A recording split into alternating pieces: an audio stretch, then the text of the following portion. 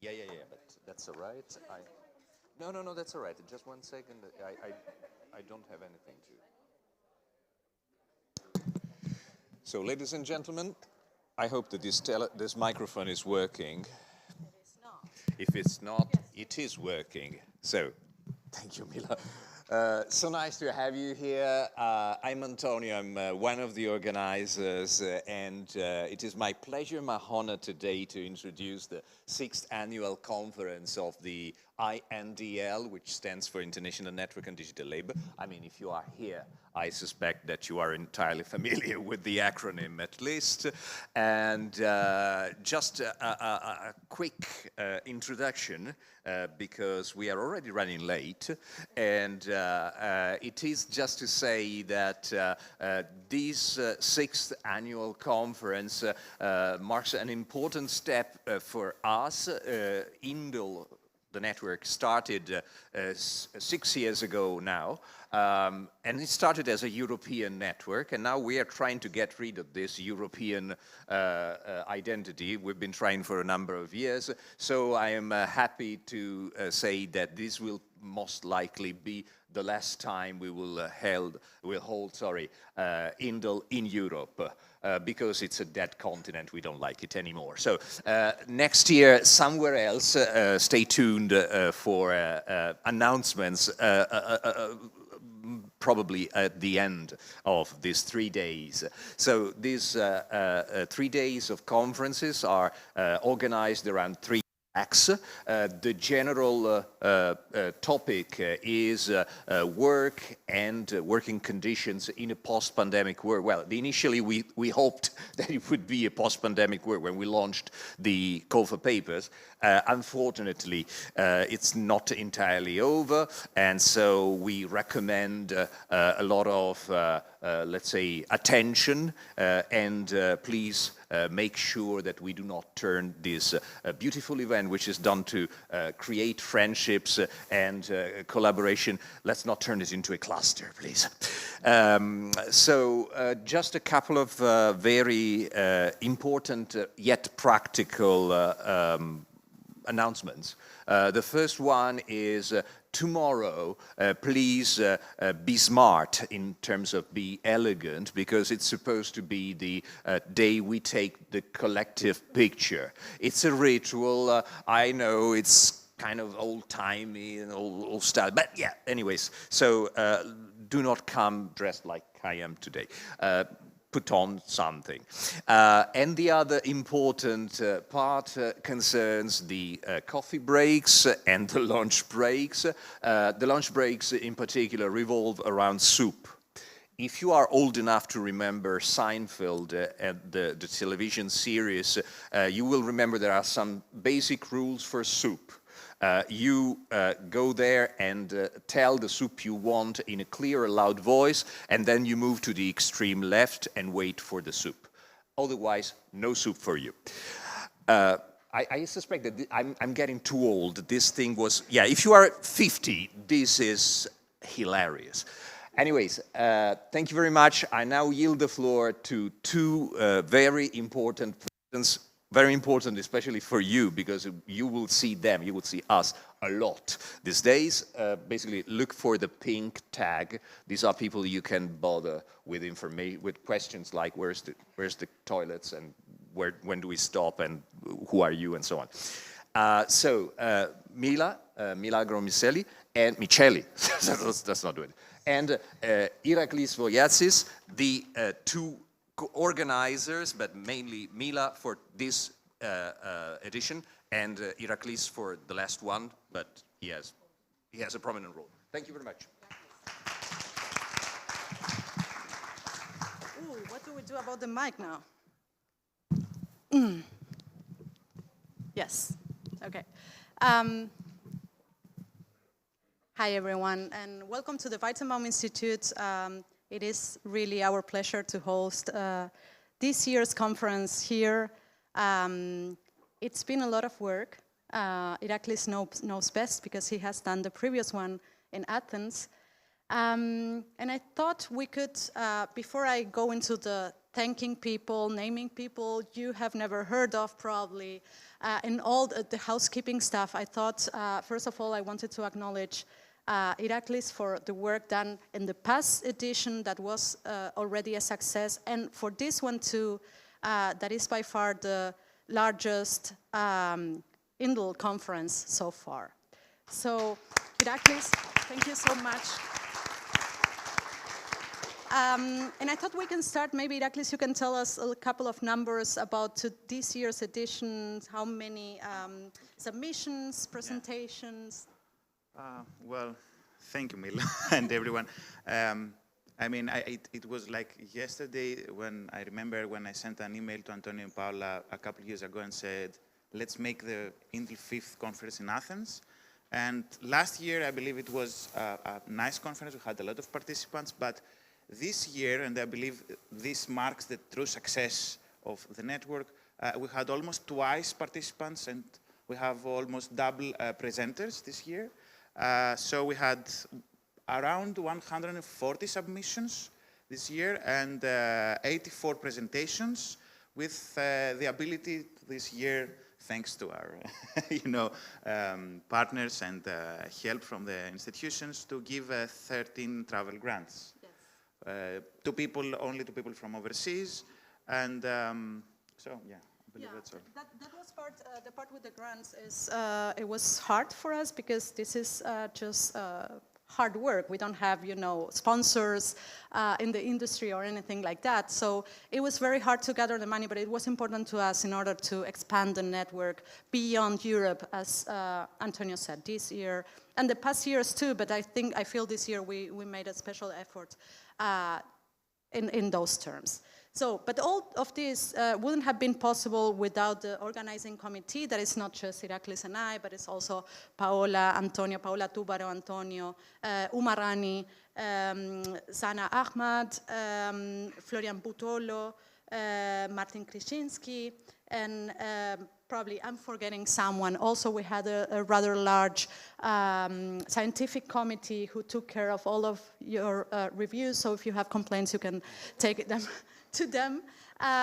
Also to my team, the Data Algorithmic Systems and Ethics, my research group, the research group I lead here at Weizenbaum-Institut, they have been wonderful, and they will be working very hard in the next 3 days. So I just wanted to acknowledge them especially, and also to the events people, to the events team at the Weizenbaum-Institut, Johanna Hampf, Evelyn and Spenberg, and Max here with the tech. Yeah, I would like to have a round of applause for all of them, to all of them. So, and before we move really quickly to the first keynote chaired by Zana, Kylie's keynote, a little bit of housekeeping. We have internet here, yay. We have EduRoom, but also we have Wi-Fi password is all there. We have programs. You can scan the QR codes that you see in those posters, in the INDL posters, and also in your name tags. You have a little QR code that you can scan to access the program and always know where things take place. Just general orientation. This is the events room. This is where the first track always takes place, and also the plenary sessions, the keynotes. The next two rooms, the Joseph and the Eliza room, clear references to Weizenbaum. They are upstairs. There are stairs here, and there's an elevator over there, and you will find signs to track you, to guide you. Lunch and snacks are down here, so whenever you see in the program that there is a coffee break or a lunch break, you can come down here. There will be something to eat and drink. Toilets are around the corner. There are also, I wanted to mention, they're rather hidden, so you need to follow the arrows, but you will find them. And there are also upstairs. There will be live streaming. You can access that or share it with your friends and colleagues. You will find the link on our website. We will be on social media. Some of us will be live tweeting or whatever it's called these days. We have a hashtag INDL-6. And finally, as Antonio said, people with pink tags You can feel free to bother us with whatever questions you may have. Really, we are here to help. So let's have a wonderful conference, and thanks everyone for being here.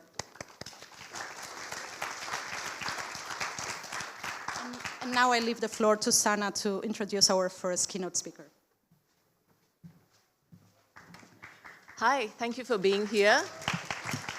I'm very pleased to invite our first keynote speaker, Dr. Kylie Jarrett, who's going to be talking about creation, commodification, and class in the platform economy, the labor of assetized workers. Dr. Jarrett is an assistant professor in the Department of Media Studies at Maynooth University in Ireland. She has authored and co-authored several books and articles exploring the commercial web. She's also the editor of the new journal, Dialogues on Digital Society, that is launching next year. Thank you for being here, and I look forward to your talk.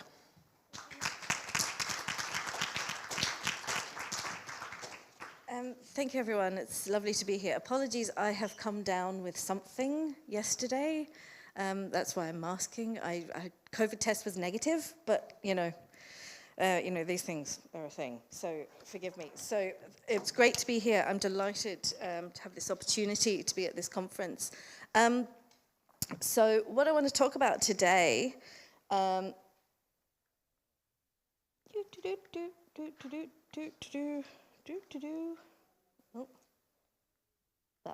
there we go. Oh, there we go. It comes out of my most recent book, Digital Labour, and this article published in Sociologia del Lavoro, sorry for the poor pronunciation of that, in an edition edited by Antonio. But I've recently realized it's part of what I think is a bigger project that I've been doing, which is trying to understand and kind of reconceptualizing our frameworks, particularly our Marxian frameworks, for understanding work that is beyond the kind of traditional wage labor framework, particularly in context of self-employment that we see across the platform economy and more broadly, this kind of drive to entrepreneurial self-employment. How are we understanding labor in that context? Excuse me. So I think this growing tendency complicates how we can understand class relations, class politics, and the nature of work. So it's, I think, struck me that we need a kind of different critical vocabulary. So I'm just going to talk today about creative labor on digital media platforms, or what's increasingly known as creator culture. So I'm talking about TikTokers, YouTubers, streamers, etc. But also in particular, the iconic influencer. So this kind of work has been critiqued from a political economy perspective as exploitative due to the extractive mechanisms of the platform economy. I don't need to tell you all about that. But it's also been specifically critiqued because of the way it enrolls subjectivity into economic calculation. So this has been described as a process of commodification and thus considered destructive. But is that really what's going on? So today I want to challenge this easy and common and sometimes tacit critique of work that enrolls subjectivity. Thank you, Antonio. I forgot to bring my water up with me. I've got a hair in my eye. So I want to challenge this common critique, an easy critique about work that enrolls subjectivity and pose a different model for thinking about this at an economic level. So I'm going to be drawing on the work of Michel Fair into the role of assets. I want to argue for thinking about this as a form of assetization, which is, I think, a more agential position, but also has with it some kind of implications for class politics. So, which is part of the newer project I'm working on about Etsy. As a whole thing. I love Etsy. Anyway, so within the logics of the platform economy, online creators are perhaps more legitimately self-employed than other platform workers, although, as said, they're all exploited and at the mercy of algorithmic management systems over which they have no control, so like every other platform worker. But they also engage in creative production, which, unlike, say, delivery writing, for instance, is less likely to be experienced as alienating. They're less clearly defined, I think, in the traditional model of the worker, as Marx would see it. So more importantly, I think their labor power is quite specific. It's their subjectivity, because the marketing of self is very much at the core of creator culture. And that's not least because the intimacy of digital platforms or mobile devices places this premium on displays of personality and human connection. So consequently, critical studies of influencers and creators typically focus on the intersection of commodity logics with selfhood or identity, but also on the particular mechanisms by which subjectivity gets managed in relation to those demands. So we see this in the work of influencers in particular, who are asked to embody a particular lifestyle or a consumer orientation that both appeals to followers as an aspirational, yet relatable, and yet desirable mode of being, but as well as one that aligns with the aesthetics or target demographic of potential brand partners or advertisers, because they're the ones who actually, supply the income. Similar kinds of dynamics that we see in the work of podcasters or vloggers or cammers or any other creative worker seeking to generate revenue through brand partnerships or from followers via subscriptions or tip jars. So the key work of many creators is to attract audiences to their self-presentation and then to leverage that micro-celebrity in the form of audience share. So this requires self-branding, makes their personality the source of their income, and that's what allows them to become viable as brand partners. So this creates, places a premium on cultivating a pleasing subjectivity and aesthetic expression of self. And there's lots of studies that document the really complicated labor involved in doing that by creators. So some have explored the representations of masculinity or femininity, the aesthetic labor that's a core of the content of like Insta, OnlyFans, beauty or fashion blogging, where you get a kind of a core part of self, embodied gender or sexuality, ends up being refashioned as content for the gram. Excuse me. Gender identity, so also articulations of affective relationships and sexual expression are also enrolled. Those creators must also engage in what Nancy Bain refers to as relational labor to sustain the parasocial relationships with followers in order to maintain their aura of authenticity, which is part of their brand value. Content creation also often requires using family and friends as part of this narrative of authenticity. So interpersonal relationships get enrolled, affective relationships get enrolled in the heart of creative labor. And they're transformed through this. Because they're at the mercy of the algorithms that determine their visibility on the platform and thus their potential to attract an audience, online creators must align their content, their presentation of self, to the particular algorithmic logics of the platform. So this requires this constant subjective management. As Sophie Bishop puts it, to be a successful vlogger on YouTube, one must make oneself legible to the site's algorithms. So this is a very brief sketch of creator labor. You probably all know this stuff anyway. But I think it makes it clear that creation, management, calibration of identity, selfhood, and subjectivity, affect, embodiment, gender, race, sexuality, are at the core of the materialities of work in the online creative economy.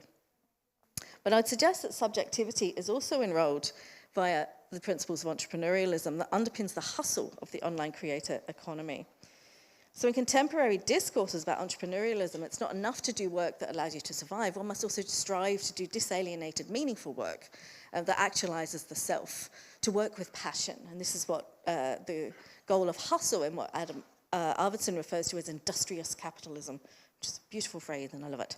So passion is the entrepreneurial impetus, and it runs deeply into the subjectivity of creators. As Viola Russo describes, to be entrepreneurial is not just donning a costume. It's a sensibility that invades the realm of character, making good humor, optimism, cordiality a competitive advantage. So personality traits are essential in relation to entrepreneurialism. It's an identity and holistic commitment of self. So through these two mechanisms, subjective dimensions of self are at the core of entrepreneurial creative labor. It's both the raw material and the product of the work of creators. So it's an arena where, as Biffa Baradi would have it, the soul of the worker is being put to work. So obviously, it's not only place where this happens. This is, Biffa is talking about immaterial labor, but I think it kind of exemplifies this logic. So this has been critiqued. This whole enrolling of subjectivity has been critiqued, typically or described as a process of commodification. And that's kind of been quite a common kind of framework. And it certainly has happened in the popular press, where influencers and creators are described as vain, frivolous dupes, but also at the same time venal, toxic, and calculating self-exploiters out for a quick buck. There are moral panics about the exploitation of children, as well as the selling of sexual content. There's always moral panics about sexual content. Is always assumed to be acts of victimhood. So something in the public consciousness is being destroyed in these practices. More academic studies obviously offer a bit more nuance than popular media, but nevertheless, they still describe the work of platform creators as a form of commodification. Some suggest a process of self-commodification, while others suggest commodification has been imposed on creators as corporations have taken an interest. Now, these studies offer rich insights into the experiential qualities of this work and describe important sites of agency within it, but they nevertheless claim this as a process of commodification. And we get this an example here from Zoo. It's a very explicit version of this critique where they describe the instrumentalization of affects, bodies, and human interactions and the erosion of users' freedom and individuality in live streaming work. That's what that article is about. So it's often stated boldly or just implied that the intersection of commercial imperatives and subjectivity is a negative, if not destructive, process. But what is really meant by commodification, and is this actually what's going on? So in Marxian thinking, commodification is a process by which objects with a use value and ability to satisfy human need becomes dominated by exchange value, what they can realize in the marketplace. And this process disembeds the object from its original context, which determines its use value and overlays an abstract objective monetary value, stripping the object of its richer sources of meanings. Sorry. As Lukács says, excuse me, through commodification, meaningful artifacts and practices develop a new objectivity, a new substantiality, which destroys their original and authentic substantiality. So in transformation into a commodity, an object or subject becomes reified, it becomes thing-like, and thus it becomes passive and static, and that's what allows it to be transferred, the ownership of it to be transferred to someone else. So when this framework is applied to the context of work, transformation into the commodity object constitutes the tragedy of the worker as they become alienated from the products of their labour. And I think much critique of labour and the commercialisation of culture and cultural work stems from early Marx and the critique of species being. But this critique seems really heightened when what is being produced and placed in the market is overtly subjectivity, identity, and affect, those most intimate and generally considered inalienable aspects of self. So the products of online creators' labour is considered to be, which is their identity, is considered to be alienated from them, removed from them, standing outside and apart from them as it circulates in a marketplace. And this is a tragedy. And it's a tragedy because of Marx's typification of workers. As many of you probably know, he described, just checking that's the right slide. Yeah. He described workers under capitalism as free. To be in a position to sell your labour power to a capitalist, you can't be obliged to do so. If there's obligation, then it's not capitalism, it's servitude, it's slavery. To be free, though, requires that there be aspects of self that exist outside of capital systems. And Michel Fer summarises Marx's description, talking about how we need to be free to dispose of what we own, what grants us inalienable rights. But this position presupposes that we do not grow spiritually rich in the same way that we acquire material wealth. So the alienation that comes from the commodification of labour power is the tragedy of this free labourer. They don't have that place outside the market. And are no longer able to choose their own creative activity and achieve species being, if you will. You can't grow spiritually rich inside a commodity universe. So based on this thesis, when aspects of self are pulled into economic calculations, the individual is completely losing their capacity for spiritual autonomy. So as a form of commodification then, the entanglement with economic imperatives we see in creative culture can be considered necessarily destructive and toxic. So to turn yourself into a meme or into an online micro-celebrity for consumption is a great tragedy. But I'd suggest that the term commodification is being used quite loosely in studies of creative culture. It's just often used as a gesture to moments where embodied aspects of identity are entangled with the pursuit of commercial gain, but without fully teasing out the implications of this as commodification and what that means as an economic process. The assumption is if it's commercialized, then it's necessarily commodification. Sorry if I'm going too fast. I wrote too much, so I'm trying to whip it through it very quickly. So please tell me to slow down if I'm just at you. Sorry. So if we follow the logic of commodification to its full, it's difficult to pass the complex, this framing with the complex pleasures and meanings these studies also document in the lived practices of these creators. I'm going to slow down now because I've realized I've done that in 10 minutes. Oh my God, my apologies. What am I like? So if we follow the logic of commodification to its full, it's difficult to pass the framing of this framing of commodification with the complex pleasures and meanings these studies also document, and the agency and the activity that these studies document in the work of online creators. It's difficult to understand how an individual can function when their identity has become detached from them and sold to someone else, when they've so fundamentally alienated from their sense of self. So to me, the language of commodification doesn't seem to accurately describe what happens when subjectivity is enrolled in economics.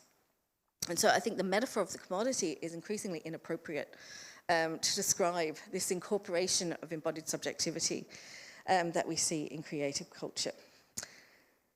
So, as I said, slowing down. I really should have stopped for a breath at some point in the last 10 minutes. Oh, good Lord. Right. So, how else can we frame this? So to begin, I think we need to return to the central subject of capitalism. And Michel Fair argues that the central figure in contemporary capitalism, contemporary economy, is no longer Marx's free laborer. Rather, it is the human capitalist.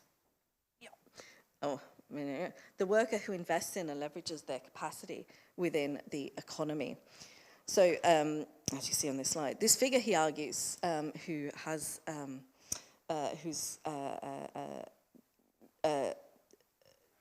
who's involved in developing their human capital, he argues has become the dominant subjective form, with today's workers seeking to develop or appreciate the value of their self, or their self, as a form of currency in the marketplace. So contrary to the free laborer, this kind of subject does not demand a distinction between the inside of the marketplace and the outside, between the spheres of production and reproduction, between work and leisure.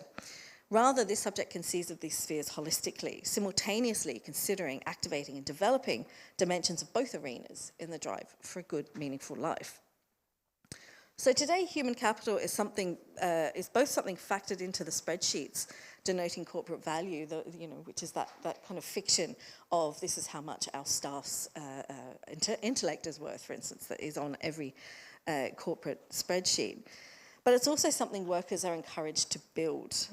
So in lifelong learning schemes, compulsory training programs for the unemployed, to the wide-ranging field of business self-help literature, and if you've ever been in a bookshop and there's just like shelves of how to improve your human capital, workers and non-workers are exhorted to develop their skills, personality, and leadership qualities to secure hiring, promotion, but also with a view to increasing or securing a better, more fulfilling life. You need to know what color your balloon is so you can live well.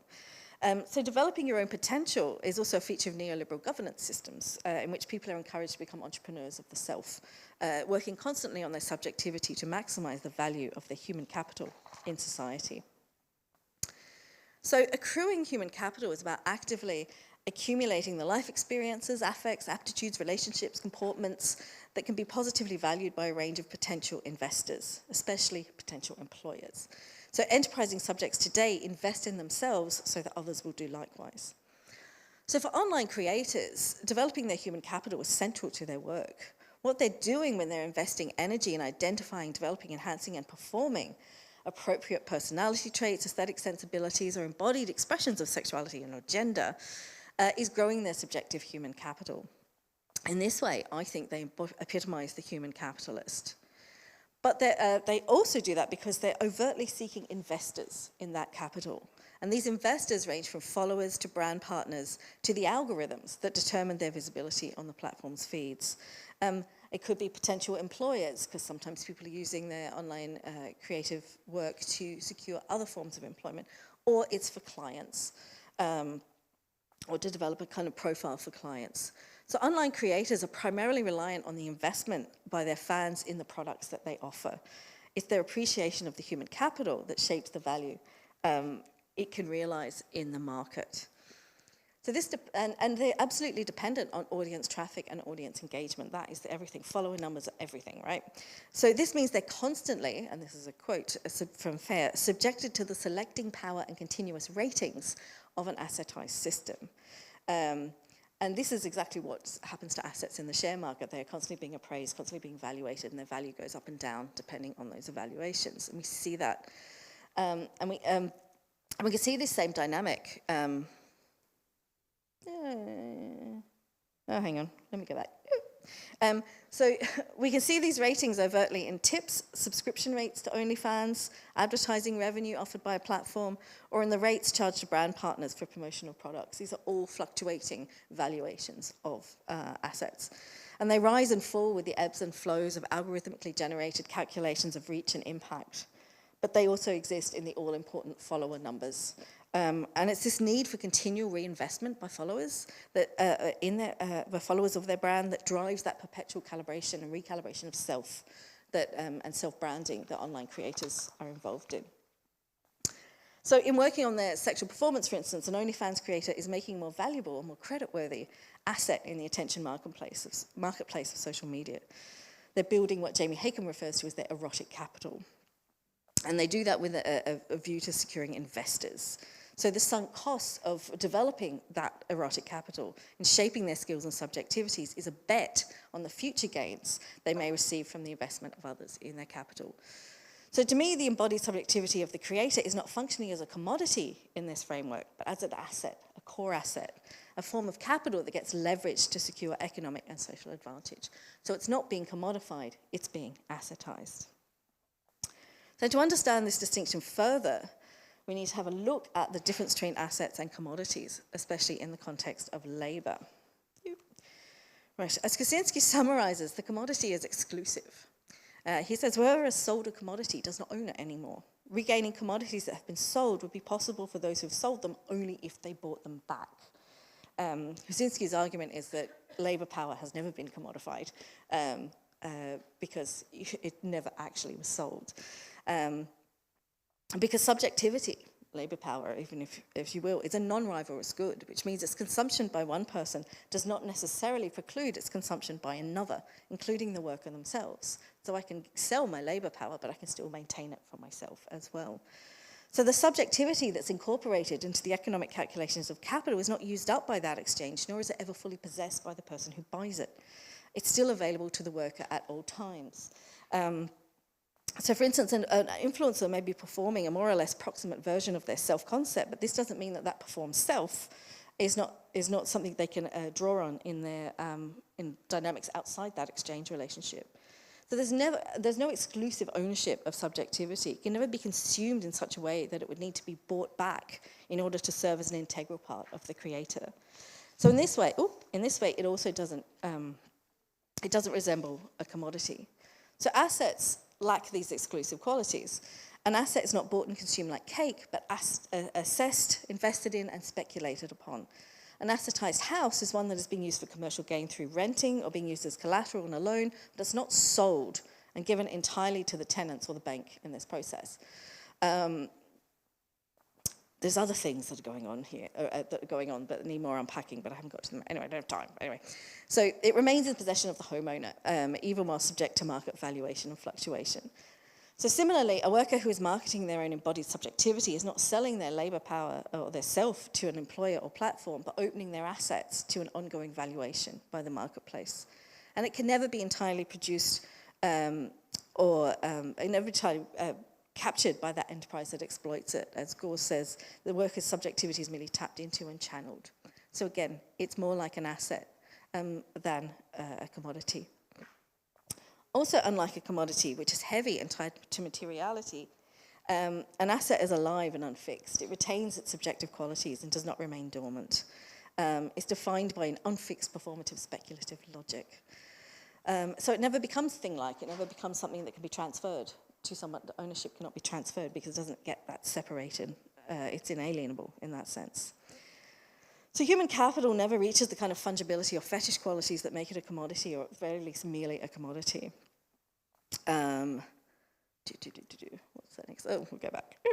But whatever the case, the idea of the asset thus more usefully, I think, describes the nature of the labor power within online creators' commercial exchanges. The creator's identity is not alienated from them in the manner suggested by the economic framework of commodification. It may be invested in by the creator through self-fashioning, attention to market, social and cultural trends, and aestheticizations that reflect commercial principles.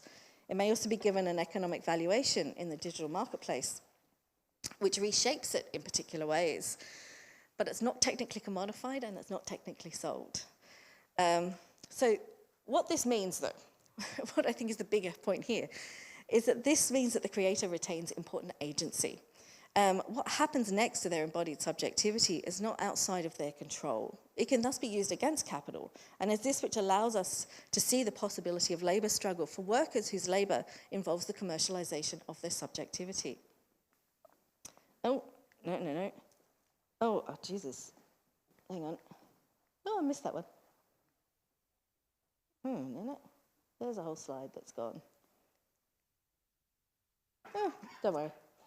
I've got my slides out of order. Anyway, so Lucas argues that recognition of exploitation and the capacity to challenge it could normally not be possible for workers whose labour power extends into their subjectivity.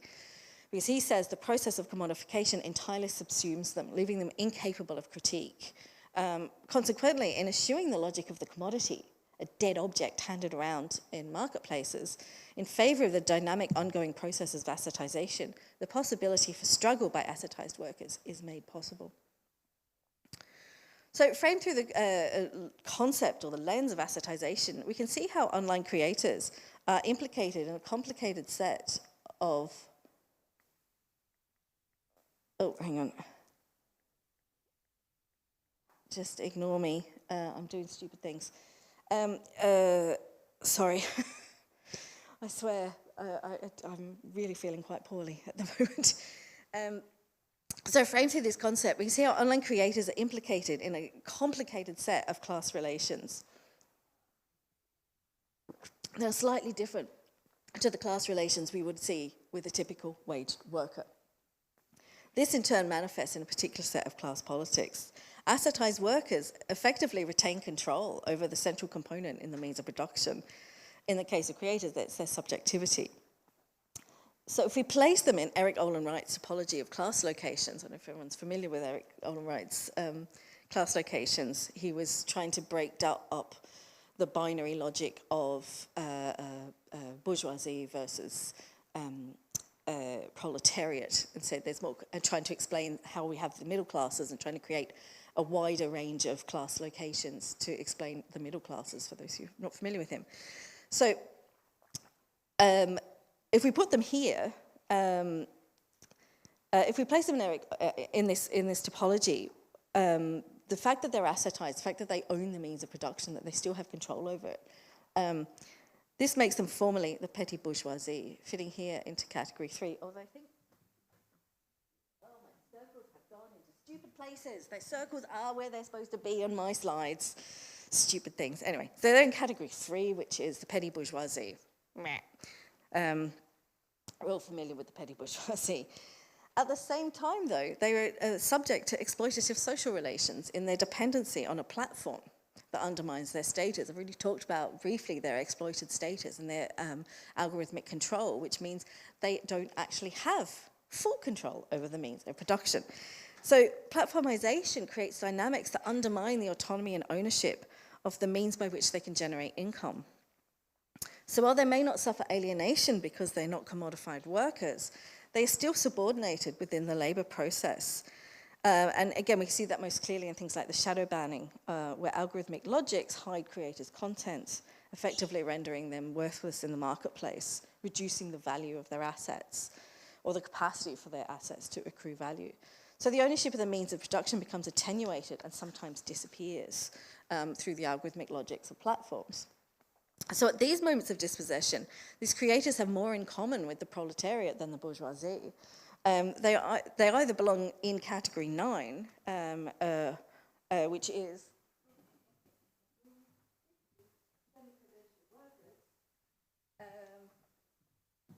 or category 12, the proletariat, maybe.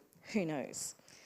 So I'm going to suggest that because they're assetized, because they have this self-employment, but they don't have self-employment because of platformization, they occupy this hybrid class location that's rife with contradictions.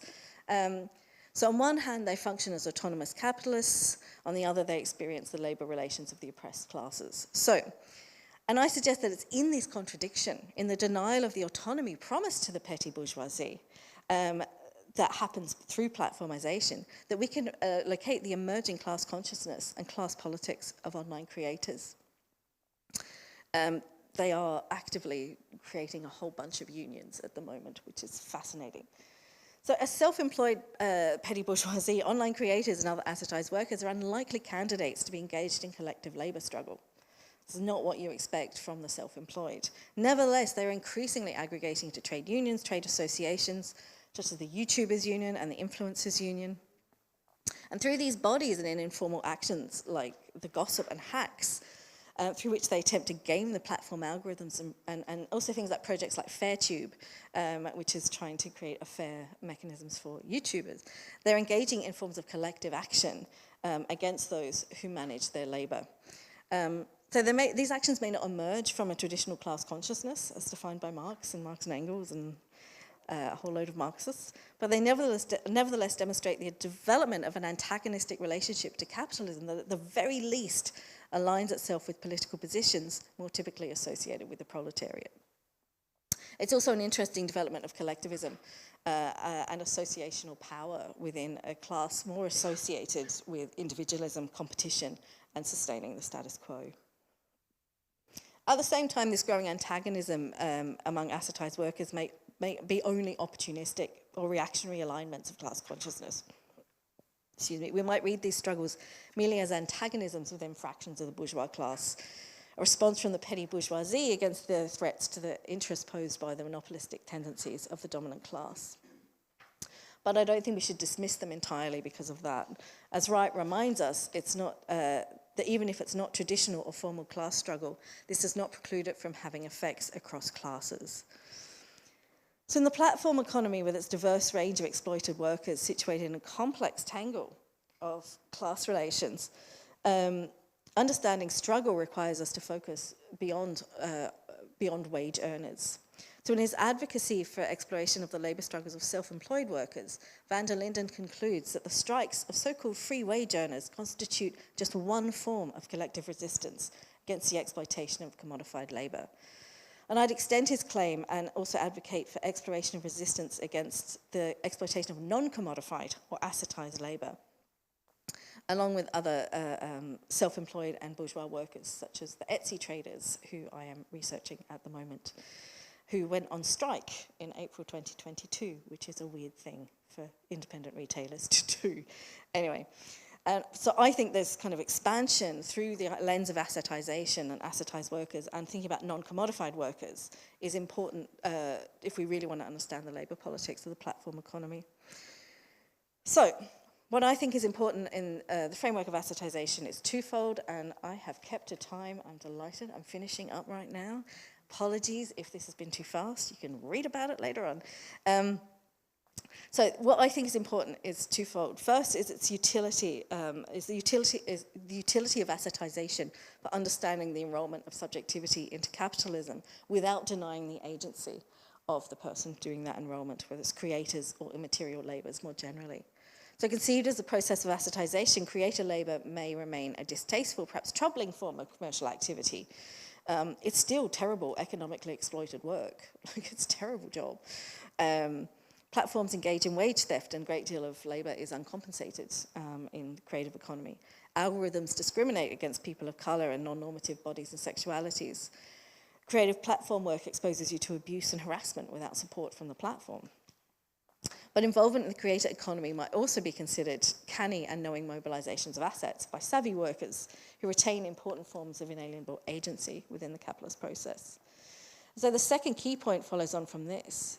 If online creators are reattributed some form of autonomous agency through the framework of assetization, then we can see differently the possibility and perhaps understand the actuality of the labour struggles within the platform economy. However, it also makes apparent the complicated class location from which these actions emerge, asking us to consider more closely the class politics of different kinds of antagonisms that we're seeing emerging within platform economy and platform work. But I want to conclude again on a cautionary note. I've talked here today about online creators as an example of non-commodified, assetized workers, but their experience is not universal. Many other workers remain in alienated contexts, doing wage labour that is not being presented as wage labour, and who continue to suffer the effects of commodification and alienation. As Adkins and others argue, it's the divide between these workers and their more bourgeois, assetized colleagues that is an important emerging source of inequality in society today. There are some more complications in how we understand class solidarity or interclass solidarity.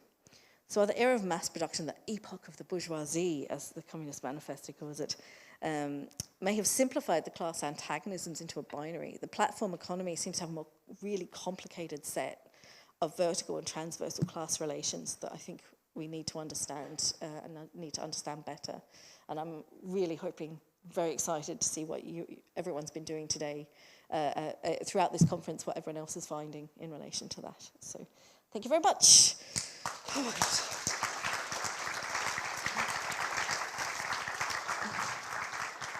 And apologies for whipping through that at a pace. Yeah, thank you so much. Do we have questions already? There's one.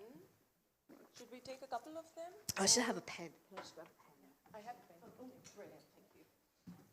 Yep. So maybe let's take two of them. Yeah. Okay. Do you want to introduce yourself quickly? Yeah, hi, Robert Dorschel. Hi, nice to meet you. Thanks for the talk. It was really inspiring, and I loved the detailed account of the economic and cultural position of these workers. But I was wondering at the end, so given that your talk basically says they have a very distinct location and that we need to understand their specific class location in the digital economy, are basically labor struggles that try to unite different classes of workers doomed to fail? Because seemingly the economic and cultural positions are that distinct, that specific, that complex, that we need to address the different occupational segments of the digital economy, such as, you know, Instagram influencers, gig workers, maybe also tech workers. Do we need to address them all distinctively, separately, to mobilize them, or are there still, despite their different locations, possibilities for cross-class coalitions? You want to answer this, or should we take another? You can ask another one. There was another question somewhere there.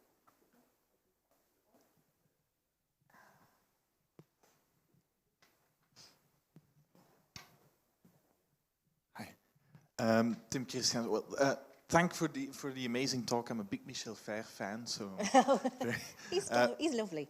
so I had a basic question of clarification. At the end, you talk about exploitation, and I was wondering whether you could be more explicit about what notion of exploitation you were thinking about, because exploitation without some form of self-commodification, at least in, let's say, a classical orthodox Marxist sense, and that would not work. So I'm kind of curious what notion of exploitation you're... Don't make me define my terms. What do you like? There are two more questions, but should we answer these? I'll take those two. I hope there's opportunities for cross-class. I actually see I see this kind of slipping between kind of traditional class locations as an opportunity. I've been mostly focusing on the Etsy strike about this, and there's been this. There was a post by one of the people involved in the Indie Sellers Guild, which is the union that's emerged out of their strike, talking about a neighbor who's an Uber driver, and it turns out our work is just exactly the same.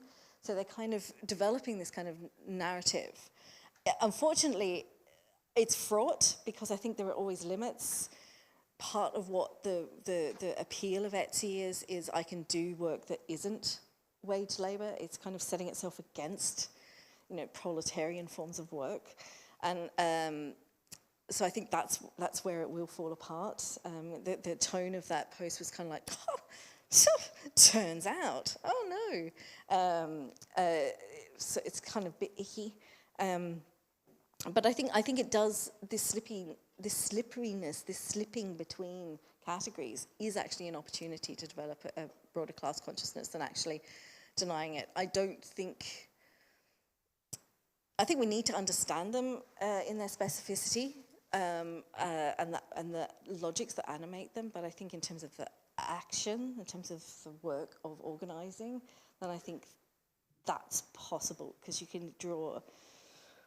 can make a kind of connection between workers that might not otherwise have seen themselves connected. Uber drivers and craft makers, artisanal bourgeois producers, right, are seeing that connection to each other because of the immiseration caused by platforms. I don't know if that answered your question. That was a bit vague and mysterious. I think mostly I hope, I think possibly this is a hopeful narrative. Hope isn't my, medium of expression usually. I'm usually the prophet of doom, but I think I'm seeing these amazing kind of alliances and emerging forms of struggle that are being organized that do give me hope, that kind of foster that, I think. Yeah, important.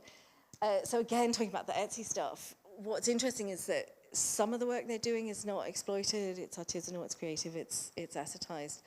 Well, I think it's that difference between, some of it isn't, but then when they engage with the platform, it is, because some of the work they're doing is free. So I think it's some of the work people are doing is exploited in the sense of it's generating surplus value, but at the same time, it's also not. it's also generating a commodity. So I think both things are happening at the same time. I think the worker is creating using their assets and what have you, but then because that's happening on a platform, at the platform level, there's a commodification going on and there's an exploitation going on, if that makes sense. So, and I think that's that interesting divide. It's you've got the work that's happening, and then it's something Alessandro Gandini says. If you think about the platform as the means of production, then things get complicated. So you've got the means of production that you own here, but then you've got the means of production you don't own there, and that's where the exploitation happens. And it doesn't necessarily happen here, where they're assetizing. There's more work to be done on this, trying to pull that apart, but I think there's some distinction there. I don't know. That's just off the top of my head, really. We have two questions, one here and the other one. Thanks a lot. This is Uma from the ILO, and I really enjoyed your presentation, but it's a continuation from what two colleagues have said and your response. And very rightly that you say it's a slippery path between wage and self-employment in a way, and what you name it as the entrepreneurial precariat. I think I want to touch upon an aspect which is a regulatory aspect, because that's what, to a very large extent, our bread and butter is, in a way. So from that angle, the work that you have been doing, how do you think we can actually handle it? Because it's really complicated, because in a way we have these huge multinational platform companies that are operating and dominating and probably controlling labor power in a way. You're selling, I think I like the way you put it down, saying, human capital to be looked at. Human capital as a terminology has been, in terms of skill capabilities, there since the 60s. But I think the form it takes today is far different from what its initial human capital theory was. So, within that context where everything is assetized and pushed onto the worker, how do you think we can bring in the regulatory sphere? Because again, somewhere I think you try to conclude by saying that, okay, there's lots that we are going to hear about the platform economy in the coming 3 days, which is related to, it's related to, sure, but they are also different. So, when you think already we struggle with instruments where you talk about localized labor versus, the online or the cloud labor that we call, and then you have this creative or a whole lot of influencers and YouTubers who come into the picture. Sorry for complicating, but I just want to hear a bit more in terms of from the regulatory point of view, how do we approach it? Okay.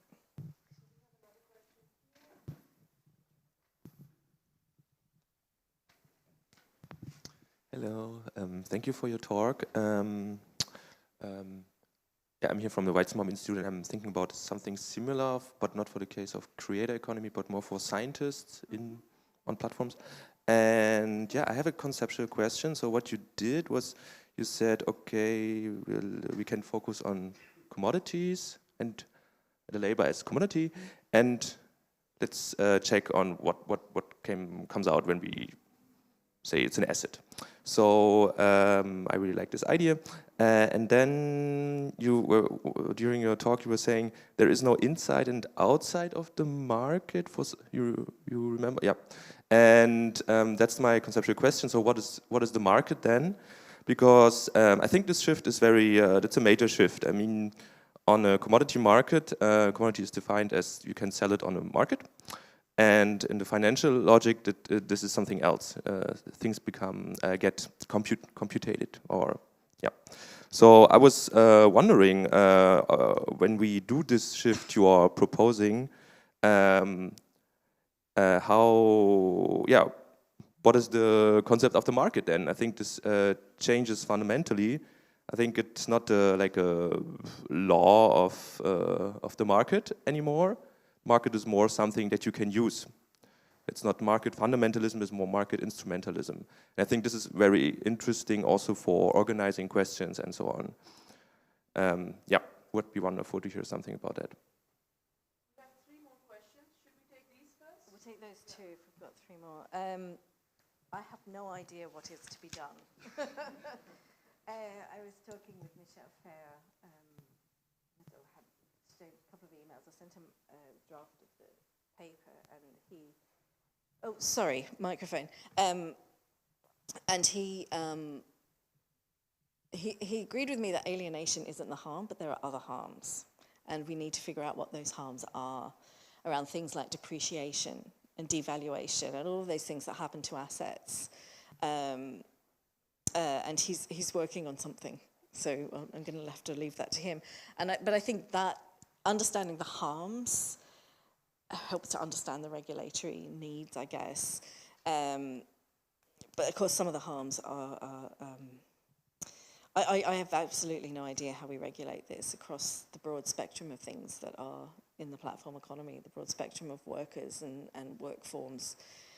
But I think the point I was making before about how it's the platform's intervention that does the immiserating, that does the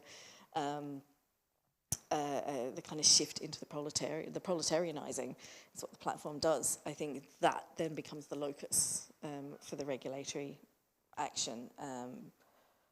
But whether that needs to be specific or general, I don't know. It's also part of that problem of global platforms and domestic, international, transnational regulations, and how are they going to function. So I have absolutely no idea. I'm going to have to leave that to you and better minds than mine to think through the regulatory implications. But I think, again, it does come down to the platform and how that is policed, managed in terms of all of its logics, and not just the specific work form, but its capacity to reduce rates just willy-nilly, just for the crack, right? And from that to the algorithmic management, to the protections against abuse, questions of privacy. There's a whole load of regulations that just at the platform level would be helpful in reducing the harms associated with these kind of assetized workers, I think. That's a bit of a wishy-washy response, but I'm no expert on policy and regulation, so it's a bit out of my field, really. Yeah, the inside-outside of the market thing, that's a difficult question. Maybe we're not, some have argued because we're not necessarily in market capitalism anymore, we're in a kind of, financial capitalism. But there is a financial market. It just operates differently to the commodity market. And it operates through that kind of fluctuation of assets and valuations and the ratings system. So I think it is still a market. I just think it operates slightly differently through that mechanism. If your question was also about the inside and the outside of the market, I think that's just an effect of us. And maybe it's like the inside-outside is inside the financial market and not and outside the financial market, because I think there are very few people, particularly here in the global north or in Europe, that have lived outside of a capitalist market system. Like, I don't know how to get outside of it because I live in it. Like, every aspect of my being is shaped by capitalism somehow, shaped by the things I watch, the things I consume. All of that is shaped by global capitalism. So to me, there's never been an outside. I come from cultural studies, right? Studying consumer culture, so there's never been an outside of capitalism for me. So, but maybe the inside-outside is perhaps the inside-outside the financial market. I think there's more I need to think about through that. That's a really interesting and useful question. All these questions are very useful. Don't make me have to do more work. Not appreciating it, thank you.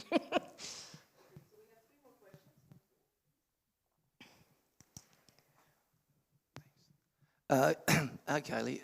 Niels van Doorn. So I was thinking, thanks first of all for this great talk, and it got me thinking a lot, and I'm thinking now about specifically about what you talked about just in relation to exploitation, your comments before and then the answer to the question.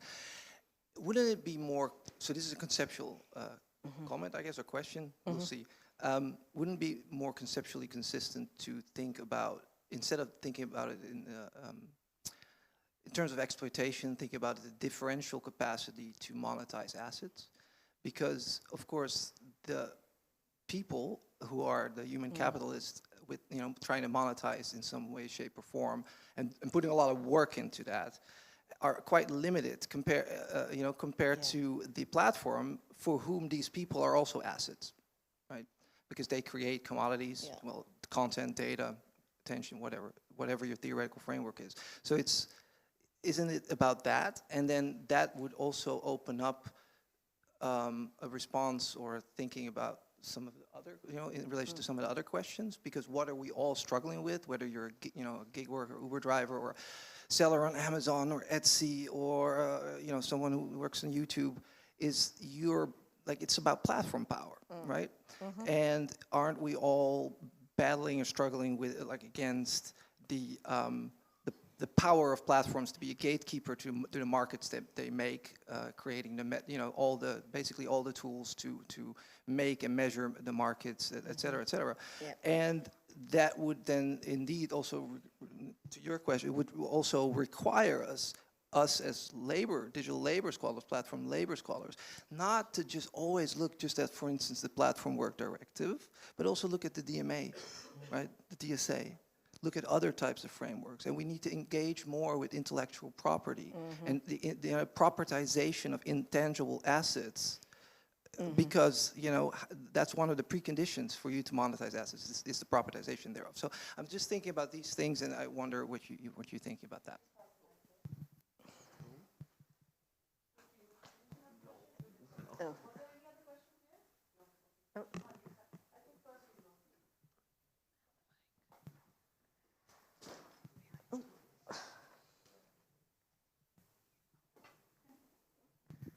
Hi, Kylie.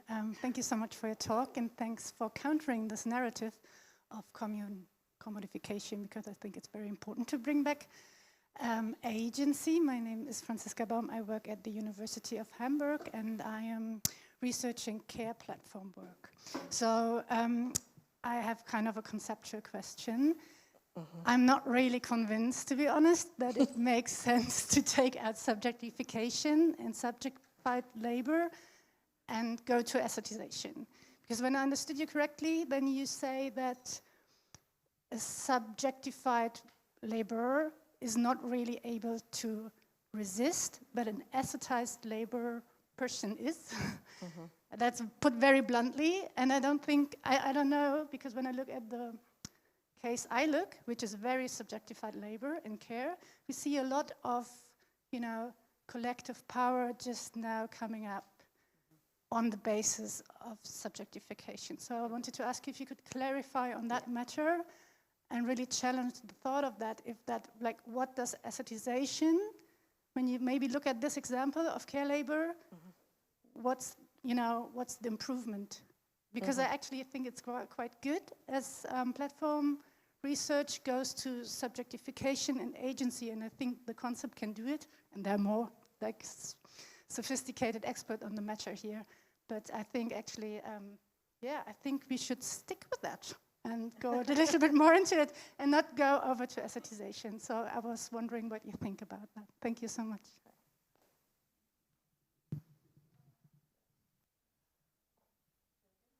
Jesus, y'all are making me work today. I was nervous about this because I thought there's too many brilliant scholars in this room.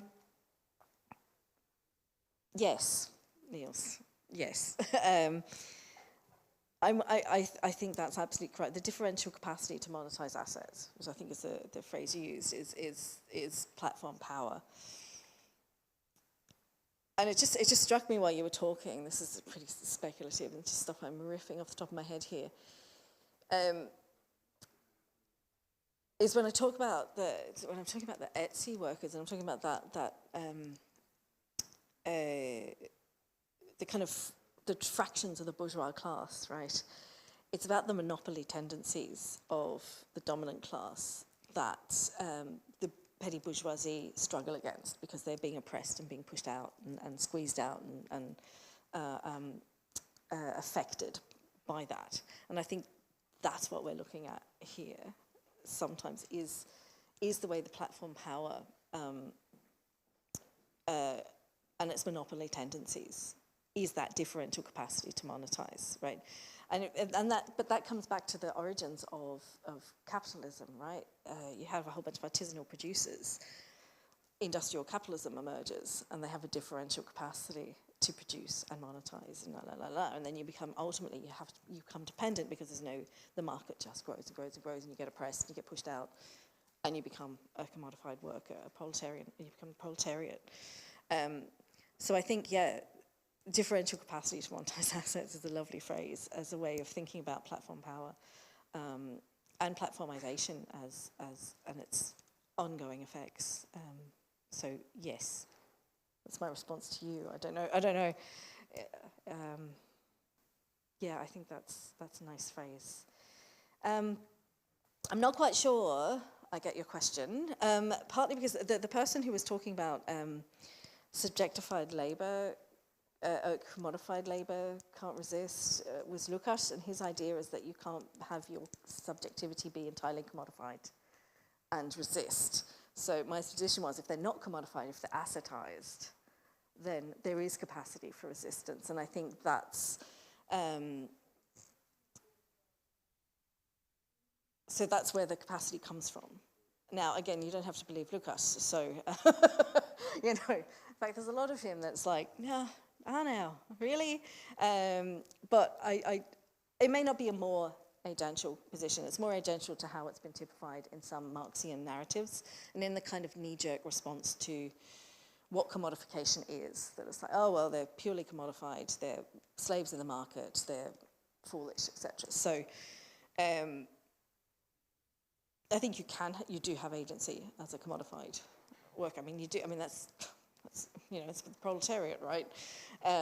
But when it's subjectified, when it's purely about the work of reproduction and selfhood and subjectivity and intangibles, it's easier to see how that could be constraining in terms of labour. And also, again, if you think about feminist movements all along, like fighting against capitalism as well, it's always been there. So maybe it's just Lukács, me just going, oh, Lukács says this, so he's wrong. But yeah, I think there is agency in all of it. But I think it's easier to see the agency for workers who are deeply subjectively invested in capitalist market dynamics. to find a space for resistance and agency for them. That probably didn't answer your question at all. So we can have a chat later on. Yeah, there's also coffee break after this, so please use that format. We have time for 2 more questions.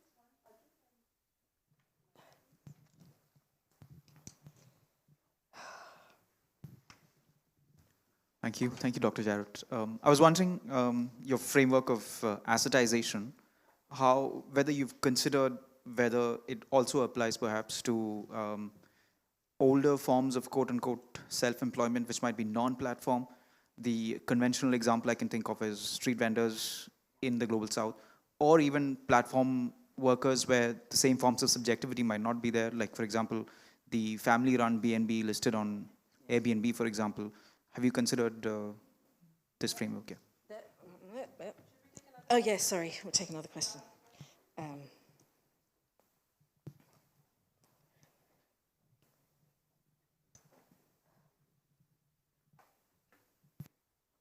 Hi, I'm Bettina Durr. I work for Algorithm Watch Switzerland.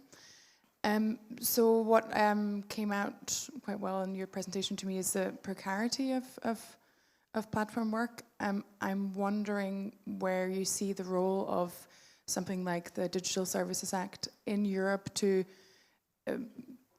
provide more transparency to content creators, especially when it comes to how their content performs, and maybe get more control over like how their assets are kind of valued in these algorithmic systems. Okay. Absolutely, Global South vendors, that was part of my narrative and part of trying to understand.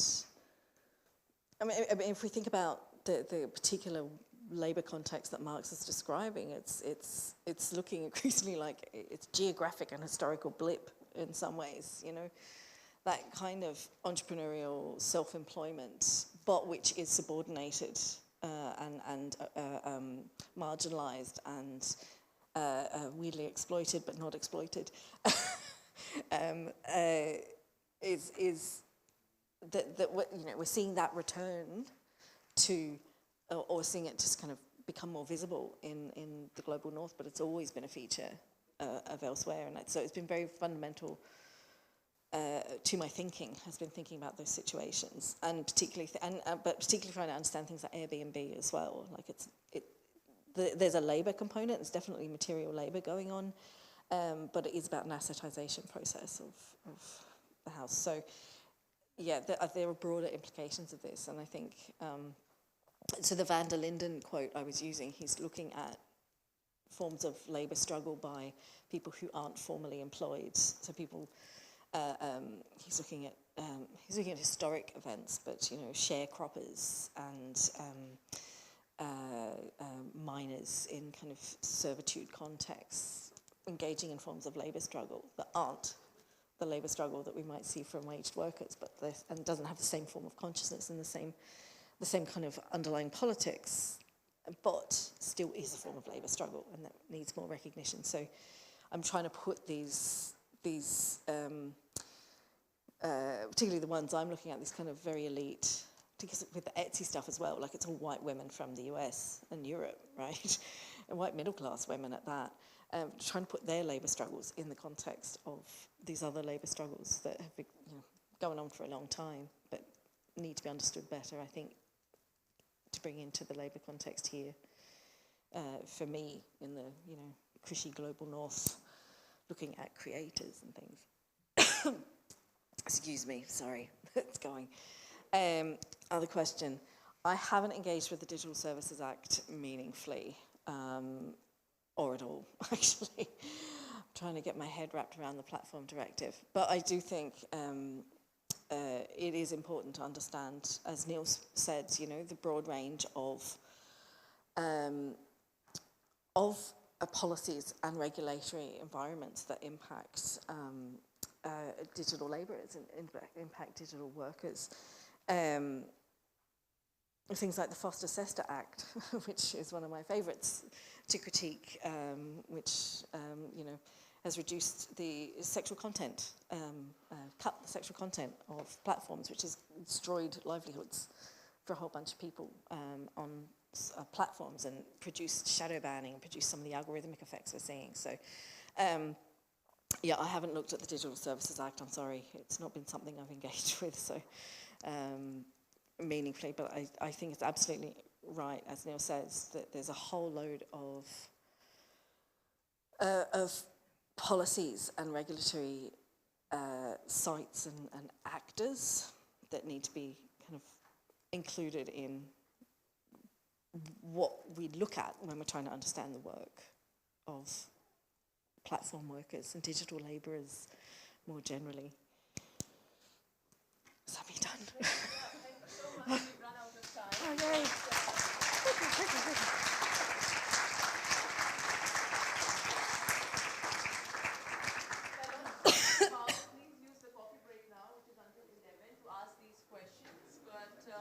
I don't have any answers.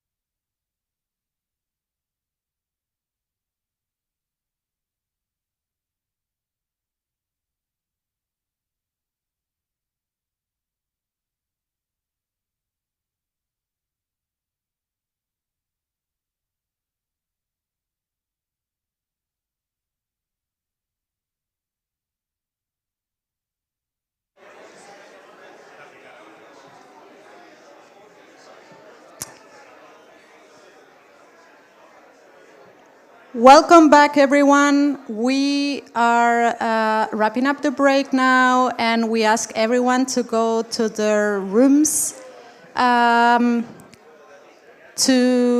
listen to the presenters for the next track. Remember that the Eliza room and the Joseph room are upstairs.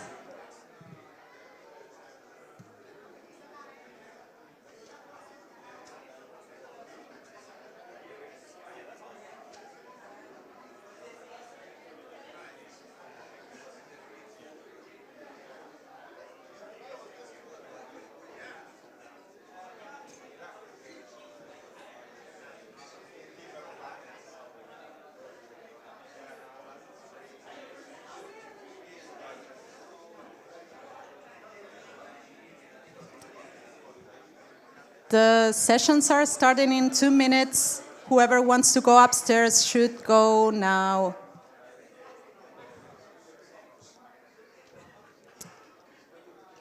If you want to go upstairs, you can follow the people. Yeah.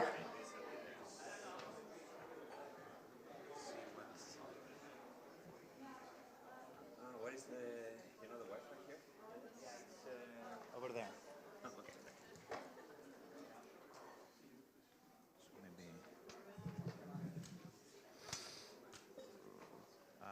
Weizenbaum research. Do you want to link it? Yeah, but maybe I won't do it while I still have my email on. Let me just.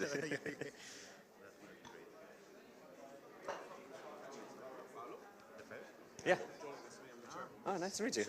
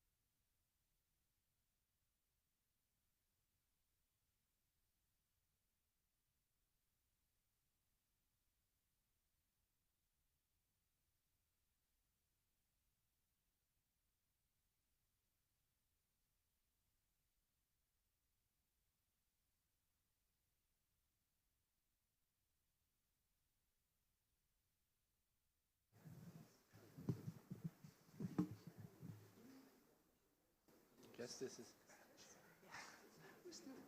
I'm the chair. Good morning, everyone. Welcome to the first panel of the day. I'm going to introduce just the speakers one by one. So the first presentation is by Niels van Doorn from the University of Amsterdam. The title is Relocating Power in the Gig Economy. By the way, I'm Julian Posada, the chair for today. Thank you. So I have about, we're three groups of presenters, right? So we have about 15. I won't take more. I'll time myself. Hi, everyone. Glad to see many familiar faces. Also glad to see faces I don't know yet. I hope to talk to you today. Maybe 2 disclaimers before I start. First of all, does everybody hear me? Can everybody hear me? Okay. Oh, for the, yeah, sure. So, for some, this might be a bit of a niche presentation, because I'm really like, this is a response to kind of gig economy scholarship, and I think particularly even with location-based gig economy scholarship. And it comes out of a kind of a shared, between me and also Aaron Shapiro, we ended up kind of writing a book chapter together, which will come out in a Handbook of Digital Labor, hopefully, I guess, next year. Sorry? Oh, is it 25? Okay. A kind of a discontent about like the overwhelming focus on algorithmic management and the point of production and labor process in gig economy research. So that's kind of where this paper comes from. And then it was one paper, and the paper became way too long, and then it split off into two, kind of that book chapter that I wrote with Aaron Shapiro, and then a paper that I'm currently working on for a special issue on platform power for Internet Policy Review. So, having said that, it still contains some of that hybridness, so I don't know how well this is going to work, but let's go. Because this is the first time I'm presenting on this. So also I added this platform capitalism term in there, because apparently this session is on platform capitalism. So I try to say something about that as well, or on capitalism more generally. So a couple of things. We are seeing, and that's again where this whole thing comes from, we're seeing algorithms having become somewhat of a fetish of gig economy research, right? There's algorithmic management, algorithmic control, algorithmic surveillance, algorithmic regulation, especially here, right? Especially algorithmic governance, etc. And there's an overwhelming focus on labor process management at the point of production from now on, POP. Okay. That's not necessarily a problem, I would say, if you treat, as Thomas and her colleagues have argued, fetishes that are not indicators of false thinking, but social contracts in material form. I found that very interesting. I wrote an earlier paper in Internet Policy Review on platform capitalism, social contract. So I was like, yeah, that makes sense to me. Because, as they argue, algorithms help, and then this is a bit of their, from their text, stabilize complex and ongoing social relations, predicated on what some would call a neoliberal social contract, stipulating that everybody, companies, households, workers, should take responsibility for managing risk as a multifarious kind of object that you have to navigate at work, wherever, basically. Now, their implementation of these algorithms, and that's what makes them, I think, to my mind, most problematic, is it reinforces and often exacerbates platform or capitalism's unequal distribution of the benefits and the costs associated with risk management, which structurally favors corporations, especially legally, the legal dimension of that, over workers and also, of course, over working class households. So this is kind of, I guess, a slide to set the stage of for some of this, I hope. So you have risk as a cost, mostly for people who do not own the means of production or distribution, mostly for workers, and risk as an opportunity for corporations. I mean, investing is, there's a lot of risk involved, a lot of other things you can do as a business where risk is a source of opportunity that you can monetize. For entrepreneurial workers, I mean, this kind of gels with what Kylie was talking about. It's sometimes harder to see if risk is an opportunity or risk is a risk is a cost. We tend to say the former, but it's also often seen as is algorithmic piece rate pricing for Deliveroo just a risk that you won't earn enough money, or is it also an opportunity to make more than minimum wage? Okay. Let's see if I can somehow be the risk arbitrager that everybody tells me I should be. Anyway, for this paper then, or this presentation, I would conceptualize power as the capacity to manage, and that means to absorb, relocate, avoid, and or monetize risk. Of course, there are other very potent definitions of power, but this is where I'm going with it. And that means then, that is then also the capacity ultimately to survive and thrive. You have to have that capacity to manage in these ways risk, and that will kind of determine your capacity to survive and to hopefully thrive. So now we go to kind of the part of the paper that I wrote with Aaron Shapiro. So the question then becomes, how do platform companies and gig workers survive?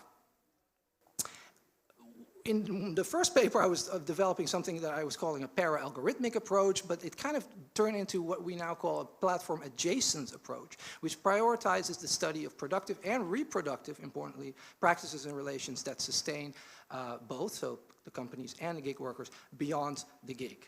And that's the thing, beyond the point of production. Because, as we argue there, the activities, interests, objectives, and also more crucially the dependencies of platform companies and gig workers are not confined to the point of production. Even if, and this is also important of course, because you're going to be arguing with me about that, they do influence the nature, impact, and experience of gig work. Of course they do. It's just not, you know, we tend to just focus on what happens at the point of production, and I don't think we need to, because a lot of other things are going on that we should also take into account in an expanded notion, like in an expanded conceptualization of the gig economy and what happens there, and how we make sense of what happens there in relation to capitalism, platform or otherwise. So that approach foregrounds the resources and infrastructures, or the infrastructural resources, what have you, available to platform companies and gig workers, again, attempting to manage risk. And it also provides new insights, we think, into obligations, into their obligations and dependencies. This is a methodological slide, or represents the methodological dimension of that argument we're making. Because we are saying the question of where platforms start and end. Right? Do they start at the platform, the work infrastructure, or the work, as Richardson has recently argued, or the workplace, the distributed point of production? But where they start and end is also the question of where our research begins and how we set the parameters of a project. And maybe a personal note before we continue. What I'm saying here is as much the result of what I did and could find in my project, the platform labor project that was just, you know, that ran for 5 years, just closed off this summer. We rounded up. But also all the limitations I found in our research, like what I could not get to, and what I think scholars need to spend more, you know, resources on and time and attention to. So, studying gig platforms beyond the point of production. The way we see it, there's three, maybe there's more, but we're saying there's three resources that sustain gig platforms by affording power to manage business risk. But at the same time, again, it's always ambivalent, always ambiguous, also introducing new risks and dependencies. One, obviously financial. Now, the thing is, we always say in our papers, in our research, yeah, of course, finance capital is very important. Venture capital, super important. It's pretty good, you know, structurally important. But that's about it.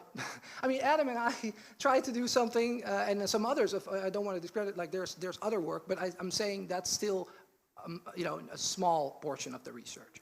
And we are saying we need to really look for ways to get beyond that black box, quote unquote, of finance capital by studying how venture capital or other forms of private capital, venture debt, by the way, is also increasingly important for gig platforms and other tech companies now that interest rates are so high, right? So venture debt is something we need to look into more, how that structures the very businesses and the business models of gig companies. And they exercise structural power, as Franziska Kooijman who's also is linked to the Weizenbaum, by the way, has argued, right, over gig platforms in direct and indirect ways that I don't have time to go into, but she wrote a really interesting article about the imprinting power of VC. So in other words, methodologically again, we need to have more conversations between gig economy research, labor, platform labor research, and the social studies of finance, for instance. Then legal. We need to move beyond labor law. We're always focusing on labor law. I just was like kind of winking to Uma about this as well. Sure, it's important, but you know, we need to also study how gig platforms participate in and benefit from what Julie Cohen, in her beautiful book Between Truth and Power, on informational capitalism, forgot the title, but what she calls the propertization or enclosure of intangible resources, right? Through boilerplate terms of service agreements, how those are used as kind of as tools, very practical but experimental tools to leverage trade secrecy entitlements into kind of de facto property rights over data and algorithms that cannot, really legally, formally cannot be propertized, but they're still doing it. Right? In a kind of, not a legal vacuum, but it's more, as she calls it, legal entrepreneurship. Also, mergers and acquisitions. Why is that so important from that perspective? Because they buy, or like when you buy a company, when you purchase a company, you purchase their goodwill. And it's a weird sounding name, but it's basically all their intellectual property rights and all the, the intangible resources that they have. You buy it with them.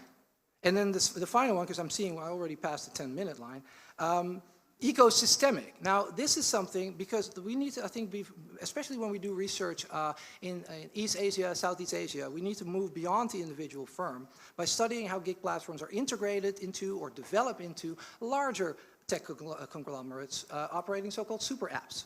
Many of you will be familiar with it personally or just remotely. Grab, Gojek, Kakao in South Korea. These leverage all kinds of data-driven cross-market strategies and have all kinds of lock-in potential also for gig workers, right? Who are also using other services from those super apps. And that is something I think we need to do a bit more of. But at the same time, gig platforms become more dependent on their conglomerate parent or as a subsidiary, and they might also kind of be outsourced or like phased out if that if a larger business strategy they don't fit there anymore. So again, sources of power, but also sources of new forms of precarity on the business side, right? Like dependencies, contingency. Okay, yeah, I think I'll make it. So now we do the flip side. Studying gig workers beyond point of production. What does that mean? Again, now we see two, but you'll see they're subsections here. Two infrastructural resources that sustain gig workers by affording them power to manage risk at and beyond, because those, right, the point of production is not only distributed, but like it also kind of flows in and out of other spaces of their everyday lives. These are not discrete, although we keep them analytically discrete. So while adding new risk and dependencies. Again, financial.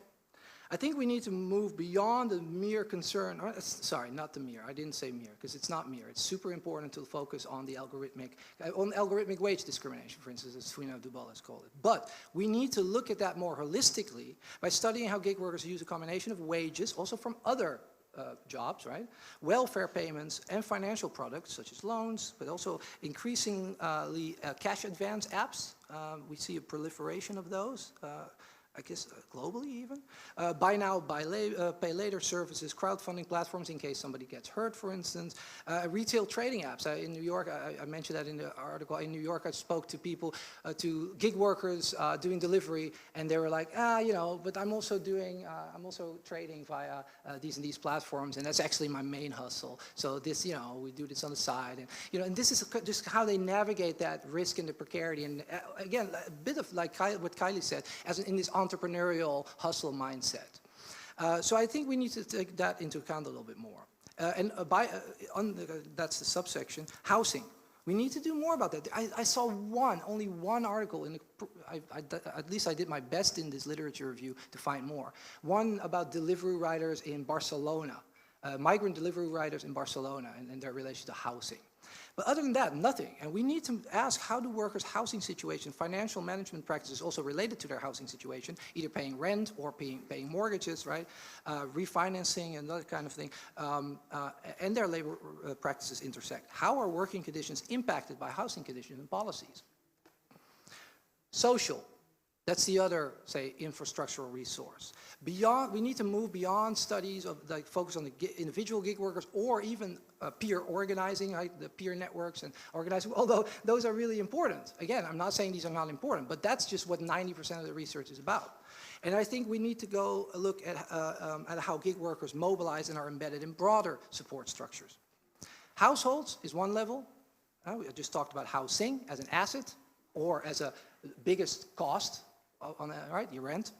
But households, they're intergenerational and gendered spaces of social reproduction shared with family members, partners, friends, roommates. I don't have to tell you that. We live in households, right? But these are important to also take into account when we study the gig economy. Because economies are not nicely delineated workspaces, right? They are broader. So if we talk about the gig economy, we need to think broader. Oh, I'm 50 minutes in, so I need to stop here almost. I'll go move very quick, 30 seconds or so. Extended social networks, right? Gig workers beyond the household relations rely on a multi-layered combination of household relations, dispersed kin networks, neighborhood relations, work-related ties, all of which we still have so much work to do investigating how all of that works. That's a great article, by the way, by Ray and Sam. Just came out, I think, in Southeast Asia's Development Review or something. Sorry, forgot the journal name. Finally then, why do this? I think I already said it a number of times, but let's wrap it up. First, because we think it enables a more fine-grained intersectional analysis of gender, race, class, legal status in the gig economy. When we conceive it expansively as a platform-mediated social field, to use a Bourdieuian term maybe, where reproductive struggles of labor and of capital and capitalism take shape. And finally, it expands then, if that's the case, as we argue, then it also can expand the range of regulatory responses seeking to curb platform power. Kind of like, what we just had, the conversation after Kylie's talk, linking the Platform Work Directive to the Digital Markets Act. Upstream and downstream, really from investment chains and tax avoidance schemes to restrictive welfare, housing, migration policies. So much to be done there. So it's not necessarily a negative talk, although maybe some of you, or maybe I made it into a negative sounding talk, but it was meant to be kind of like, hey, we have a lot of stuff, a lot of work to do. So this is it. Thank you. Sorry for going over time.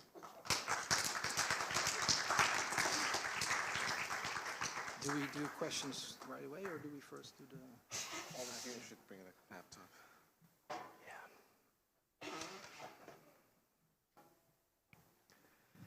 So thank you, Niels. The next presentation, I apologize, but the program only has one name here, which is Matthew Cole et al. And I know that Matthew is not presenting. The next presentation is called Technologies of Extraction, Interrogating Platform Models and Labor Process in the Platform Economy's Search for Profit.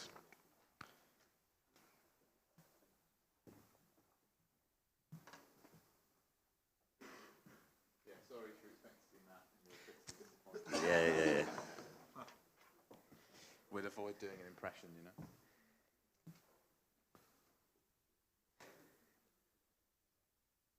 Is that working? Yeah? Good. All right. Good morning, everybody. Thank you for being here. Like you mentioned, Matt is not here, but also this paper that we are presenting here, which is, I would say, a work in progress. So we're really happy to be here to present it to you and get your feedback. This is work of several other people from the Fair Work Project, and it'll be Adam and I presenting on their behalf. So today we wanted to talk to you about what platforms love the most, money, and specifically around the context of the current search for profit in the current crisis of the platform economy. I will let Adam start with the first section. Yeah, cool. So you have to do this dance a few times. But so it's not a surprise to anyone, there's a massive profitability crisis, right, in the platform economy as it stands.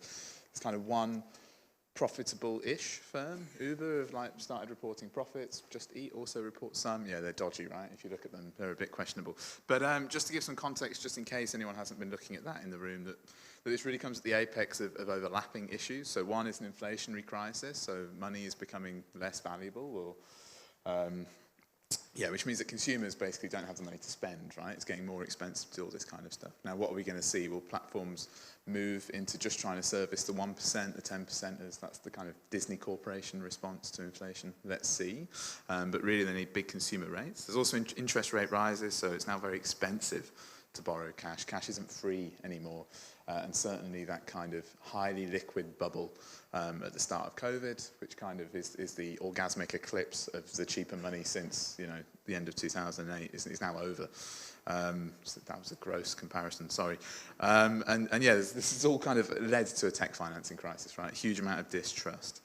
So what we're seeing is this kind of shift now, and we've been seeing it for a few years, to be honest. I assume everyone here has been watching, but a change in strategy from that kind of very, very aggressive market capture into consolidation.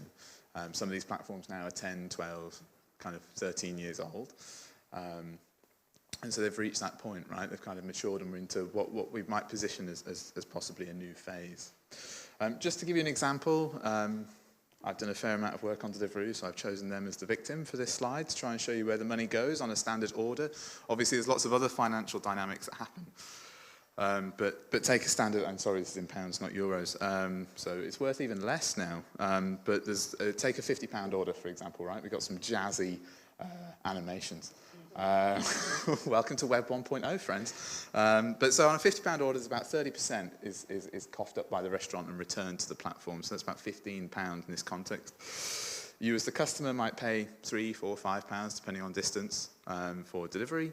And the rider will take home between 3 to 5 or 3 to 6 of those, which leaves a fair chunk left over in the platform's pocket, right? Yeah, but they're still reporting heavy losses.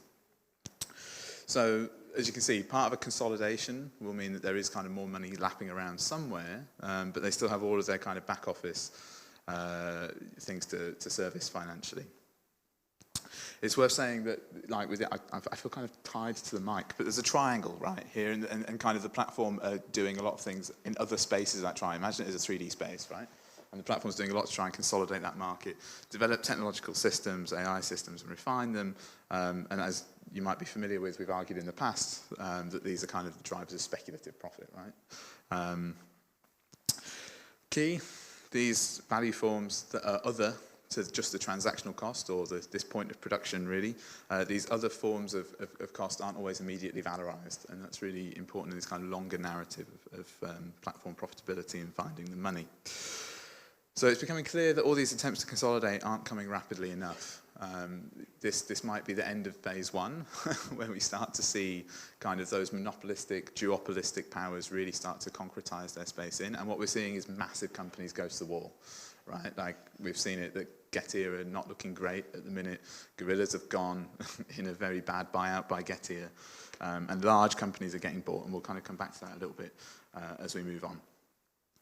But what is important to say is that we're going to try and show some of the examples that platforms are using to try and innovate new ways of creating liquidity quickly and reflect on those a little bit. So yeah, I'll get out of the way. Yeah, thank you. So we'll be presenting a few examples of different strategies. Just to say that even though we have the names of some platforms here, these are things that we are seeing most platforms doing in some way or another. So of course, making profit has two parts. One is cutting costs and the other one is finding revenue. So we'll start with the cutting costs, and one of the best ways that platforms can do this is through outsourcing. In this case, we wanted to present the example of Didi in Ecuador, which we thought is kind of one of the most streams we've seen through our research with Fair Work. So Didi kind of very quickly became one of the most popular ride-share platforms in Ecuador, and that's mostly because they have a really low commission compared to Uber's or other of the competitors. This is just in 2 years that they've been in the country. And the way they've done this is basically by being like the stream version of a lean platform, right? So the company basically barely exists. I mean, you could really not, I mean, you cannot really say that Didi exists in Ecuador. I mean, things have changed a little bit now, but at the moment where we're doing this research like a year ago, basically, they basically had outsourced all their operations to our resources, like human resources company, which you could not contact in any way unless you were already working for the platform. And if you were, you basically had, you had a contact number that you could contact, and then at some point they had a small office, but completely closed doors, so you could not really talk to anybody at the company, and there's basically no operations. They were just running everything from outside and just having this kind of outsourced human resources company to deal with the very, very basic things that they had to do. And on the legal side as well, I mean, they were basically just working with a law firm as part of an alliance with other law groups. So they basically had, there was no one to contact, which made it research really hard for us. Yeah, and then of course this also has, of course, a side of opacity where basically, even for workers, but also for researchers, we were just unable to get a lot of information from them, which explains that they got a score of 0 out of 10 in terms of working conditions in our ratings. And then, of course, there's other ways of outsourcing. This is one, but of course, there's other ways that they outsource services by, for instance, like new insurance companies that are coming that are kind of mediating this. As well as outsourcing their communications to chatbots or to companies that offer like call center services. Same with like software solutions. They might just not be doing this in-house anymore, but just buying software solutions elsewhere. So that's outsourcing and free riding is kind of similar, but then in this case, they're outsourcing to the state. In this case, this comes mostly through the lack of transparency in the way that platforms pay taxes in the countries they operate in, which basically translates to them not paying taxes in the countries they operate in, often just kind of pointing to workers as the problem and just kind of like working with the states to try to get platform workers to comply with taxes, but that's just a way for them to kind of evade paying their corporate taxes in these countries. And then, of course, at the same time, they're free riding on using public infrastructure, right? So on one side, we have the infrastructural side where companies, especially location-based, are just using, public roads, streets, and so on, and all of this comes at a cost, and these costs are just kind of, they're just free riding on them, while any other company would be paying for this to contribute to this. And then on the other side, we have social security, which I guess everyone here knows how, but like through an independent contractor model, they basically don't have to invest into the social security, healthcare, education that they benefit from, right? Because they get all this workforce that is prepared to work, and you can especially in countries that have like free healthcare, they can rely on that, and they don't have to worry about paying any insurance or paying any sick leave or anything like this. And yeah, maybe I'll turn to you for the next one. Cool, yeah. So, yeah, we were playing with names for this, whether it's like extraction or like the gambler or kind of whatever kind of character we could draw up. But yeah, to look at Deliveroo in the UK, so this is obviously beginning to be a kind of more well-worn argument now, but platforms will say they're free to workers can work how they like, right? And obviously I assume some of us in this room are kind of au fait with the lie that really is, but some of us might not be. So just in case, often platforms will say you're free to do the kind of physical labor how you want, right, on a geographically tethered platform. So you can go whichever route you like, you can decline jobs, you can accept jobs, work which hours you like. But of course, as part of the engaging with the platform, the data labor, and this is what Niels and I wrote about, which is not free to choose at all, right? You have to engage with that, and you have to engage with it on the platform's terms. Now, what that creates is vast amounts of data that are pre-contextualized into those platform systems, right? And they're then valorized either to drive actual efficiencies, or they're kind of metaphorically valorized to drive kind of efficiencies towards investors and in the kind of discourse surrounding their corporate value. Data as an asset, there's other ways that it becomes kind of active. So partly in the kind of facilitation of dynamic pricing, I think this is really important to think about. And we had this turn up in our interviews a lot. Recently in the UK specifically, there was one driver we spoke to who's been working for kind of 6 years on the firm and said, look, I just look at price data all day. That's my job. I'm constantly evaluating market data. Now, it's not the kind of share price market, but it's the market value of the job, right? He's relating that and mapping it onto the city all the time, onto the specific restaurants, all the details that he's built up in his head about what apartment blocks are easy to drop off to, which restaurant staff are the quickest, and he's using that to evaluate what the platform decides is the value for that job. There's lots that we don't know in here, right? And there's part of the issue with data. And again, this is going to be familiar. Far from creating transparency, really, it creates further opacity. We don't know if there's individualized pricing, for example. We don't know if there's all of these other kind of factors that might mean that Deliveroo and other firms that use dynamic pricing can scrape off 1% here or there. It's not in the slide, but I think it's worth noting that a lot of platforms we see when they first were founded would start with like set price models, and as they develop their technical systems, move on to dynamic pricing. This is a trend that we're seeing against lots of platforms now. We can see that that's because it allows for this kind of flexibility, right? And allow for you to tune up and tune down the prices over time. Yeah, this is the kind of metaphor we're playing with at the minute and trying to just figure out as we go. So we've tried to stick something to it for now. I did have kind of far more graphic GIFs and images of parasites, but I'll spare you those, and we've just gone for vultures instead because it's nicer. But yeah, so to try and think of platforms as parasites kind of and vultures, right? Not as one or the other. Parasites obviously feed off the living. Vultures feed off the weak, the dying, and the dead. They feed on scraps, on carrion. And I think they're useful metaphorical devices to think of them as both and oscillating at different times. So like parasites, these platforms attach themselves to the living flesh of the worker, the restaurateur, the customer, And even competitors, right? We see this often. So a company like Uber Eats in the UK is criminal for this. Has anyone, you know, when you look around and you see like a rider with a bag from one company and a jacket from a second company and then like something else on the front of their bike from a third company, we basically found, speaking to Uber Eats workers, that they felt like the company really didn't care what they were using. They just wanted them to use whatever equipment because it meant it was kind of free, right? It was a capital cost they didn't have to foot. So it's interesting to see kind of companies parasitically latch on to other living companies. That's sometimes part of the narrative that's missing. And then, of course, there's the vulture in here, right? And Neil spoke a little bit about acquisitions in there as well. We see that with company buyouts. Bigger companies that are near a monopolistic power buying out the weaker or the dying or the dead firms. But also picking up on sometimes the labour that has the least agency to do other things, right? Like picking up on those with the least options in the labour market. So yeah, we're kind of just playing with these metaphorical devices at the minute as part of a paper that's in development. So please feel free to say they're rubbish. That's fine. Also feel free to say they're good. That would be great. But yeah, so we're just kind of trying to eke them out and give some life to these kind of characteristics, if that makes sense. But yeah, I will pass on. We have an alternative. Yeah, right. I mean, of course, we didn't want to end on that sad note. So we wanted to also present, look a little bit about what are co-ops, right? Well, how are platform co-ops dealing with this profitability crisis, right? What is the situation? And then here we come back to Ecuador because I think it's nice to just look at a very different example from Didi. So, of course, platform co-ops offer another path to profitability, right?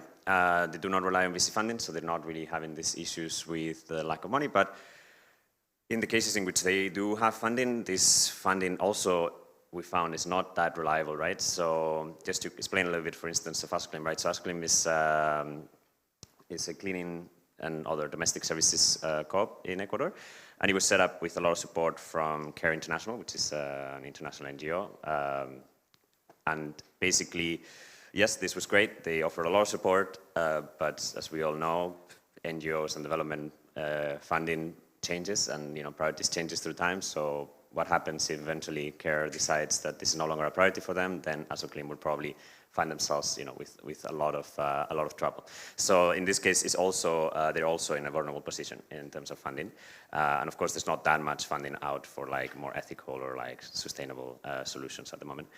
I mean, one benefit they have compared to other platforms in terms of making profit is that they often use very simple, low-cost, or even federated, free technologies, free software, which of course helps with reducing the cost. And of course, in many cases, they're also using very kind of rudimentary systems, right? They're not doing the dynamic pricing or the algorithmic management that really requires a lot of resources in terms of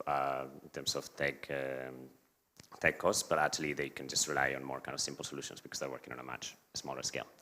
Now, what we also found, and I think this is also important to point out, to not just be all positive, is that, of course, co-ops, even though they offer a better system of representation, it doesn't mean that they are always great on working conditions, right? I mean, they are also small companies, which, even though they decide collectively, still cannot really pay for all the kind of benefits that we would expect from, what we would consider like a decent platform.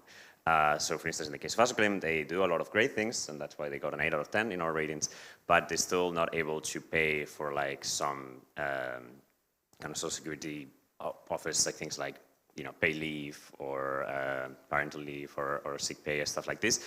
And they're also not able to offer a living wage. They can offer minimum wage, but it's really still kind of, in some of the cases of the interviews that we've done, these workers still looking for other jobs. They're still not, it's not like this is really providing them with a very sustainable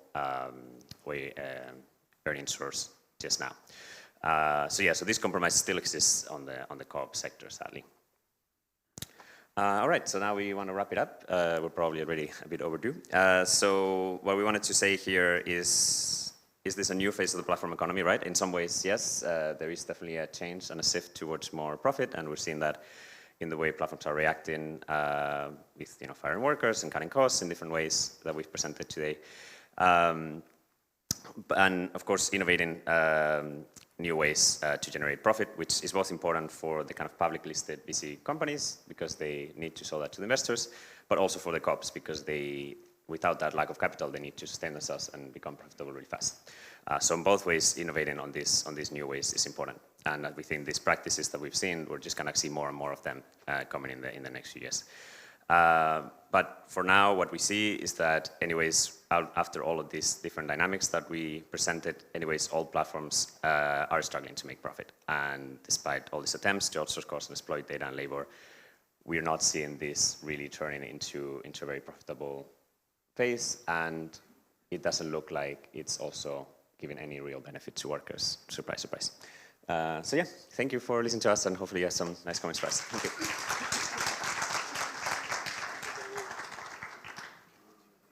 Yeah, here you go. Yeah, this one, right? Thank you. The last presentation for this panel is by Gianmarco Paterlongo and Federico de Stavola, The Digital Baroque, a reflection from Latin America to Europe. Hi, good morning, everyone. First of all, I'm glad to be here in this conference, and a little bit anxious to speak after this good presentation, but here we are. Let's do this.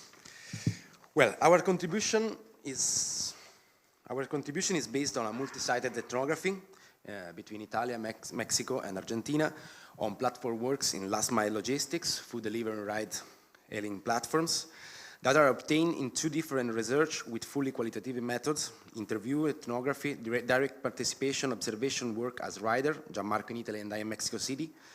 We shared the experience in Latin American continent, and we conducted field work together, going out in field in Buenos Aires and Italy. From this point of contact and shared moments emerged the idea of collaborating on this work. What is Baroque? When we meet in Latin America researching digital platform, we felt that something was escaping us. The concept used up to the point, especially in Global North, were not sufficient to explain the phenomenon of platform labor in this context. So we decided to explore the tradition of Latin American critical thought. Resolving quickly a rich and 18 years long debate, we can say that it's important to consider the historical structural heterogeneity of capitalist development in economic periphery, which leads to consider the typical Keynesian Fordist labor relation as an exception. And we can consider also that the working class is familiarized with self-activation to survive. In this context, Bolivares Echeverría suggests that the Baroque modernity is a concept explaining how Latin America adopted Western modernity during colonization. This adaptation aimed to align local identity with capitalism. Originally, indigenous assimilation of modernity became a European-style performance in Latin America. Mestizaje resembles the complexity of Baroque era, in which a mixture of elements overlap and articulate. This led our Latin American subjectivity to a performance that balanced inclusion and resistance without strict adherence of subversion. The concept of Baroque was later adopted by Veronica Gago. The concept of Baroque was later adopted by Veronica Gago, a renowned Argentine thinker, to analyze informal economies in Buenos Aires conurbation, within which the following dynamic develops. First, mixture of economic elements between solidarity networks, mutualism, financiarization, wage labor, entrepreneurship, self-entrepreneurship, legality and illegality, relative and absolute value, surplus value, formal and informal sector, traditional economies, and technology. The second, in this economy, neoliberalism subsumes, articulates, and stimulates a series of technologies, procedure, and affection that promote free initiative, self-entrepreneurship, self-management, and also self-responsibility. Our proposal is to use the Latin American concept of Baroque as a privileged perspective to analyze digital platform and the recent transformation of work, including outsourcing and autonomization of labor organization intensified by digital labor.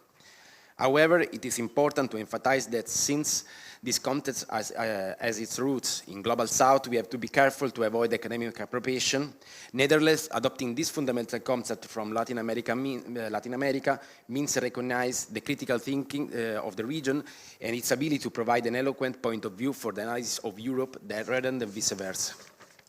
So basically, keeping in mind that the Baroque always refers to a mix, to a superposition of different processes, different logics and elements, the way we propose to apply the notion of Baroque to the gig economy, to platforms, is somehow twofold, depending on the scale of analysis we use. So first of all, on a macro scale, looking at platforms as Baroque infrastructures means look at the intertwined formal and informal economic dimension of work as the benchmark of the growth of platforms at a global level. And also in addition to the purely economic dimensions, we can also understand the Baroque as a mix of different elements that are intertwined each other in the gig economy on a technical rather than historical or normative and political level.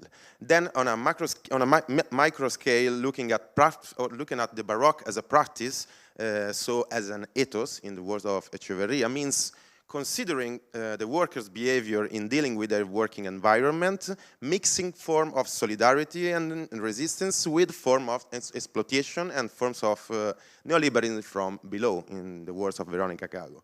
So platform workers constantly move across the border between formal and informal dimension of work, and they act in informal circuits of labor to try to circumvent the algorithmic control, often also reappropriating technology, but they also contribute to the creating of new forms of worker exploitation underneath the formal economy of platform. And exactly in this sense that the ethos is a Baroque ethos.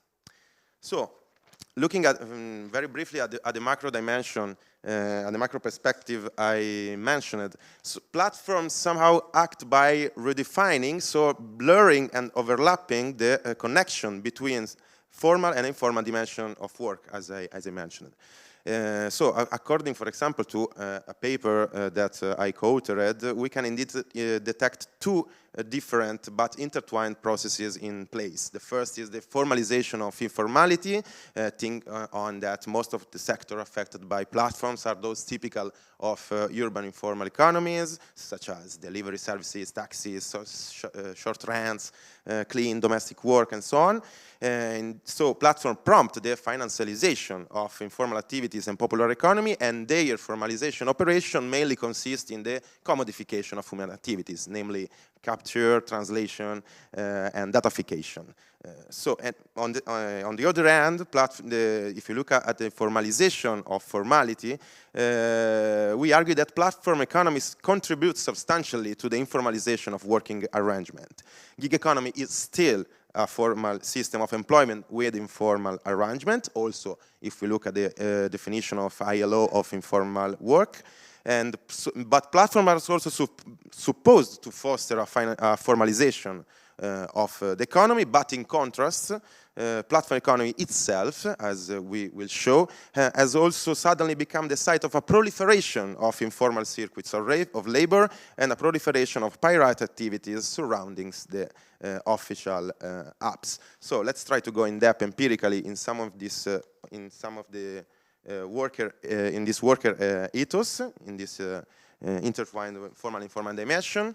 What emerged from the field work is that platform work is a space for implementing business, the word for Mexican word for business, and a way to achieve increased incomes. What we found is an heterogeneous set of practices by which workers try to adapt to the work context. There are a lot of cyber tricks, forms of organizational misbehavior, tactics aimed to bend the algorithmic management in one's favor. There are a lot of illegal activities, organized frauds and scams, often run by parallel organizations, but also more solidaristic organizational structures and networks, and also workers showed somehow an entrepreneurial performance and habits in their daily life. So finally, most of these practices reveals to be practices of circumstantial antagonism, since they don't harm directly the business of the company. So let's have a look on a couple of these informal practices. The first is the fake account market in Buenos Aires. This is a very common phenomenon, as the respondent says, and the aspirant drivers can turn to this informal, to this illicit service for several reasons. They can have their account blocked by Uber. They can be irregular migrants without a valid document. But there is also a third reason to use these fake accounts, that is the opportunistic choice of those who use fake accounts in order to avoid paying commission to Uber. So some drivers also can find this system very convenient because they can buy fake accounts instead of paying commission to Uber. But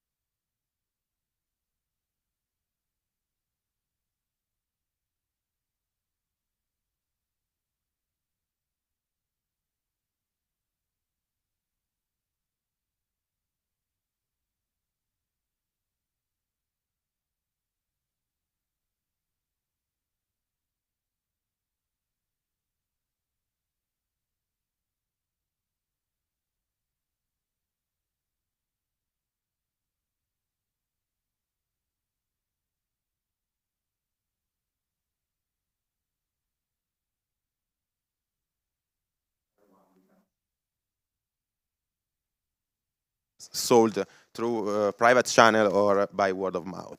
Of course, the bot can guarantee a good amount of working hours to riders, especially to riders with low scores. But on the other hand, bots are a very speculative market, with riders competing against each other. And so it is a very highly predatory phenomenon, often condemned by the same workers, as the respondent says, that the bot harms everyone else, and investing in a bot only makes the situation worse.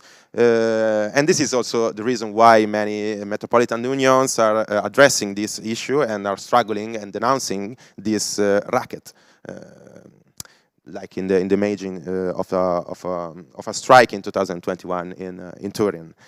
So even if some companies condemn the use of bots, in theory at least, bots nevertheless don't harm the business of platform, but rather make it more efficient.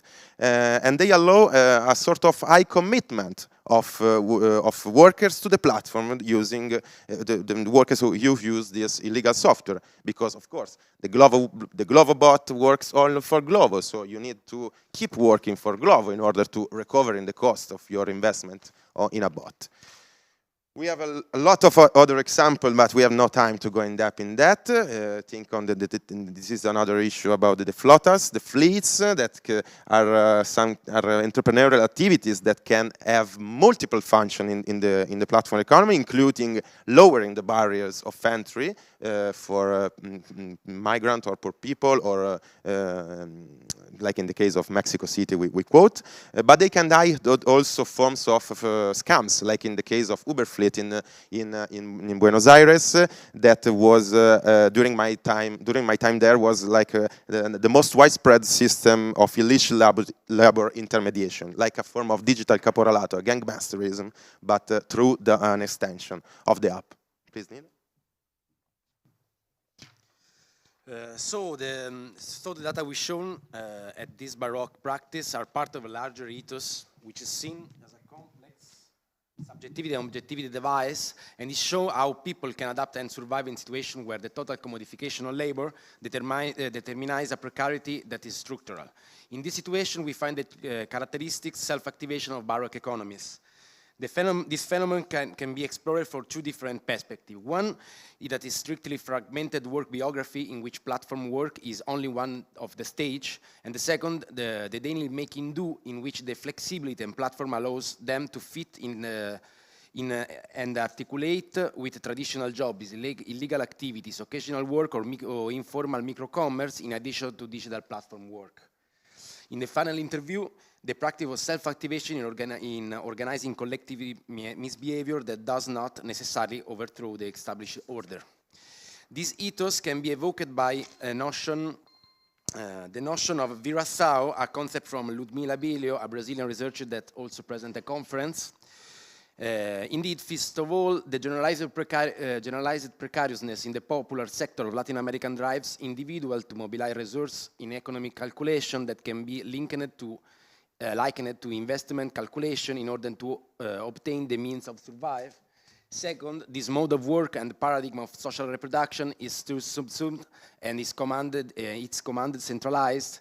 It is narrated and formalized as self-enterprise. And finally, informal patterns and popular practice as self-activation can simultaneously contain possibility for workers to exert their agency against platform control as well be functional for managers' goals.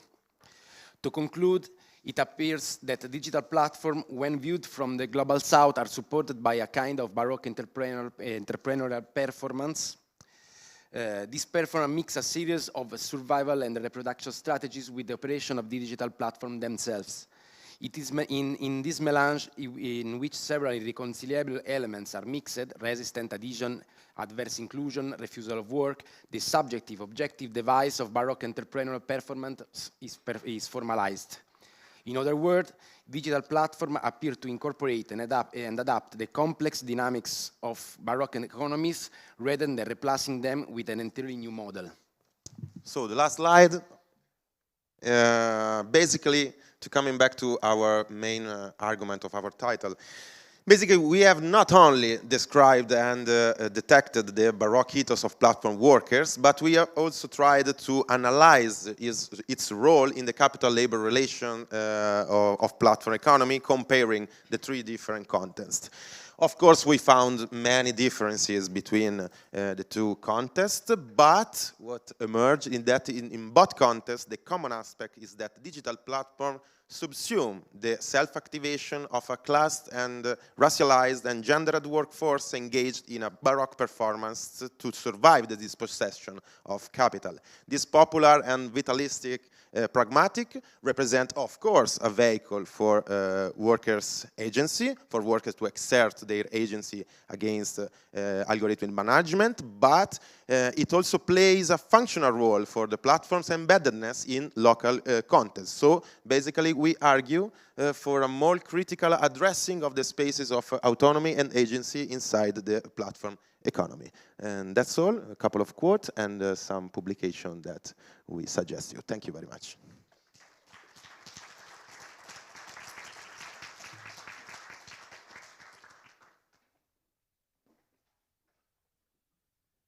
All right, so it's time for the Q&A. And what if you grab a chair and move it here? We have all the panelists here, and then we can start asking questions. I help.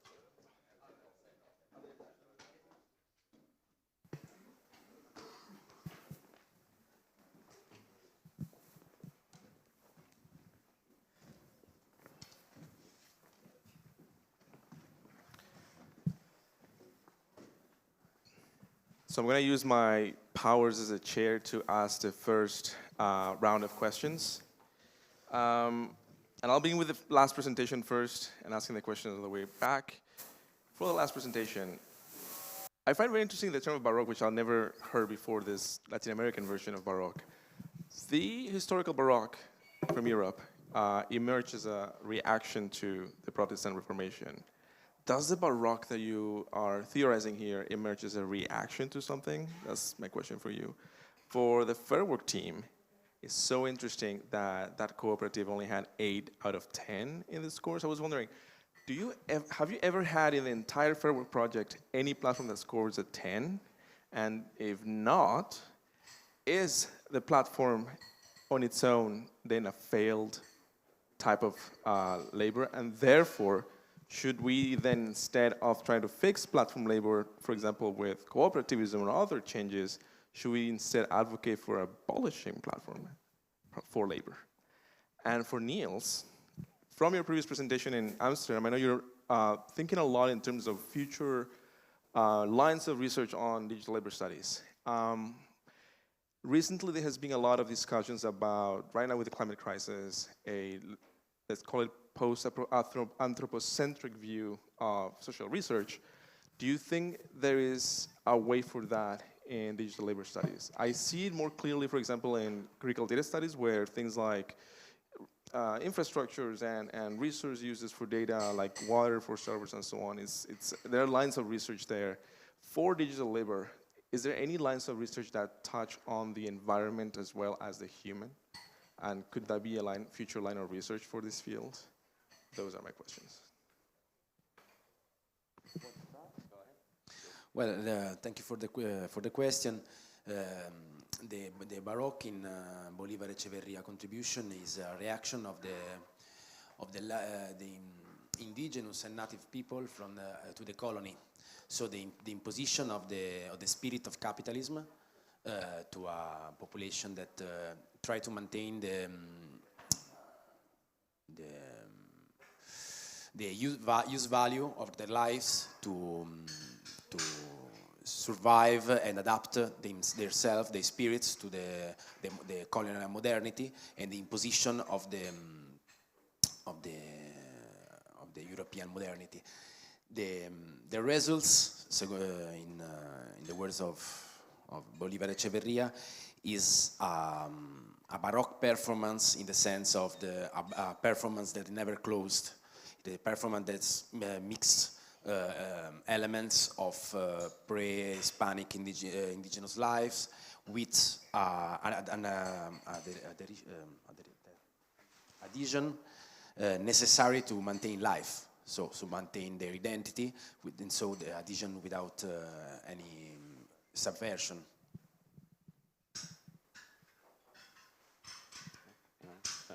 I mean, I'll start with the first part, which is, has there been a 10 out of 10 platform? No. I expected. We had, I think the best was 1 9 out of 10, I think, and then a few 8 out of 10, a few more 7 out of 10, and then a lot of zeros. But maybe, Adam, I'll let you the difficult part of the question. Yeah, well, that's it, right? Should we abolish it? I guess.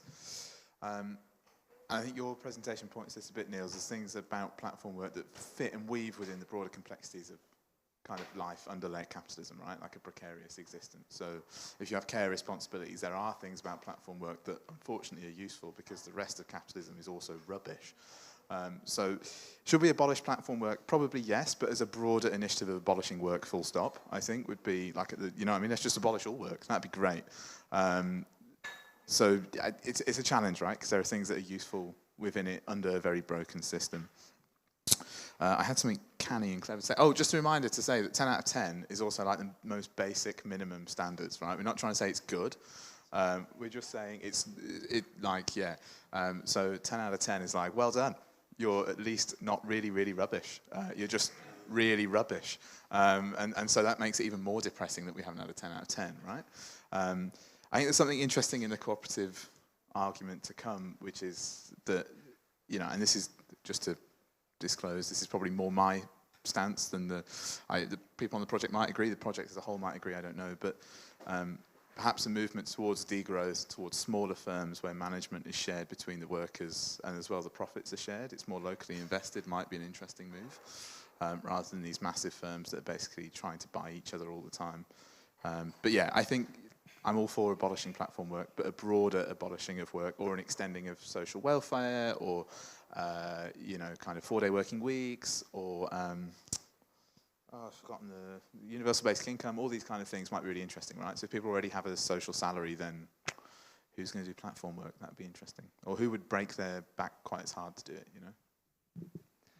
So me being last in line, you would think that I would have by now figured out a coherent answer to your question, which I don't. Actually, of course, that has should have a spot in it, that non-anthropocentric perspective. What is it doing to the environment, etc., or other non-human elements? It's just not what I'm most interested in myself so much. I'm mostly interested in well, basically, I'm not going to repeat what I presented on. And I am all for, more generally, as you picked up on, I'm more all for a very expansive, multidisciplinary approach or perspective to studying whatever this is that we're all thinking we're studying, right? So yes, it does have a spot, but I don't have any, anything intelligent to say about what that particular strand could offer, because I'm not really knowledgeable or invested in that at the moment. So I'm sorry, I can't be of more use. But let's see if there's. I wanted that question because that question was. Yeah. No, I mean, I basically I agree. Platforms are. You could see it as a symptom of larger. You could see it as a fix, like fixes are always. Some people say fix. It doesn't fix actually. It doesn't actually fix things. But like the whole point about fixed, institution or spatial fix theory is that it's always partial, always. Temporary, it's always flawed, and they're fixes to larger social issues. They've been a fix starting around 2010, like post-crisis. They were a fix for capital. They were also an institutional fix, especially in the low-wage labor markets for governments, and they're a fix for people who just needed work. So they're a fix in a very expansive and multivarious sense, and that then worked. And then what I liked about the presentation that you just gave, you showed something like, hey, maybe we're not in that phase anymore, right? They stopped being a phase for finance capital because they first jumped on crypto, and now they're jumping on AI. So, F the gig economy, I guess. And they're platform work directive, et cetera, they're no longer really, or at least not more, they're no longer a very uncomplicated fix, if they ever were, for local governments especially, and and for workers, well, we just saw. So we're definitely entering a different stage, but yes, to shut up is abolishing platforms doesn't do anything if you don't do much more than that. Any questions from the audience?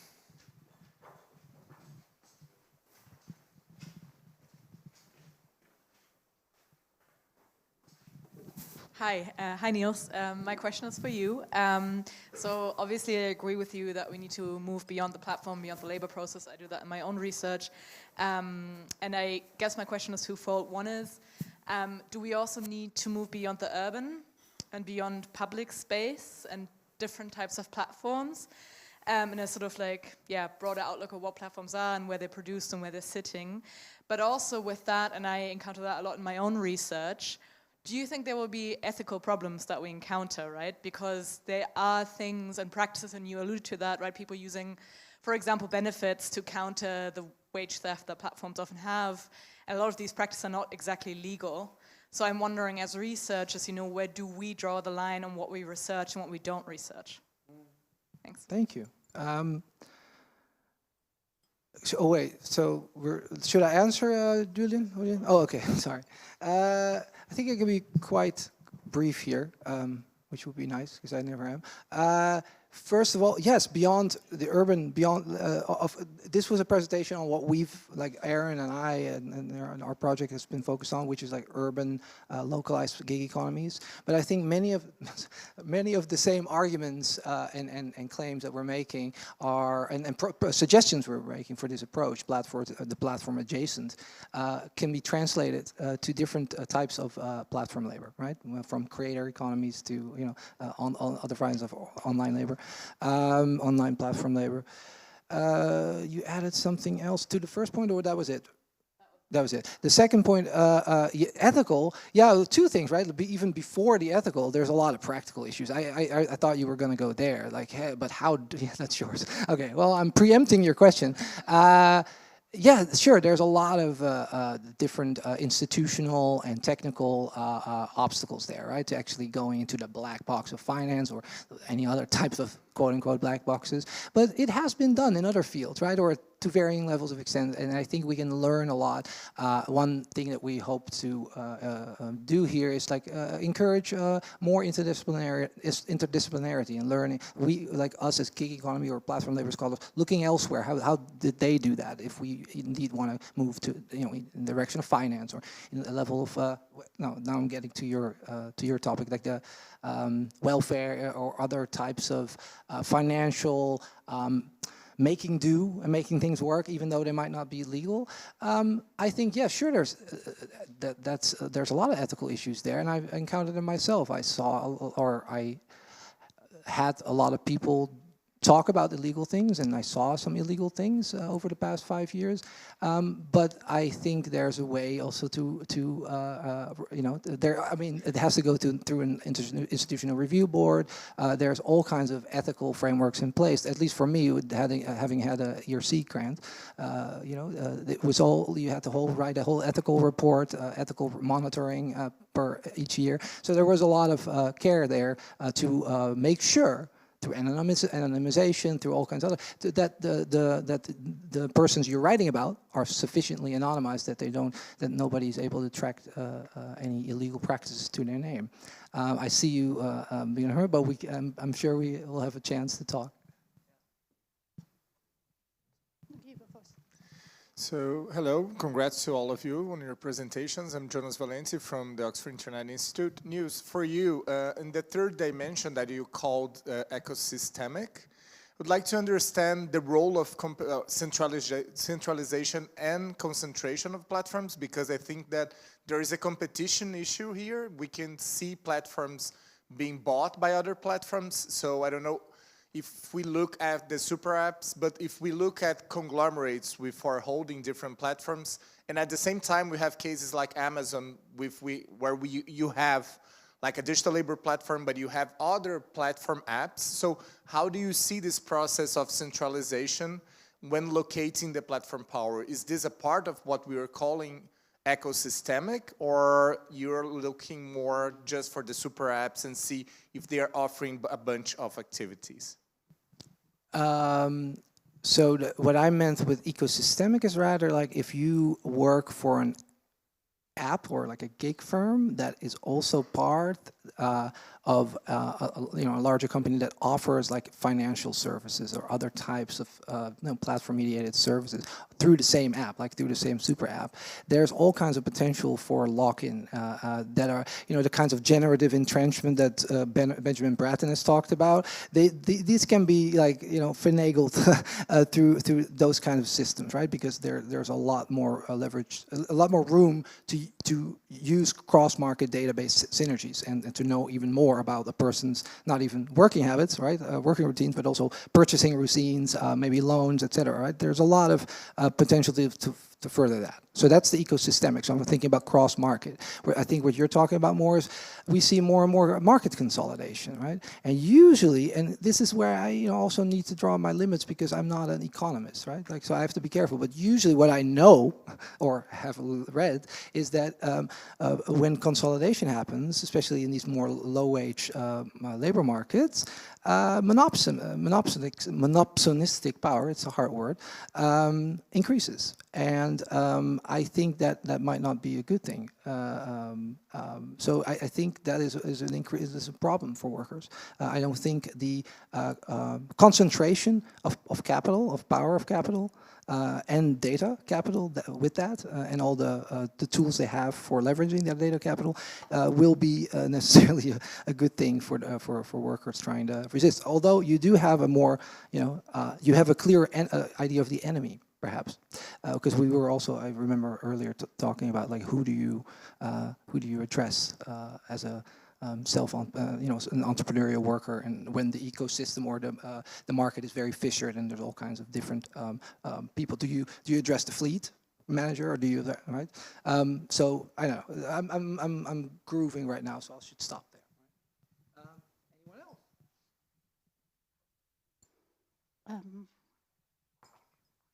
Should I go on? Yeah, I have like a feminist challenge or a feminist question or comment, and I hope to turn it into a question. And the first one goes to you, Niels. Just, I'm sorry. And I really, there's other people, right? Yeah, no. Well, I really appreciate your reflections on your own work, and I think it's important to make these reflections. And on the other hand, I feel there is a lot of like feminist research on the exact topics you're talking about, and also your own work from 2017, which I also greatly appreciate, where there has been a lot of challenging the narratives also of platform research from a gender perspective, saying we should maybe research more the experience of the worker beyond the beyond their work. And there's also like a lot of precarity research from feminist research where this point has been made several times, and now you come after this huge project you had yourself making this point again. And my question actually is, and that's why I say it's about academic practice, why doesn't it happen in these big projects? And then why don't we find these papers in these research that you skimmed through and said you could not find anything? So where do we always go? Well, you're making the point we should like look on the household, but this has been a feminist issue since forever, right? And still, obviously, this is not happening. So, yeah, I kind of wanted to bring this back, and I'm thinking about works of Alison Pugh, for example, and I never know if it's a translation issue maybe, because I think of Prekarisierung im Lebenszusammenhang, very German, in het Zusammenhang van het leven. And I don't know if there's an English equivalent, but this is like, for me, it's like 2005 research saying this all the time. There's a household, we should look at the household level and then think about labor and work. And obviously that is not translated into platform research. And I kind of wonder, what do you now think is what we need to change altogether? And I know you've been like a great supervisor. Oh, that's the exact stuff that I was talking about. That was what we need to change. And it's indeed, if I'm picking up on the sentiment correctly, it's indeed kind of sad that we still are there, that we haven't moved further. Because, as I would argue, we've been way too focused on the labor process, on the point of production. And that's really important, but come on, there's only so many papers that I can read about algorithmic management in all kinds of contexts globally around the world before I get really bored. And I'm sorry to offend anybody here, but that's just the truth. Then I'm going to make a recommendation. You should read more on precarity and feminist research. But many of us have. Writing. I have, and I've tried to also work some of that out, also around households of migrants and their living situation in Berlin. And in some of the work I've been published, the books. It's still to be written, right? And also, I don't want to push back. There is quite some research on these issues that you mentioned. Feminist perspectives on platform labor, on gig work. It's not just my article of 2017 and then maybe some others and then nothing. No, I'm just saying, also for rhetorical purposes, but also it's a fact, it's marginal still. And I guess you're asking me, why is it still so marginal? Why didn't you do anything about it? Why is it, why didn't you do more about it then in the last 5 years of your project? Like, why is there not like household level in the research? Well, because one thing is that it's of course a learning curve, right? I started this project in 2017, early 2018, and I was also very focused on interviewing people about their work mostly. But actually, I also talk to people and follow people beyond their work situation, and again, as many other scholars have, and I think you too. So I want to push back a bit that attention to those non-point of production, beyond the point of production, household, for instance, but there's also other spaces you can imagine and practices, is not there. It just hasn't had the focus that is deserved, and it has taken me 5 years, more or less, maybe a bit more, to come to an increasing realization that we need to do more to bring that to the fore, do more research. But at one point, of course, your field work is done, right? But I would push back against that. My research, or some of the research of people who are in this room actually, or in the other rooms, do not focus on that. I think it's just always kind of peripheral. Right? It's there, but it's always, eventually you want to say something about the gig work and about platforms. But I think, as in my presentation, I think we need to move core and periphery and change that. So I'm still working on that, working through that, and I think many are. Like Nupur Raval, I always want to shout out her work, because the platform living idea and that her dissertation is amazing, and I think a lot of people are picking up on that. It's just about like how wide do you do your literature review? Yeah, I would be remiss if I didn't say this. I would really recommend, I agree with you, I mean, it's lacking, right? But perhaps there's some hope to be salved in Fair Work's gender report, which Julia at the back was involved in there, Anjali, who will be presenting elsewhere. So we've got something, I would say, look at that. It does two things. Yeah, tomorrow is being presented. I know, yeah, plug, right? Yeah. And it does two things. One looks at the gendered experience of work, but also looks at the other gendered experience of like patriarchy more broadly and how that might push or pull people into and out of these occupations or the broader social reproduction that happens around working lives. So I'd encourage you to look to that one. I'm just going to tie that in with the question that you also asked about method and ethics, right? I think there's a comment to be had on that. I would push everyone, if you haven't, you probably already have, but read some Donna Haraway on this, particularly talking about situated knowledges. I think she's powerful in thinking through how we do this research, right? Researching subjected participants, but also the kind of knowledge claims we can make as researchers. For me, I made that balance of sometimes you just have to turn the tape off, man. You know what I mean? Like in your head, you have to turn it off, but also physically you have to turn it off. And the question of ethics, I think more broadly, points to the fact that we're active agents within this research space, right? So as far as I can see, and I observed it as well, workers do illegal stuff every single day, but I don't think it's unethical. They're trying to survive. Platforms do unethical stuff every day, but it is legal. Yeah, but see, I think she's talking about the ethics of reporting. Exactly, and that comes to my next bit, which is that as researchers, we have an active place to pull in here, and we get to decide where we sit. And there's an ethics to that, to our own political praxis as researchers, right? So what I would say is there's a way to weave that in and to build in your own belief ecosystems around it to push there. But I can see the time coming. So unfortunately, we ran out of time. Thank you very much for our panelists. Lunch is served over there, so it's lunchtime now. One round of applause, please, for our panelists.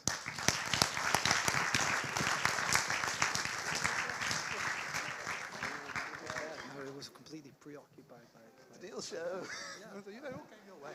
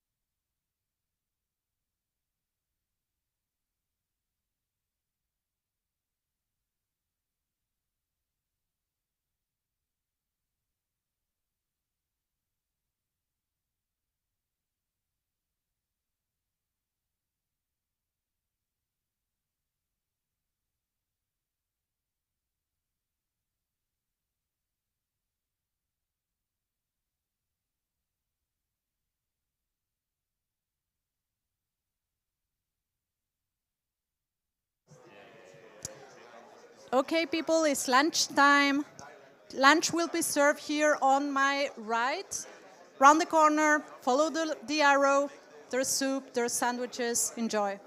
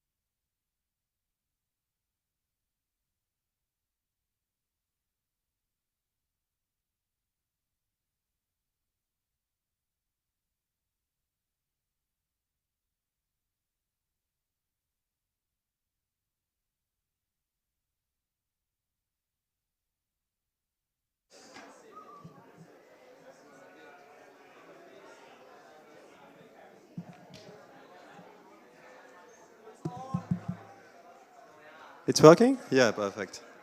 Okay, for everyone in the room that I didn't visit, the session will start in a minute. So either sit down and enjoy the presentation, or please find somewhere else to discuss between yourselves. Okay, great. So we're going to start because we have a schedule to keep. So I'm going to start with the first presentation. The way it's going to work is that we will do all the presentation, and then we will take the question bundled at the end of the session, because it makes a nicer discussion, I think.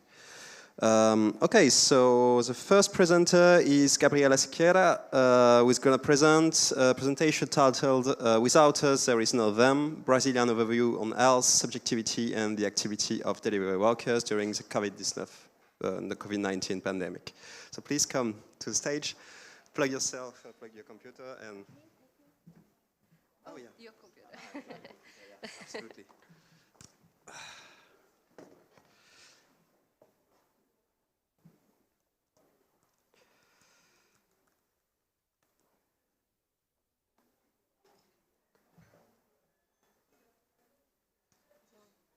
Perfect. Okay, thank you. Just let me see, okay. Good afternoon. So, first, I would like to thank the INDL organization for this amazing event and for letting me be here today among such amazing professionals to discuss this urgent matter that is the digital labor. So my name is Gabriela Siqueira Salomão. I'm a master's student at Federal University of Rio de Janeiro and in Brazil. And I'm here on behalf of my research project that I will introduce shortly. But first, since it's only my second time presenting on another language, I will ask you to excuse me because I will be reading my script. So please be patient with me. This work aims to present some of the results that the research project, Workers' Health and Rights in Times of Digital Platforms, a look at the activity have collected since 2019, focusing on the work of Platform Courriers during the period of the COVID-19 pandemic. So the project here presented is an ongoing interinstitutional research and extension project and a collaboration between Oswaldo Cruz Foundation, Federal University of Rio de Janeiro, and Universidade Federal Fluminense. We have been carrying out activities with platform drivers and couriers since 2019. The project's actions aim to understand work on digital platforms and its relation with these workers' health disease process to contribute to health promotion actions and to achieve rights. So some of our research activities include interviews, questionnaires, bibliography research, including scientific articles and journalistic pieces, and social media monitoring. So in 2020, with the pandemic scenario and the necessity of rearranging our methodological approach, we started to develop activities called Meetings About Work, which consists on an ergological training research intervention device that promotes the circulation of knowledge, believing in the power of the encounter as the act of talking to others about their own work as an experience that can uncover and even contribute to promoting a new reality. Also, in the second half of 2021, an online questionnaire was carried out among platform workers, including couriers and drivers, to investigate the health situation concerning the COVID-19 pandemic. Before we start, I would like to situate what health we are talking about here. The health that is not only the absence of disease, but as a power of life, which should be within the reach of everyone, as an achievement not only individual but collective, of the ways one wants to live, of the possibilities of recreating the norms of life in society.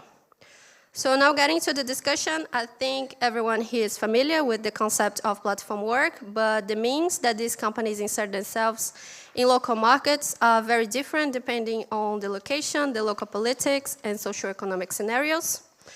So work on digital platforms has expanded greatly in Brazil ever since Uber got there in 2014.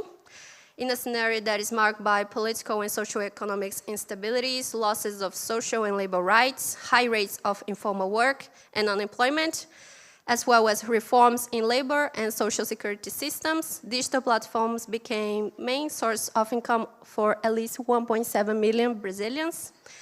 So according to a research developed by Brazilian Institute of Geography and Statistics in August 2020, the unemployment rate reached 14.4%, and there were approximately 31 million informal workers in the country. Among platform workers, the delivery work took a prominent place in social debate and academic interest, especially due to the precarious conditions in which this work is carried out. So delivery works performed mainly by two groups, motorcycle couriers and bicycle couriers, according to a research carried out in 2019 by Aliança Bike, a bicycle courier association in the state of São Paulo. The bike boys are mainly young black men that live far from the business district where they work, who work 7 days a week for an average of 14 hours a day, covering approximately 40 kilometers per day. Moving on to 2020, with the need for social isolation leading to a decrease in people's circulation and access to the service, a major cut in jobs, the number of couriers, especially in food delivery services, registered on platforms grew significantly. So these workers, among others, substantially informal and unprotected workers, were categorized as essential service providers in society's functioning. This change was not followed by social security gains, nor rights. On the contrary, issues related to the lack of protection, risks, and insecurity increased during this period, as it appears on the results that we are going to see now. So to present here, we chose three categories to explore. The first one is the relation between remuneration and working hours. We understand that there is a direct relation between earnings and working hours in these on-demand types of work, when the payment is not for time worked, but for tasks completed. The effects that the unpredictability of recruitment and remuneration parameters have on the possible time management has been strained by the context of the COVID-19 pandemic, where we have an increase in the number of delivery requests, but also an employment crisis and many workers in search of means of survival, which has concomitantly generated an increase in the available time for work and also a reduction in the remuneration actually achieved by these workers. As we can see here, this worker says that incentives once promoted to attract more workers to these platforms, as we had an increase in the demand for delivery services, were reduced after the critical period of the pandemic, leaving a great mass of workers working more for less gains. The next point is related to this, the relation between the workers and the platforms during the pandemic period. The articulation between companies, customers, and workers expressed in terms describes a range of risks, and for none of them, these companies assume responsibility. And even though the means and risks are responsibility of the works themselves, it can be said that the requirements for carrying out the work are largely defined by the platforms. So one example is the report of supplies of personal protective equipment aimed to combat COVID-19, such as masks and sanitizers. In the questionnaire we applied in 2021, only 20% of workers claim to have received masks, and 33% have received hand sanitizer from companies. At the meetings about work, they also emphasized that even when this occurred, it was extremely insufficient, as we can see in these quotes. So another point to be taken into consideration when talking about the accountability of companies in the pandemic period is the assistance that was offered to workers in case of contamination. When they needed to leave for some reason associated with the disease, such as having had symptoms or having to take care of someone who was sick, among the couriers who responded to the questionnaire, 90% of them say they did not receive any assistance from the companies, even when they were promised.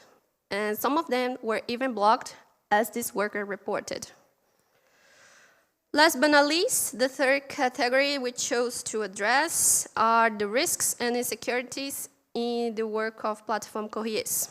So the first point to address here is the daily risks. They are common in this type of work. They are amplified in the COVID-19 scenario. As we mentioned before, when the working hours got longer and the payment got smaller. Among the risks, the risk of accidents stands out, especially when considered the work of platform couriers in heavy traffic of large cities. In the city of São Paulo, for example, there were 63.6% increase in deaths due to traffic accidents involving cyclists and a 47.3% involving motorcyclists in the months of March and April of 2020, compared to the same period in 2019. And since many of these accidents aren't registered as work-related accidents, we can have a real proportion of how many of them involve platform workers. We also have health problems related to the prolonged exposure to the repetitive, unprotected, and non-ergonomic activity, such as rhinococci, gastritis, back problems, as reported here, that can cause long-term problems for the workers. The second point here are the risks directly related to the COVID-19, such as contamination and dissemination in a work that is essentially carried out on the streets exposed to the virus. They were often stigmatized as vectors who contributed to the virus dissemination, even when considered essential for the society's functioning, when the reality is that they didn't have the option of not working. In our questionnaire, we asked if they have been vaccinated, and if not, why they didn't. One of the couriers responded that he didn't take the vaccine because he was afraid that the side effects would be so strong that would make him lose a day of work. A consequence of that is that many of them got sick with coronavirus. Also, one of the workers reported the misinformation purposely perpetuated by the company's algorithm management that tried to keep them available by introducing grants in pop-up messages such as, why did you stop? Come back and get promotion of extra money per delivery today, putting them at risk of being exposed to the virus without even knowing the source, the means, and how to prevent contamination, leaving them to learn by watching that approach. Given all of this, it's important to highlight the changes observed in forms of collective organization of platform workers, especially among platform couriers in Brazil, in the context of the COVID-19 pandemic. If before most groups were limited to being a local support network for everyday help, with the pandemic, it is noticeable an expansion of the scope of this collective organization, which has been intensified with the use of social media, such as the creation of political pages and informative posts about the collective, the movements, and agenda. In July of 2020, 2 national strikes took place, known as Break dos Apps, demanding better working conditions from companies in addition to other forms of pressure on public authority. The move was organized and disseminated mostly via social media, where the works mobilized not only couriers, but also other platform workers and consumers. The break was an important movement that showed the power of the collective organization in the fight for legal achievements that can bring in the least a space in the public debate. So from 2020 to this day, we have seen the growth of many forms of collective organization inside this category that is very diverse and have different forms of dealing with the reality of work. Here we can highlight the creation of Aliança Nacional dos Entregadores por Aplicativo, an organization that brings together 25 leaders of courier movements from different states who have been trying to join efforts and organize a representation for the category. The ANEA has been participating in the new working group created by Lula to discuss means of regulation for platform work.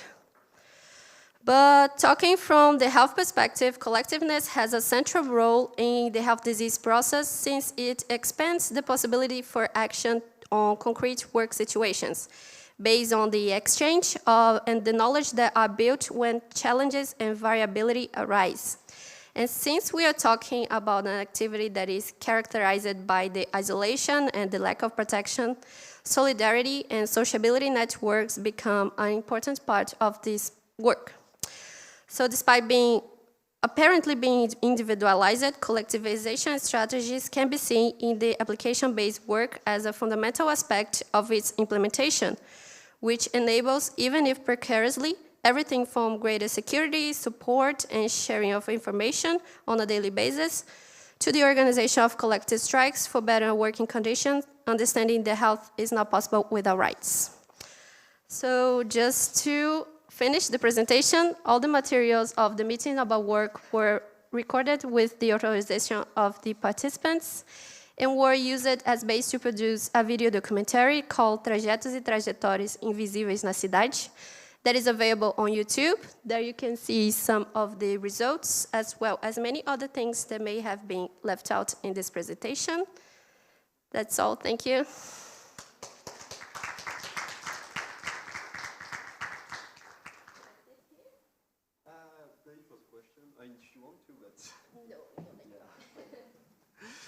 Okay, thanks a lot for the very nice presentation. We're gonna welcome to the stage now Karen Schwinn. We're gonna talk to us about perceived uncertainty in platform and crowd worker practices. So if you want to plug your computer. Can I maybe? Thanks. Yeah.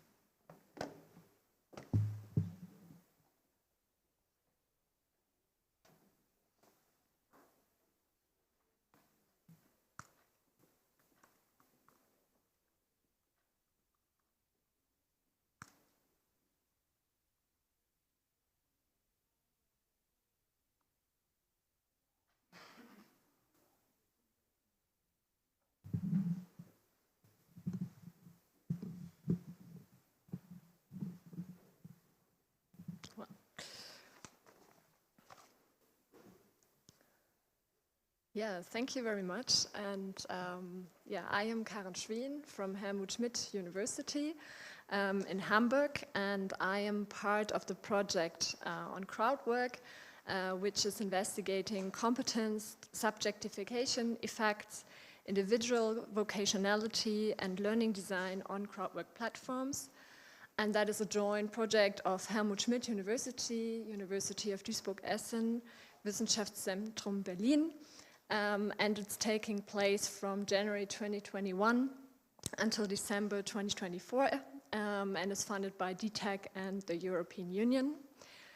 And today I will present on perceived uncertainty in platform and crowd worker practices.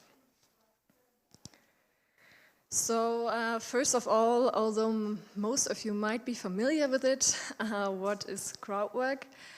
Crowd work is platform-mediated work. This means that online platforms mediate on-demand tasks from clients to workers who offer their experience and their skills to solve these tasks. Crowd work is normally mediated online and then takes place either offline or online. And in our case, we investigate online crowd work. In 2020, there were around 500 active platforms in Europe, and between 3 and 8% of the Europeans worked at least monthly on a platform. But those numbers differ a lot because the definition of crowd work is quite diverse, and also the population that is investigated in those studies. Crowd work is mainly taking place self-employed and is also a part-time phenomenon, especially in Europe and the global north. Now coming to the concept of uncertainty. In our research, we use a rather broad concept of uncertainty, and we differentiate between, first of all, aleatory uncertainty, which arises from the randomness of the world on the one hand, and on the other hand, epistemic uncertainty, which is due to a lack of knowledge on an individual side. Uncertainty is an inherent characteristic of change, transformation, and crisis, and becomes increasingly important in the modern working world. On the one hand, uncertainty can have negative effects, for example, on workers' health, decrease their job satisfaction, commitment, and also trust. But on the other hand, uncertainty can also be a driver for learning and innovation in the working world. Coping practices when facing uncertainty can either take place on an institutional or organizational level. They can take place on a technological level or on an individual level. On an organizational level, these practices can both be like formal or informal arrangements within the organization. And on an individual level, it can be actions, for example, to produce feedback and then make reflections and further predict on the work and its outcomes. When learning is used as a practice to deal with uncertainty, it does not always resolve uncertainty, but also accompanies the uncertainty. In crowd work, it is inherently characterized by uncertainty. First of all, there is financial uncertainty, then there is career path uncertainty, and also uncertainty built into the crowd work tasks, and also built into the physical and relational separation of the crowd workers. Research on strategies to deal with uncertainty are quite scarce, but for example, like some platform strategies to control the work can be seen as some strategies to deal with uncertainty. For example, like the automatic output control, platforms use gamification, or also direct customer control. Based on these assumptions, we investigate the following research questions. First of all, how do crowd workers experience uncertainty in their work process on digital platforms? And second, how do platform management strategies increase or reduce uncertainty from the perspective of the crowd workers? We examined these questions from a praxicological approach. That means that we focused on the practices to deal with uncertainty, and practices are defined as a set of activities in our case that are based on shared knowledge and that are relatively stable over time and embodied and materially mediated. To examine the mentioned questions, we conducted a case study on a crowd testing platform, including 70 narrative interviews in November 2021, a platform exploration, and also meetings with platform employees. The data was then analyzed based on qualitative content analysis. Our sample in this case comprises testers between 18 and 57 years old. 11 testers were registered less than a year ago, and 6 were registered more than a year ago, up to 4.5 years. So, first of all, we found 3 main causes of uncertainty reported by the crowd workers. First, the uncertainty about the trustworthiness of the platform. As we already heard today, there are a lot of dubious business models out there. Second, there's uncertainty about the platform environment and its principles and how it works. And also, the testers are testing tasks are quite diverse in what they ask from the testers, and also the technical malfunctions included in those tasks. And third, some beginners, especially registered less than a year, they also reported an uncertainty due to a lack of experience and also a lack of skills, and also a lack of confidence that they will be able to deal with the tasks. These 3 causes are mainly due to an epistemic uncertainty, because basically information can be given to the crowd workers, but are in some cases not be given to the crowd workers, or crowd workers can learn about them. The reported aleatory uncertainty mainly boils down to, like, for example, technical malfunctions that nobody can foresee, of course, in those tasks. Then there are different strategies by the platform to deal with the uncertainty. First of all, uncertainties increased for the workers due to a lack of interaction with the customers, a lack of influence on their working conditions, and also the inherent effectiveness of new products that they are testing in their work. And on the other hand, also uncertainty is reduced, at least on this platform we investigated, to a certain degree by promoting at least minimum working standards, giving the opportunity to ask questions to a human being that is working for the platform, and also providing some guidelines and basic help for beginners. So first of all, uncertainty seems to be an inherent characteristic of testing new products, and at the same time is increased on the one hand by the platform, which is controlling the relationships with customers and also with crowd workers, but also reduced when it comes to like the hurdles to register on the platform and start working there.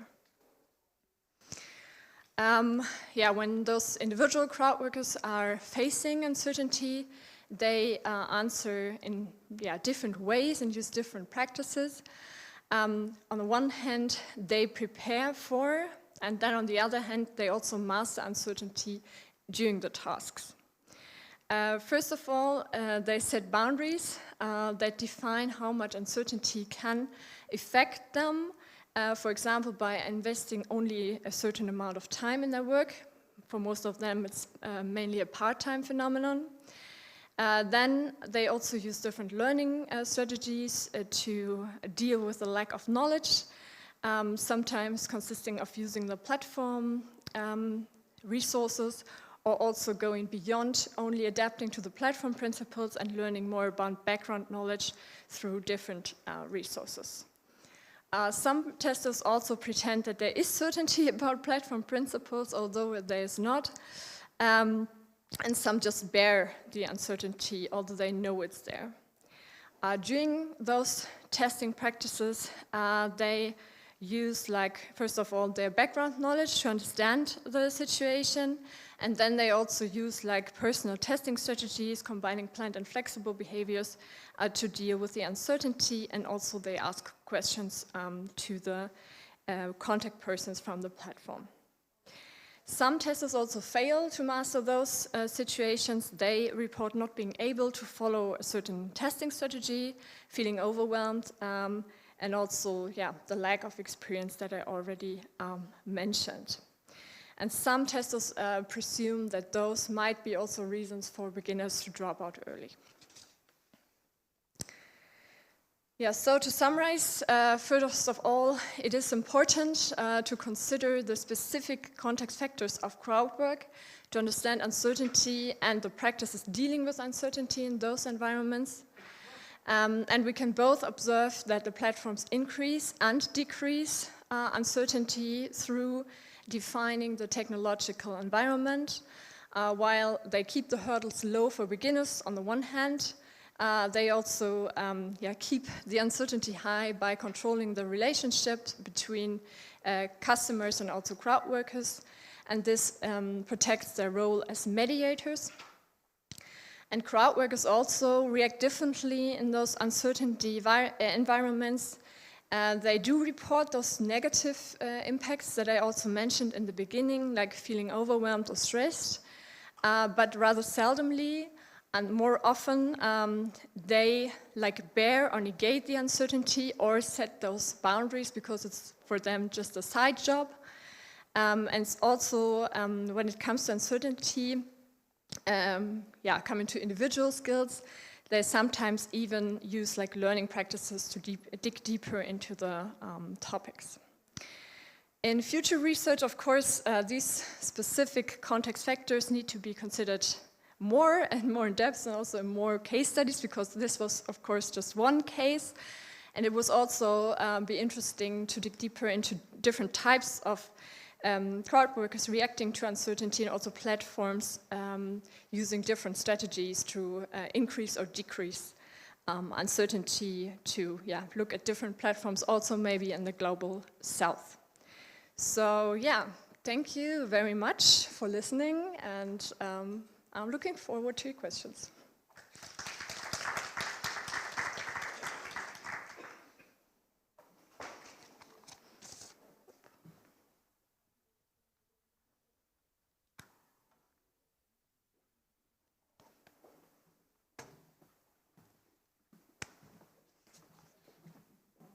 Thanks a lot for the presentation.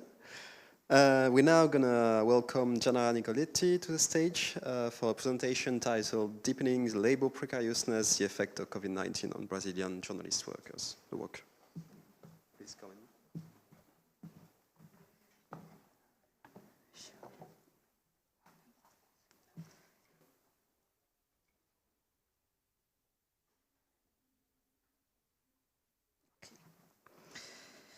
Okay, good afternoon, everybody. My name is Janara Nicoletti. I am a Brazilian that is working in Germany now at University of Munich, but this paper that I am presenting you is the result of a collective research made by a network of researchers on identity and work of journalists in Brazil.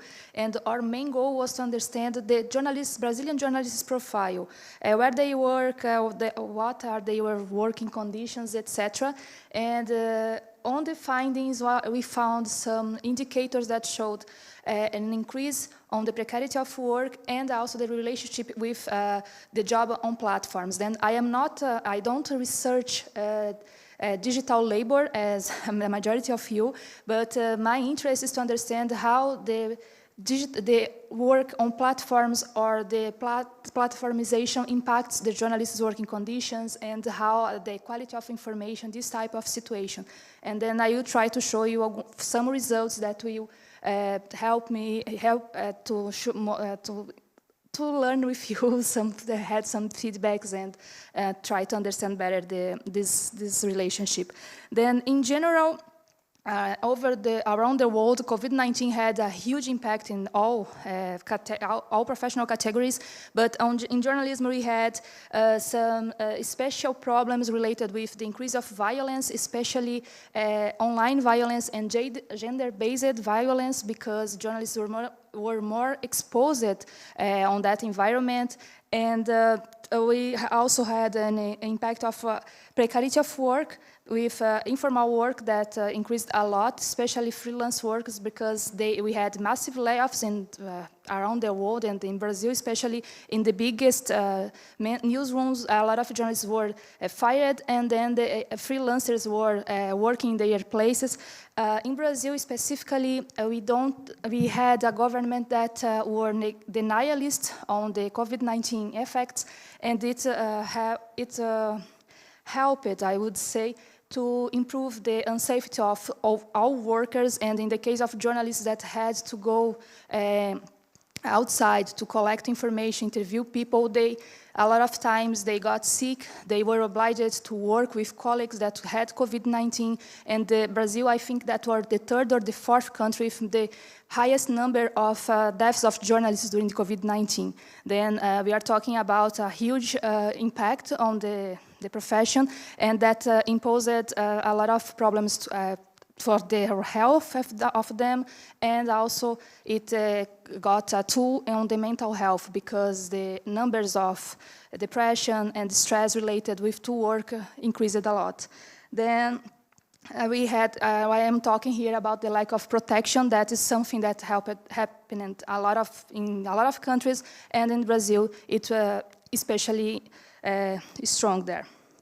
Then, sorry, I am not finishing yet. Here.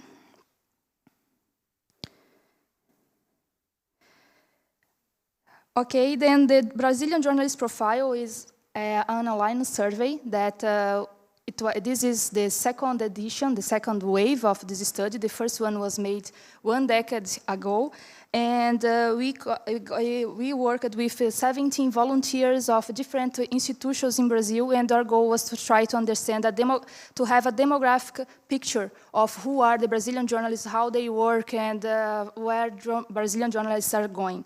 Then we had 67 questions, and we developed a sample of 3,100 journalists. But then, first of all, what it's important to highlight is who is considered a Brazilian journalist in Brazil, because differently of, I think that the majority of countries here in Europe, journalist in Brazil is the person that have this document there, that is the Brazilian registration, the journalist registration, and it the person don't need exactly being working as a journalist.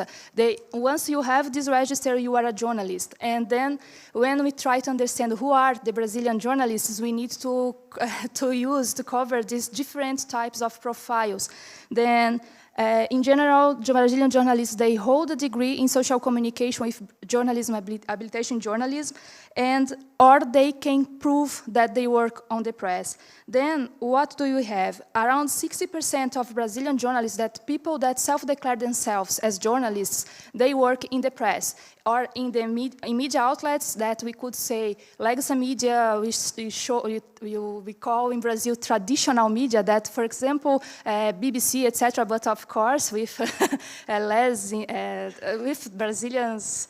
It's not a BBC, but it's global organizations that detain 95% of the coverage of television in Brazil, for example. And we have independent media that mainly they are made based on online environments or on platforms. For example, we have some news websites or news initiatives that they were made on Facebook or on Instagram. They are inside of that platform's environment. Then this is something that really impacts our work, because we have a problem that the financial sustainability of these new initiatives, that sometimes they have an important role to contest the legacy media, to try to bring different types of coverage and try to bring a plurality of voices to the media environment. They are being sometimes, they have to adapt themselves to the platform rules, and they are exposed, or they are vulnerable for the algorithms and the big companies, the power. Then it's really difficult for Brazil, for new independent media initiatives to become sustainable, because we have a huge concentration in Brazil, and we have this impact because your content needs sometimes to be adapted to a platform grammatic that sometimes is not, it's not related, or is not well, how could I say it? Let me try. Sometimes, or in general, the platform's rules are against the journalistic ethics. And then this is a huge problem that we have in our country and in the journalism, online journalism and journalism in platforms. Then we have around 8% of people working as journalism lecturers, and around 35% of people working as PR or in other communication field. Then majority of Brazilian journalists are women and white, but despite of it, in Brazil, around 60% of our population are black or mixed race. Then we have here a picture of our social inequality. Then majority of our journalists hold a bachelor degree in journalism or social communication. More than half have at least one specialization, master's degree or doctoral degree, but they earn around less than €1,000 per month. In Brazil, it's a wage, three minimum wages. I would say that is not so bad considering the Brazilian reality, but it's not enough to pay the basic expenses to live. Then around 60% every month, or they are on the red, or they need to try to count with help with family members or other freelance workers to improve to pay their expenses. Speaking about work on platforms, we made this research between August and October of 2021. It was a period of time when parts of the world were already going back to the offices or trying to restart a normality of life. But in Brazil, we had around 62% of journalists working from home full-time, or 11% that were working in a hybrid way, that sometimes they were working in the newsroom or at the office, or they were also working at home. Then when we talk about the journalism lecturers, around 100%, it was 90-80% of journalism lecturers were working from home, and it brought a huge problem with surveillance and monitoring because they started to self-censor themselves, trying to avoid any type of retaliation because of the content of their classes that could be published in social platforms, or the administration of universities could sometimes try to bring some type of would see some type of problem with what they were publishing, what they were teaching for the students. And considering with the journalists working on the press, that is on that 58% of journalists, they work with online news, and 1 in every 4 professionals developed some type of social network activity non-related to their job description. One of the main finds that we had related with journalism, precariousness, and platforms is that the work with social network, the work with 2 platforms in the journalistic market is considered some type of an additional task that shouldn't be paid because it's not so important or because it's not the main job. Then we need to go to interview people, to do all your work, to publish it on TV, on the online news, or to do a piece for the TV.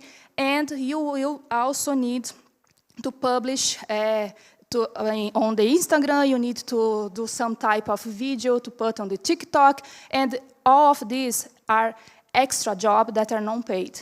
And all this type of job, they increase the work time because journalists needs to be a lot of work, extra time working because they cannot finish what they must do, and also increases the pressure on their job. But then we have problems with checking, we have problems with editing information, we have a lot of problems with the quality of news because it is increasing the pressure on journalism.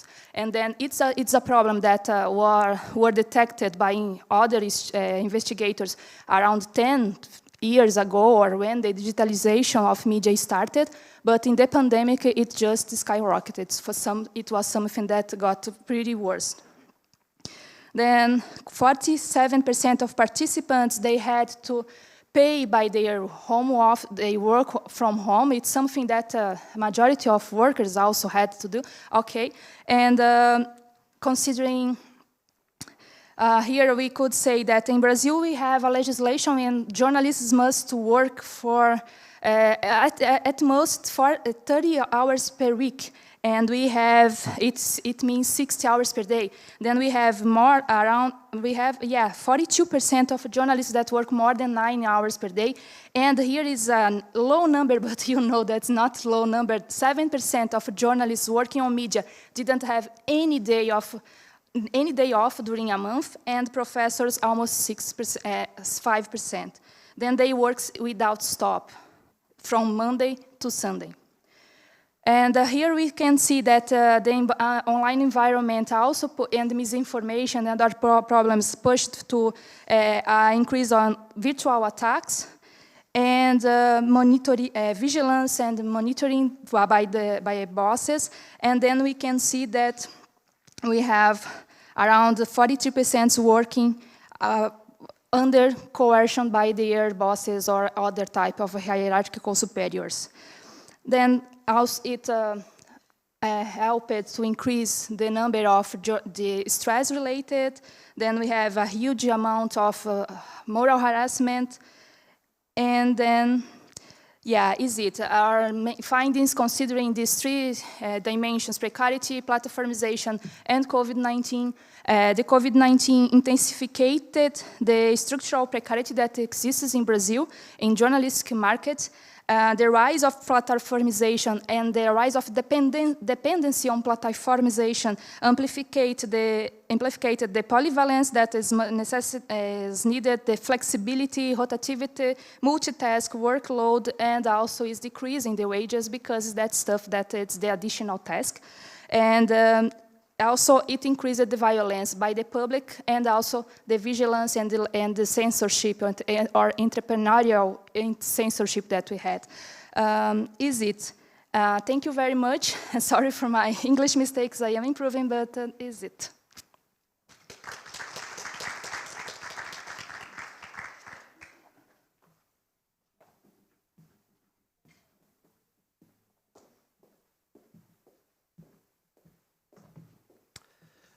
Okay, thanks a lot for the presentations. And is the last presenter here? So Shaibu Bukhari.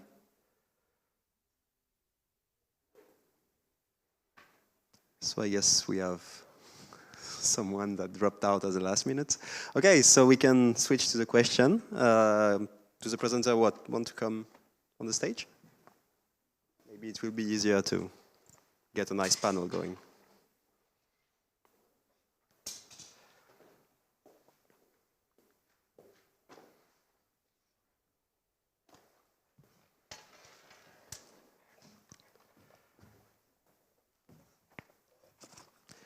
Okay, so raise your hand if you have a question, and I'll collect a few questions and then open the floor to the presenter.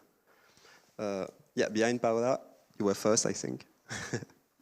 Thanks, Iraklis. Feels a bit formal with a microphone, but so it's a very simple question for Yanara. I thought the distinction between the three types of journalists was very interesting because it made me realize that there are different definitions of journalism, of what it means to be a journalist across the countries.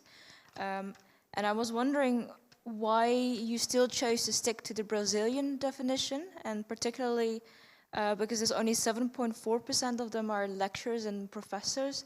From a very Dutch standpoint, I would say they're very, very different from the other journalists, right? So why would you still include that in your data set? Like, what was your thinking behind that one? Yeah, then Paola, I'll collect 3 questions and then we'll batch them together. So I'll have 2, if I may. So one is for Karen, for on the idea of uncertainty among crowd workers, and at some point you establish a link with skills formation in terms of the uncertainty about their own capacities. And I was wondering if you could maybe detail a bit more what types of skills were in questions, or what type of training maybe from these workers. So if you could say a bit more about that. And my other question is for the last presenter. When you said at the end you talked about under COVID, the effects of misinformation, and I imagine why there was a lot of misinformation during COVID, but if you could maybe tell us a bit more about how that affected journalists in terms of their work specifically, not just that they were exposed to that, which is understandable. Thank you. Maybe we can answer the first 3 questions and then we'll take more. Yeah.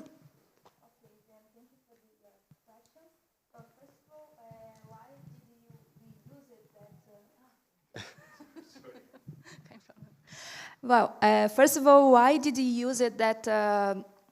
Why did you use that classification of Brazil? Because our goal was to understand the Brazilian market. Then we had to adapt our research, and we were trying to use how journalists or people that self-identify themselves as journalists, where they work, how they recognize themselves. Because in the journalism market, we have, for example, Latin America, we have other countries that also are debating, or in other countries from global south, and even here in Europe, they are starting to debate these boundaries of journalism, because we have the journalists that work in press, but with the platformization, we are starting to have content producers that are also journalists and are producing journalism, and are blurred boundaries. And in Brazil, we decided to respect how people identify themselves. Then on this classification, we have the journalist lecturers. Then it's a small number, but it's significant because it's more or less the number of people that work with as journalism researchers in general. Then it's something that we let there because it's important to highlight who are they and how they identify themselves. You know, it's different. For example, when we need to compare Brazil with other countries, we usually use the media workers, and the other we just put away because it's a different classification. But as a Brazilian study, we decided to respect that. And the second question about the misinformation and how it impacts journalism, well, it helped to increase the violence against journalists, the digital violence especially. Then in countries as Brazil, for example, we had on that time a politician that is a far-right politician called Jair Bolsonaro. He was our president on that time, and he was the main voice to spread misinformation about COVID-19, and also he was the main voice to expel hate words and speeches against journalists. He was all the time, or in speeches, in interviews, or on his work, social platforms, all the time doing the two things: trying to decredibilize journalists, the media information, using disinformation or misinformation, trying to, or changing the numbers, or trying to invent something that was a really lie, and at the same time they were attacking media. For example, it's a media, it's lying, you cannot believe on them, etc. Then it promoted in Brazil and different other countries waves of attacks against journalists. Sometimes it was coordinated, starting from a main point that had this main interest, or it was only uncoordinated, but by mob censorship or by the viral mobilization on social platforms that made journalists being attacked. And sometimes the online violence, they were transformed in physical violence, especially when we talked about women, because when they attacked journalists, women journalists, they started to use physical information, family information, or they tried to reduce that person. It was machismo and this type of information, and misogyny with the hate against journalists. And in this sense, it happened. So yeah, thank you for your question also. Skills are one part of our project. Of course, we thought about that as well. First of all, when we looked at the practices of the crowd workers, of course, first, I think also the presentations before, they said it's not just about the work process. So also when it comes to practices, you have those practices concerning the work process, but then also those practices concerning navigating the platform as a social context that is digitally mediated, and also connecting the work to the broader life contexts. So the skills that arise from this kind of work are, on the one hand, of course, when it comes to testing, like technological skills, especially when crowd workers have like some interest in it or some motivation to learn more about it, of course, then they will use information they can find on the internet. But there's also a difference, because those who are mainly interested in like only earning money and not that much in the technology, they of course learn less, because they are more like motivated to learn about the platform, how it works, how to make as much money as possible, and that's it. But for those interested in technology, they will learn more. And also, when it comes to those platforms, they also learn to interpret those digital signs, like what does it mean, how does it work, what is the organization behind it, and also the social mechanisms behind it. And then of course like things like time management, to like organize all these different jobs, sometimes different tasks in life. So that is also an important part of the skill set that they develop there. Any other questions? Now is the time to raise hands. Yeah, Juana. Hi, and thank you, all of you, for your presentations. And I have a question for Gabriela, the first one. And maybe it's a question more about an opinion, but in Brazil there is an important process, as you said, of discussion. Some experts say it's more a bargaining process because platforms are gaining a lot of power, and workers, they were, I don't know, doing strikes on the street against this regulation. So what happened with this new leftist president, Lula, who is at least ruling a little against workers, and also in his campaign way, he never proposed another type of model of regulation because he wants to follow the Chilean one. So I want just to know your opinion in this process. Maybe we can take another one. I can ask one otherwise, but I'm opening the floor.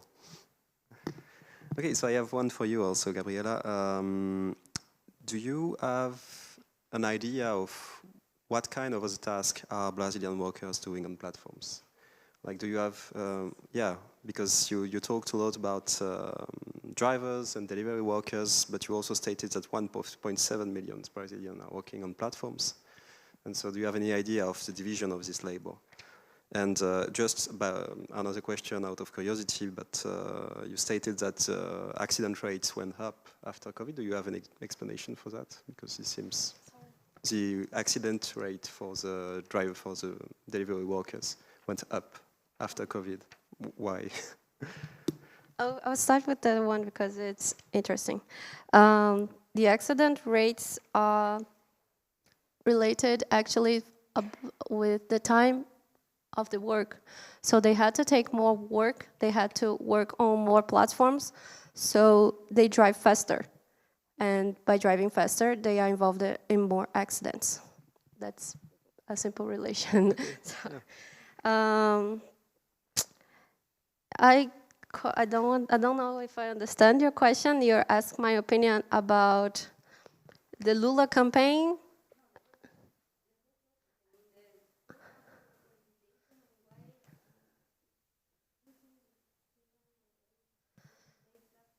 Okay.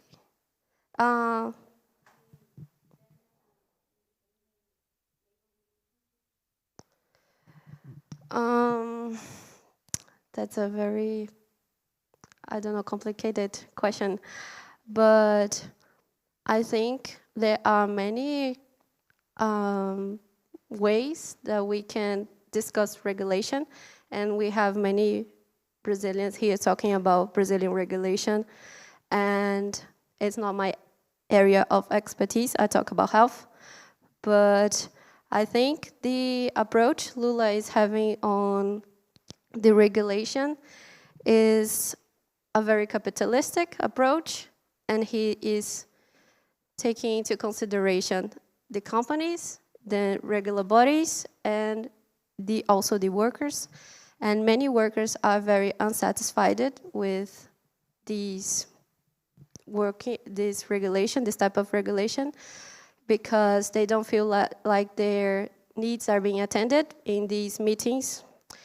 They install working groups to talk about regulation where they have representations of the companies, the workers, and the labor regulatory body. But I can't talk about the couriers because they are more active on social media, I guess, and they are expressing more their opinion about this working group. And we had a meeting, I think, last month to get into some type of consent, into a common place. But the workers did not like the proposal of the companies, so they are organizing another strike because they feel like their needs are not being attended. And I don't know what will be happening about this. We don't have a regulation already prepared. It's also already in discussion. but I know from the workers' perspective, they are not very content about what is being discussed. Did this answer your question? Okay. So what kind of tasks we are talking about here? When talking about tasks, we are talking about working fragmentation, right? So there are an infinity range of tasks that are being developing in digital platform spaces. In Brazil, we have a great mass of unemployed people going to these works of food delivery couriers. So I said there was a great expansion of the number of couriers in Brazil. But because I guess is now with the bike couriers isn't easier to submit to the platforms. But we also have crowd work as well, training AI. We have the drivers. And I think they are the most common in Brazil. Okay, thank you. Any other hand? Otherwise, I have one last question about journalists. But just out of curiosity, but what is the legal status of journalists in Brazil? Like, and what is the difference between freelancer and formal journalists? And how do you become formal journalist? Like, what is the process? Okay, thank you. Yeah, it's according to the labor legislation. We have in Brazil labor legislation that establishes the consolidation of labor laws, is CLT, the acronym, that is the formal way of being employed in Brazil as journalists or in any other profession. Then if you are employed under this law, you are formal. Or we have other type of formal job that is the statutory employment that is civil servants. Then journalists that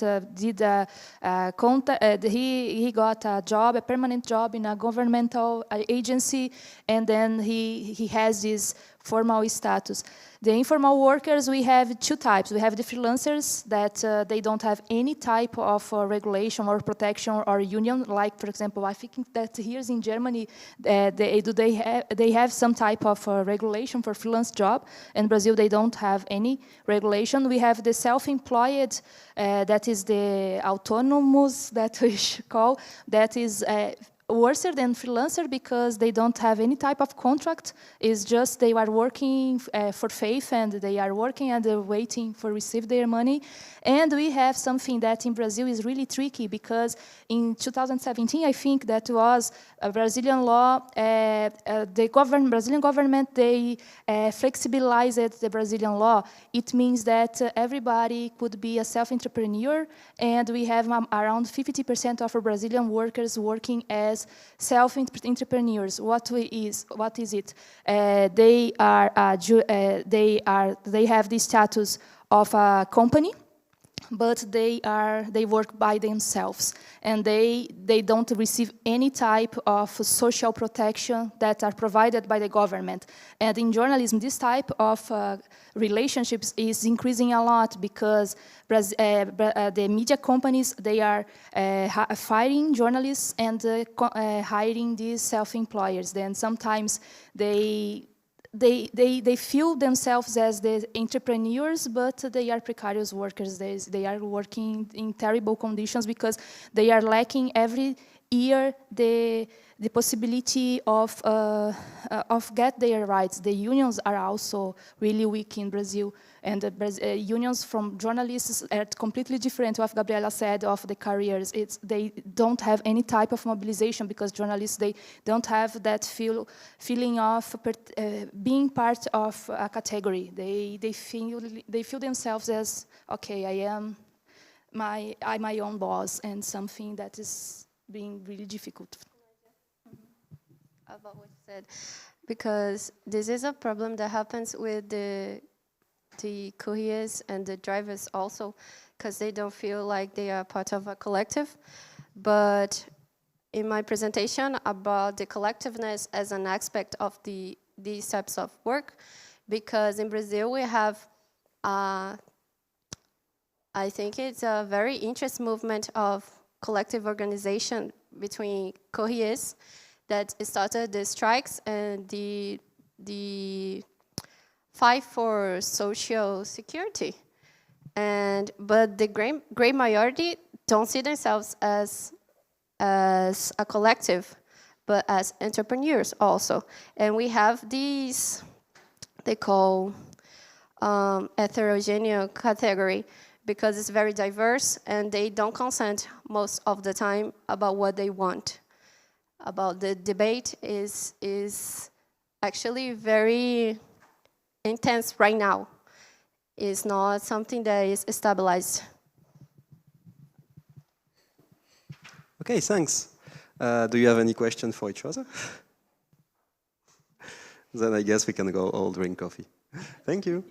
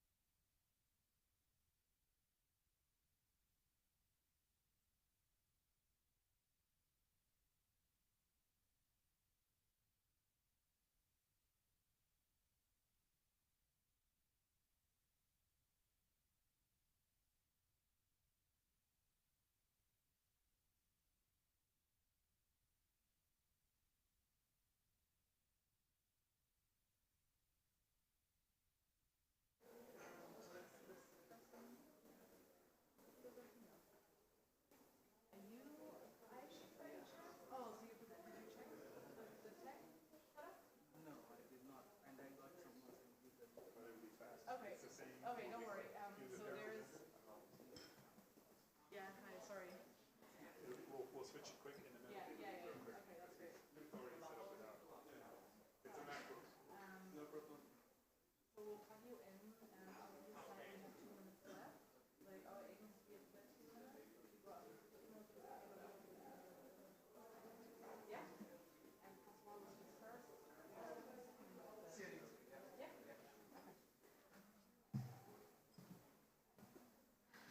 Okay, we'll get started on the gender panel. It is my very great pleasure to host this panel today. My name is Barbara. I'm a researcher on the gig economy, and I'm very interested in feminist notions of labor. We have, I think, only 3 presentations today. If Elizabeth Umo Adetola and Gwemisola Gadebo Oyewo are here, I don't think they are. Please do let me know, otherwise we have 3 presentations, which means we'll have a bit more time to discuss in the end. We'll do the same format as the first panel, so each team of presenters gets 15 minutes, and then we have a short round where you can ask any clarification questions if there are things you didn't understand, and then we'll move to a joint discussion at the end. And with that, I'll ask François Safati on the stage with the first presentation on the effects of the pandemic on women's careers, organization, mobilization, and implementation. The floor is yours. Thank you very much, Barbara. Actually, we decided to change the title of this presentation, but you know, it's all about gender issue in the IT sector, tech sector.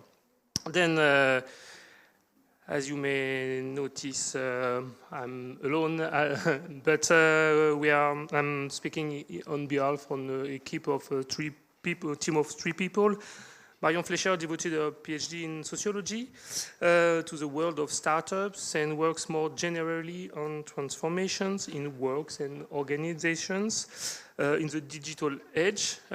She's currently starting a postdoctoral fellowship at UQAM at Montreal in Canada, where she's working on the feminization of professions and entrepreneurship in the IT sector. And she has written a lot of papers about the startup and entrepreneurship. And Camille Dupuis and I have published a book based on an ethnographic survey carried out at École 42, which is a school that trains coders free of charge on 51 campuses all around the world. And in our work, the 3 of us focus on the political issues of training, of work and employment in the tech industry. Then, in this presentation together, we want to talk about a new survey. We have begun to explore the space of women's concern, conducting interviews with people who are involved in a variety of ways with diverse forms of organization and repertoire of contentions, following Bérény and Revillard quoting Charles Tilly's work. More specifically, our respondents are mobilized to varying degrees by creating and moderating online chat that help awaken and socialize women to these issues, by organizing forums for exchange and communication on these issues, and by becoming professional in this field. Then, in this presentation, we would like to understand the logic and the forms of these women's unlikely mobilizations. To use the word of Lilian Mathieu's, unlikely mobilization means people who are going to mobilize. And in fact, it's a little bit surprising, and the reason we are conducting this interview is to understand this surprise. The questions are who gets involved, for what, in what context, and to what end. What norms of equality do they uphold, and how are these reflected in their actions? Our main hypothesis is that their modes of socialization and professional trajectories that condition differently the relationship to sexism and the cause of women, giving rise to different ideological registers and different repertoires of contention. Our social, our professional trajectories determine differentiated militant trajectories. What does interest us in this paper? Women's experiences of sexism and how do they act against this sexism. Then, first of all, we'd like to focus on the experience of a highly sexist sector. Lots and lots of surveys have shown a variety of results about women working in the tech sector. In this sector, inequalities are obvious and have been documented by many studies. To sum up these studies, we can say careers are not the same and there is a lot of inequality of pay. Women are perceived and having fewer skills and they have to deal with the lack of recognition for their work. And in that kind of company, we can observe a lot of working atmosphere that feels more like a men's club than an office, a real office, and it's very difficult for women to take place in that space. Then, working in this sector gives them a sense of how difficult it is to deal for them, to deal with sexism. And for some of them, it's a catalyst for engagement. And we are, in this survey, trying to analyze the catalyst for engagement. In this survey, we analyze two different types, two different reasons for acting. First, how does the sector make them want to get involved? Actually, this commitment is not based on the same ideas, depending on their social origins and their socialization. We call the first one equal pay for equal skill inside the sector, and the second one, we call it making the sector more diverse and more inclusive. Then, first, equal pay for equal skill, adapting the sector so that women enjoy the same benefits. In this standard, the equality standard is universalist, meritocratic, and our people say everyone must be equal. That means women have to be treated just like men in terms of career, in terms of pay, and so on. And this demand comes from a part of our samples, and a part of our samples which is specific because they have an early reverse socialization in masculine environments. As an example, we can say a lot of them have mothers in men's professions. A lot of them have masculine activities like soccer and so on. And soccer, in France, soccer is a masculine activity. I know it's quite different maybe in the US, but in France, this sport is related to women. Then they did a lot of masculine activities, and they have a socialization with boys, and socialization to the idea that, in fact, you can do whatever you want, and they got the idea that science is not masculine, and that means for them, their socialization is more like gender blind. Actually, everything happens as if they have not warned that they live in an unequal world. Then, to be more accurate, they have to be socialized in a context of naturalization of the absence of difference, the neutral masculine norm. Significantly, they have a course of study in science and technology like computer science, or more generally branching out into information technology. They acquired technical skills which led them to ask for equivalent assignation.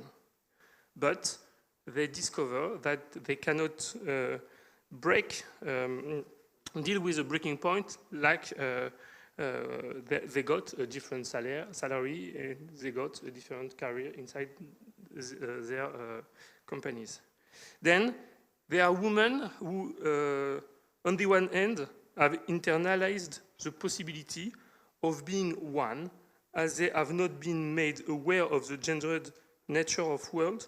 They feel they've got the right to do whatever they want and to have a career like men. And on the other hand, they have the same education as men, they have the same skills, and they demand to be treated the same pay. Second types in our survey, making the sector more diverse and making it more inclusive. This is our equality standard number 2. This is a constructivist way of thinking, and in our survey, committed women are deconstructing the norms of the sector, both in terms of gender and in terms of race. They deconstruct and reconstruct the norms. They ask for a more intersectional sector. Then, significantly, they receive the socialization with the earlier feminist way of thinking in all their lives. They received an awareness of male domination before entering the IT sector and outside of the sector. This means they entered the sector with an awareness of this issue. One of them, as a feminist grandmother, who told her when she was very young, don't let men decide for you in every field. All of them studied in non-STS school. They have a background in cultural and social work, and they have converted after an initial period of working outside the digital sector. After this initial period in the tertiary sector, they decided to learn how to code during a few months in several bootcamps. Their technical IT skills are less developed than the other one, and as a result, their gender equality discourse doesn't focus on technology and values the relational dimension of their work. To conclude, I would like to say that this study is a contribution in the field of politics of feminization of the digital sector. And it's really noticeable that in our survey focuses on gender. People that we have asked are all about gender and race as a matter of concern for activists. They do address issues on gender, on race, but they do not address issues on intersectionality really, because actually they do not think and fight in terms of social class. They want to make the sector more diverse. They want more equality, but diverse in terms of race and gender, but they do not think about social class and the economic model of the sector. Then this paper focus on two sides of the traditional three sides of the internationality, because our survey, that the findings of our survey. Thank you very much for your attention. I hope I respect the time. Thank you.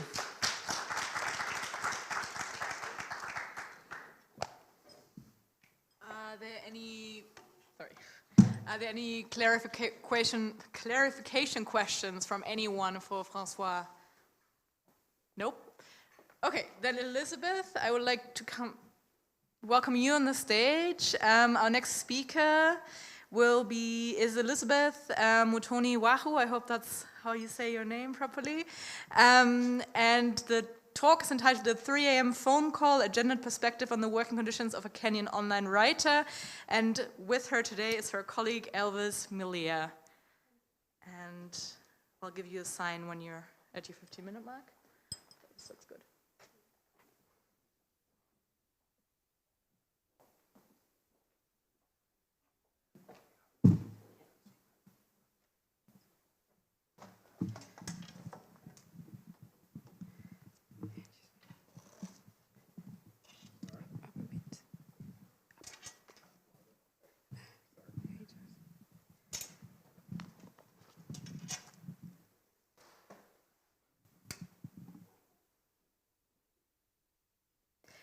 Thank you. Thank you so much, Barbara. My name is Elizabeth. Our paper is a 3 a.m. phone call. It's a gendered perspective on the working conditions of Kenyan online writers. First of all, we are thankful to the GIZ project, Future of Work, for their financial support. I am Elizabeth Wahu. I'm going to be presenting. My co-authors are Elvis Milia, Penina Muremi, Anne Gichuku, and Otto Kasi. Welcome. Now, our paper looks into the context of Kenyan online writing, in which the gender ratio is around 4:1 in favor of men, and we examine the main reasons for this imbalance. Online writing in Kenya is hierarchical. It takes the form of structured groups resembling virtual SMEs, and it consists of two, where at the top we have account managers, and these are platform owners. So they source for work, and below them we have writers who do the actual work. Now, we used a mixed methods approach to study gender disparities in the online labor market in Kenya, and our study is based on 2 phone surveys conducted in 2018 and 2023, complemented by long-form interviews and focus group discussions. Our 2018 survey categorized the respondents into 3: aspiring online workers, active online workers, and retired online workers. And now this was flanked by 84 semi-structured interviews and 8 focus group discussions in 7 cities. The 2023 survey focused on online writers, and it split them into 3 categories, and this is active junior online writers, active senior online writers, and retired online writers. Now, I want you to note that online workers is a hard-to-survey population, and representative sampling of population-wide pools is unfeasible. Therefore, the survey was conducted via phone by experienced online writers and included both panel data from our 2018 survey and new respondents from online WhatsApp groups. Now, most senior writers and platform owners, they tend not to sign up for their accounts, but rather they buy them from the black market under foreign profile. Figure 1 shows 2018 findings, where we found 3 major categories of online work in Kenya, and academic writing was leading at 40%, article writing followed by 26%, and transcription at 18%, and of course we have others. Now, in 2018, crossing our survey results with Otto's data from the Online Labor Index, we calculated that some 36,000 Kenyan online workers were mostly earning around 25,000 to 30,000 Kenya shillings in 2018. Now, you would think that due to Kenya's lowered currency, it should have risen by 2023. But unfortunately, our new data indicate no significant rise in average earnings. Now, figure 2 shows average women participation in Kenya online work tasks as only 22% of women participation. Now, going to figure 3, it shows that women participation in academic writing was 13%, article writing, women participation was 19%, and transcription was 35%. Since academic writing is by far the largest subsector of Kenyan online work, we are particularly keen to understand why gender disparity is greater here. I mean, only 13% of writers are women versus 35% women transcribers. So our big question is, why are there fewer women in academic writing than in transcription? In our 2023 survey, we tried to answer this question by focusing on academic writing as the major task. We did a head count of all writer respondents, both actively involved and retired online writers. We also used wisdom of crowds methods to estimate the number of women, where we asked the respondents to take a guess of the number of women who work both under someone and as senior writers. Our finding in 2023 confirmed that we have fewer women in academic writing. I mean, our data only led us to finding that only 9% of writers are women, and that majority of women writers, they work under someone, which means they don't have accounts. So this got us thinking, could there be some challenges unique to women and not men in academic writing? And so we probed further to understand the plight of women in academic writing. Well, we first asked both men and women, what's the hardest thing about writing in figure 5? And if there was anything about online work they wanted to change. And actually, 30% of them, they said lack of skills was a problem. 28% of them, they said lack of mentorship was a problem. 21% of them, they said demand for high quality was a problem. Now, each of these 3 points, they revolve around being handheld for a successful online career. This finding allowed us to show that the ecosystem is actually a community of groups of online writers, and it is not atomized as online platform is often depicted in most of the literature. We were then keen to probe deeper of this phenomena of online writing as a community, and so we asked the respondents, do you think you could have started online writing on your own, without a trainer or a mentor?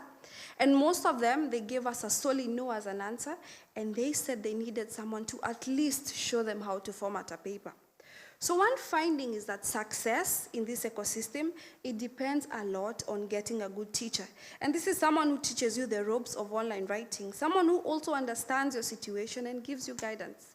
Now, this was particularly important for women, as we can see in figure 6, where most of the women, actually 30% of them, they said the hardest thing about online writing was lack of mentorship and internship, followed by lack of skills at 26%, which as many told us is related.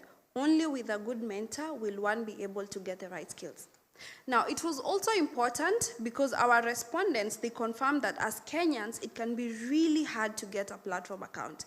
And this is the type that constantly supplies you with online writing work. And once you do get the account, it can easily get shut down if the quality of work delivered is not a good standard. Now, actually, many of the account holders, they told us that a good writing account can cost up to $10,000 US, and there was no guarantee the account would remain active for a long time. So now, because of these account issues, younger or junior Kenyan writers, they tend to work under the older or senior online workers who have accounts. But still, this didn't tell us much about where all the women were in the ecosystem. So we dared to ask the seniors if they preferred working with a male or female writers. And most of them, as you can see in figure 7, they actually preferred working with male writers. Now, even after asking what is the hardest thing about online writing, we still had not inched closer to figuring out why the number in online writing are highly skewed towards men, and especially when online writing would seem to precipitate the perfect environment for women. I mean, they get to work from home with the flexibility to take care of other obligations and still earn well at it. So to answer our why, we asked the respondents, are there different challenges in online writing for men and women? Now, this is where it got interesting. We got a myriad of responses, which we put together in coding verbatim. As you can see in figure 8, we coded responses into difference in character traits, which majorly included entrenched stereotypes that women are either lazy or incapable, and especially in certain subject areas. We have sexual harassment, which emanates as a result of working from male-dominated workstations and availability. Now, still a majority of respondents, both men and women, they saw no greater challenges. They saw greater challenges as seen in figure 9. They cited that unavailability and the different time poverty that women face because they are often bogged down by obligations and responsibilities at home. Now, obligations and responsibilities, might I add, that are expected of them by men and by extension society, which explains why 42% of men and 29% of women, they saw no difference in challenges for men and women, as we can see in figure 9. Now, this got us closer to something, no doubt. However, while we got some pretty interesting insights to narrow down on our why, we then asked, do you have to work late at night due to tight deadlines? And bam, there we have our answer. As you can see in figure 10, nearly all of our respondents answered yes, all the time. That is what online writing is all about. Now, this introduces a manager-control flexibility, which we find in our research and in pieces of literature such as Le Don Vita, 2018, and in more nuanced in online writing. This sort of flexibility requires writers to be on standby by 3 a.m. call when a task arises because of the 8 to 11-hour time difference between supply and demand. Now, this is quite different from the worker control flexibility, which we often think as this great attribute of being an online freelancer. I mean, you can work at your own time, when you want, and how you choose. So in these two questions, are there different challenges for men and women in online writing? And do you have to work late at night? We had our findings. And finding number one is that the greatest challenge for women is unavailability at odd hours or short notice. And finding number two, online writing mostly takes place in the wee hours of the night. And between childcare and having to explain a call late at night from a strange male is difficult for women with kids and family. Now, we have a few more nuanced findings which you will find in our working paper on the GIGA website. But for now, allow me to get into our policy recommendations. So in conclusion, from our 2018 survey, we think there are more women in transcription, and that is somewhere around 35%, than in writing, that is 9 to 13%. But as a policy recommendation in an age of AI where transcription is rapidly getting automated away, do we really want to advise policymakers to help shift more writing women into this diminishing task? Now, academic writers are really doing a fascinating work. Yes, academic writing is a bit, it is unethical, but we are using our brains to be creative. On the Goose and Manning, the juxtaposition between lovely and lousy jobs, you could place writing in the lovely category. Why? Because writing is innovative, it's challenging, it's using creativity. Whereas for transcription, it's more routine and repetitive work. Now, ghostwriting is also not sustainable on ethical grounds, but more tangibly also with the rise of ChatGPT. But as Kenyan academic writers, we really see this current shift in AI tools as a chance for us to use our skills to become more creative and not less, become more innovative and not less. So let me ask you, how do you think policymakers could support a transition to more decent work, more meaningful careers for Kenyan ghostwriters? And particularly, I want you to put female ghostwriters in mind. Can you think of a task that utilizes and builds on their current skill set, a task that allows them to enter a respectable profession, a task that may not fall victim to automation so quickly, but can instead be boosted by AI? Anyone? One task? Yes, Barbara, one task? Anyone, please? What could Kenyan ghostwriters do instead of ghostwriting?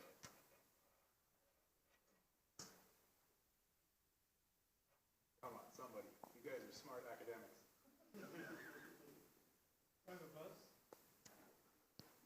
Something that's in the Goose and Manning lovely category. Something that's... Sorry?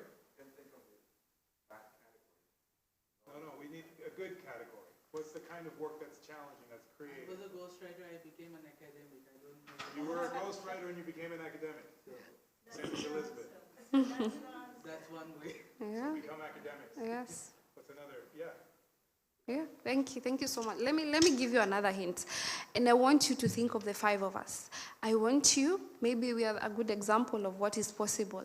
I want you to think of Anne, I want you to think of Penina, myself with Elvis and Otto. And I want you to view us as a prototype of the transition that might be possible when you combine regular researchers such as Otto and Elvis with us, academic writers. And we are actually doing much of the same work we did for the students. Only now it's high level, it's legitimate, it's fulfilling, and we are learning. We are learning to add real value to the world. I hope we are, and I guess you're going to be the judge of that when you give us feedback on our paper. And it's fun, it's productive, it's a productive journey that we would want to open up to other Kenyan writers. And you know what the most fun of it is? That Elvis doesn't have to call us at 3 a.m. Thank you so much. We look forward to this discussion.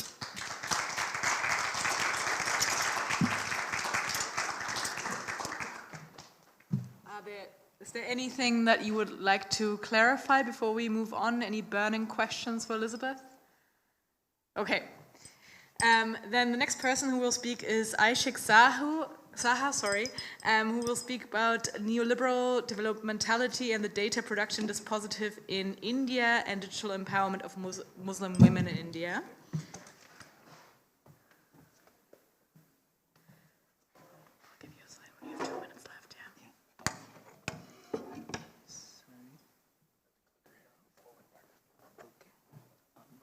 Can you run this one? Continue. Quit. What? Sorry? Quit. Yeah, thank you.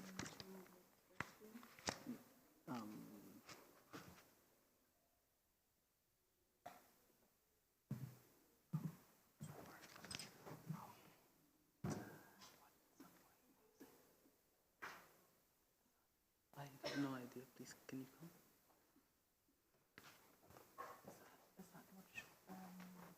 I'm using the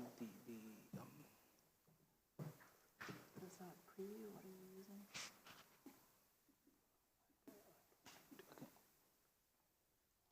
Can everyone see this? Otherwise, we'll just move it in the middle and you can see that way. Yeah.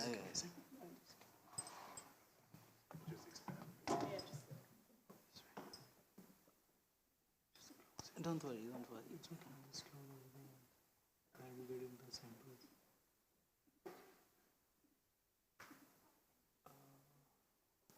You can just try to do a slideshow.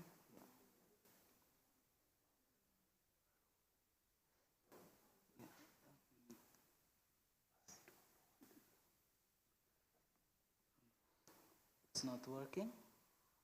Yeah, there we go. Thank you. So my paper, as the title suggests, deals with neoliberal developmentality as a discursive input into the data production dispositive, which is mainly theorized by Julian and Milagro Myceli. In particular, how developmentality and upliftment of Muslim women is mobilized in order to ensure the availability of a relatively low-wage workforce for data work. So just as an introduction, but since I'm guessing a few people do not know about the situation in India, but in India, Muslims have led a precarious existence both politically and economically in the aftermath of the partition of India and Pakistan. The accompanying communal riots resulted in a tectonic shift for the socio-economic position of Muslims in India. So you have the more affluent section of Muslims who migrated into Pakistan, and Muslims, there were hardly any Muslims left in government and administration. Urban artisans among Muslims in places like Delhi were also subject to communal violence after the partition, resulting in their migration and weakening of their social base. Similarly, the decline of Muslim princely states basically meant that even employment under certain like the prince, how do you put it? The kings who you had employed artisans, those opportunities were no longer available. So when we are talking about developmentalist perspective, the metaphor of forgotten people by the state or left behind in developmental terms tends to overlook how the state deliberately seeks to displace marginalized communities in the quest for development. There's this term used by Ruth Wilson Gilmore called forgotten places as locations that both symbolize and are molded by the crisis. Problems that are situated as innate and irreconcilable, like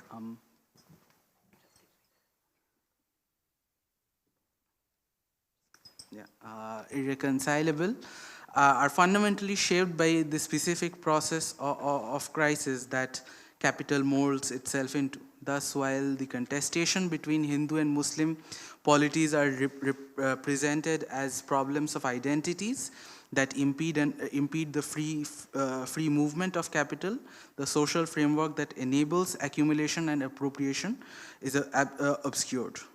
So in the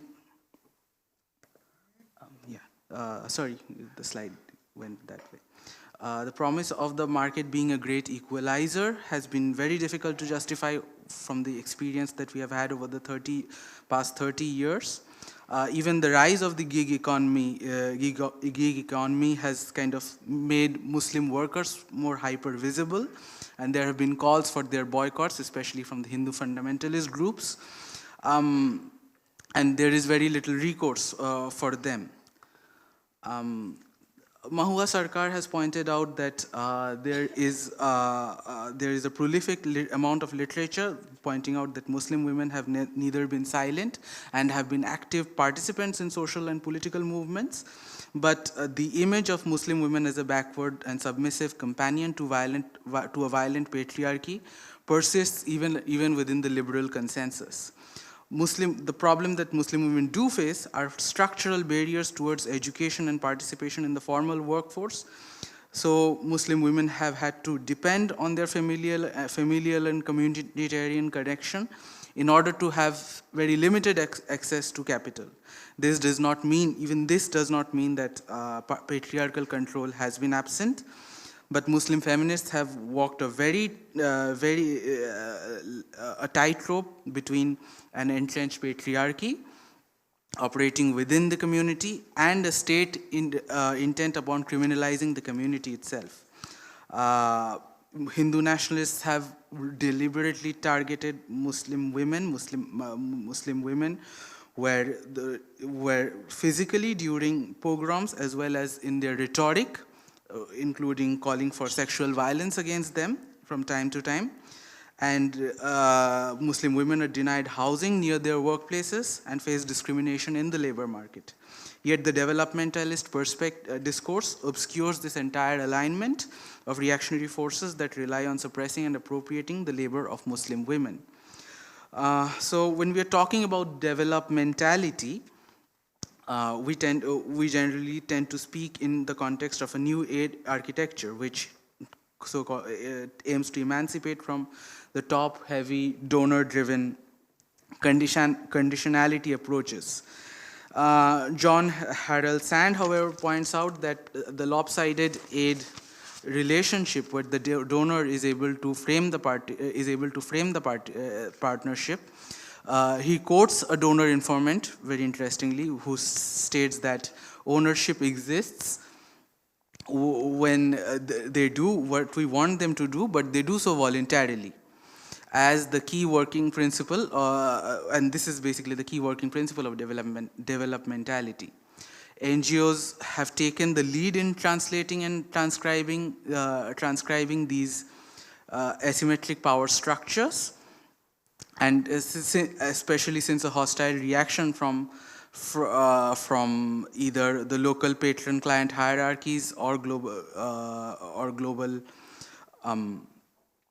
institutions can kind of disrupt their operations. These institutions have stated that they are above politics, partisan political movements, and basically they silence the critiques of the Hindu majoritarian dispossessive forces, which in the case of India, of course, corresponds to Hindu nationalism.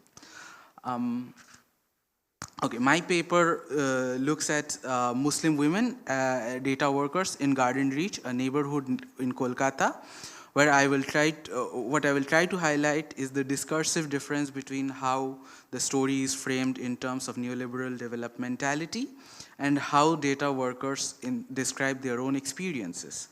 We will be discussing iMerit, which is described as an AI data solutions company with expertise in NLP, computer vision, content services, and the like. It was established in 2012, and it kind of grew out of Anudeep, which is a non-profit founded in the same area in 2007. So this is how close these operations basically are. In a post by the company blog from 2017, iMerit iMerit commends itself on having a delivery center in the conservative Muslim neighborhood in Kolkata, where where the workforce is made of 90% of women. This figure falls down to 60% once a company-wide estimate is made. It even admits that having a center dominated by women was not its objectives. It never ponders upon the question on why the participation rate of women in the workforce in what is deemed as a conservative community is significantly higher than apparently non-conservative ones.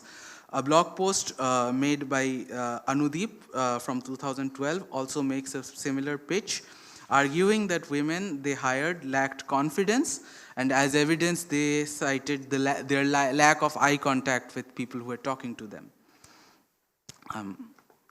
So within this developmentality discourse, not only these NGOs and companies participate, but we also find media houses. So both West Indian and Western news outlets have hailed the success of iMerit, yet a majority of the coverage deals very little with the workers and spends most of its space on iMerit's founder, Radha Basu. I found only one article by the New York Times that even interviewed actual workers for the iMerit story, but they did not interview workers from the neighborhood of Garden Reach. So, and there was in fact one story by Hindustan Times which said that these are conservative neighborhoods where women are not allowed to go to work, and the one source they cite, the woman says that I could not continue my education because I did not have enough money. So that is the definition of conservatism. But I'm not leaving ourselves out. So academia has also played a critical role in fostering developmentality. Carnegie Mellon University reported its collaboration with iMerit in glowing terms, specifying it as an example of digital inclusion. I also found multiple reports by fellows from the Miller Center of Social Entrepreneurship at the Santa Clara University. One such report highlighted that iMerit's workers do not usually have access to computers outside their work and therefore are less likely to share sensitive information over the internet. It went on to argue that the lack of technological access was beneficial since the lingering technological habits may spill over from personal to work life. Which, however, this would also mean that the claims made by iMerit and Anudeep about fundamentally allowing women more opportunities would ring hollow. Their employment in the industry would be contingent upon their lack of certain skills and privileges. So basically what I've tried to do here is I've interviewed 7 women from this center, 6 of whom are currently employed and 1 former employee. All of them identified as Muslim women between the ages of 20 and 25. They had an experience working at iMerit between 1.5 and 4 years. The interviews were semi-structured, around 15 questions basically. While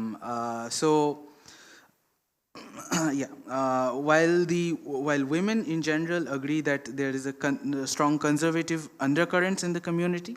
Is this slide? No, yeah, this one. Community, the most argued that conservatism was a dying trend. Is my time up? Yeah. Oh, okay. It's dying trend. One woman suggested that there was now an approximate ratio of between 80 to 20 progressive families, progressive to conservative families in Garden Reach. They argued that from anecdotal experience that their families did not oppose women working if they were assured of safety. So even women who said that their families were conservative, in cases where they were opposed to working, it would be usually because their workplace was far from their residence, Garden Reach being very poorly connected to the rest of the city. But I also found that women from the neighborhood were actually working. Even they cited that they were working in Mumbai, Pune, Bengaluru, a lot of places. They presented, so what they said that they had a number of reasons for working in iMerit. One was that it was close to their homes, usually a 20-minute walking distance from their home. And since pandemic, the company has provided them with the opportunity to work remotely. 2 women said that they felt that the work was easy, and in general, their experience at work would be determined by the team lead. Most preferred the flexible shifts offered by the company, but they could only log off if their TLs allowed that. Most of the starting salary was approximately 9,500 in 2022.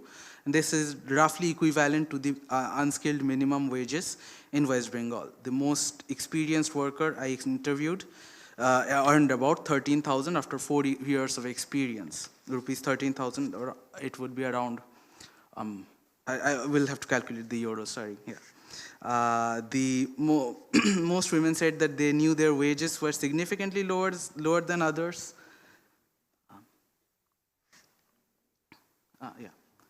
Lower than others in comparable positions in other parts of the city. And every one of the women said that they felt iMerit took an advantage of the fact that they knew their employers had to work. Employers knew that they had nowhere else they could feasibly work.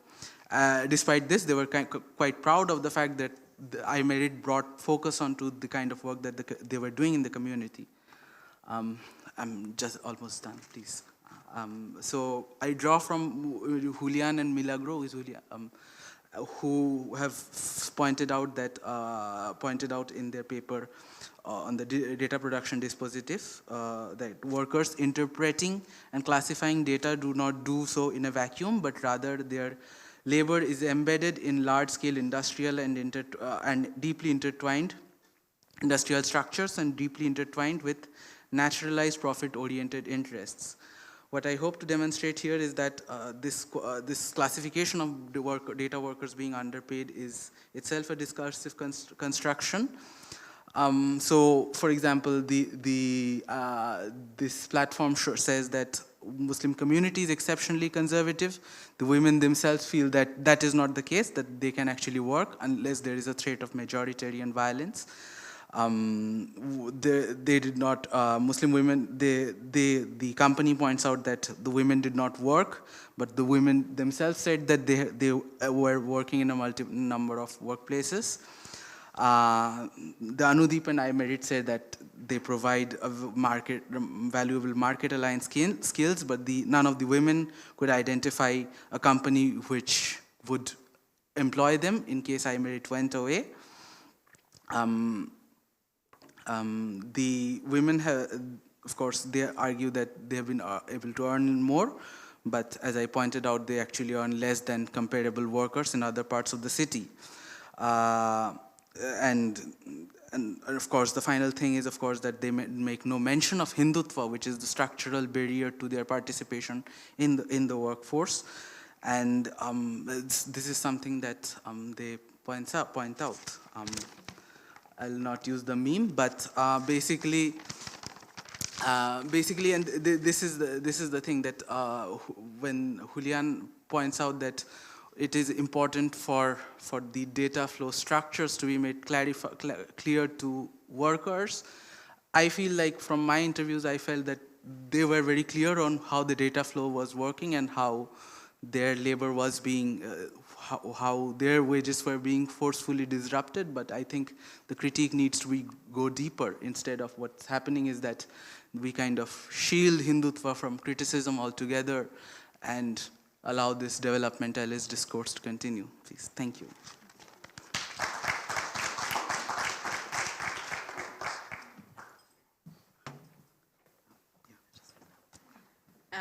Thank you, Aishik.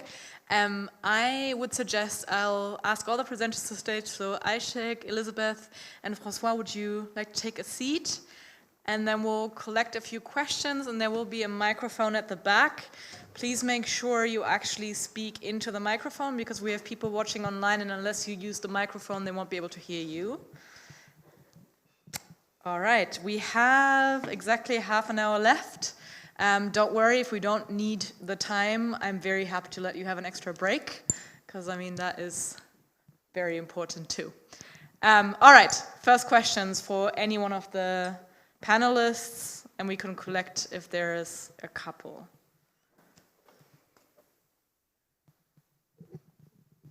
So I see you in the back, and then you maybe can take these two, and then... No, please go ahead. Thank you. I have a question for Elizabeth and Elvis. In your interviews in 2023, did you notice any impact of the passage of the Employment Amendment Act that included right to disconnect provisions in Kenya? Was that ever something that was an issue for your interviewees, or I'm just curious if that was an issue. It just kind of came to mind by the title of your paper, the 3 a.m. phone call, right? And the idea of the right to disconnect just generally is to prevent or to put boundaries around that. So I was just wondering if that was something that was an issue for your interviewees at all. Maybe you can just clarify what you just spoke to for everyone who doesn't know that. Sorry? Maybe you could just clarify the act you were speaking about. Is that a U.S.? Oh, no, it's in Kenya. Right, I don't know much about it specifically other than there was one that was passed. And so essentially just an amendment to the Employment Act that included right to disconnect as a shaping force over people's work, digital labor. I don't know the situation in Kenya in detail. I just know that Okay, exists. great, Yeah. thank you. And then the second question.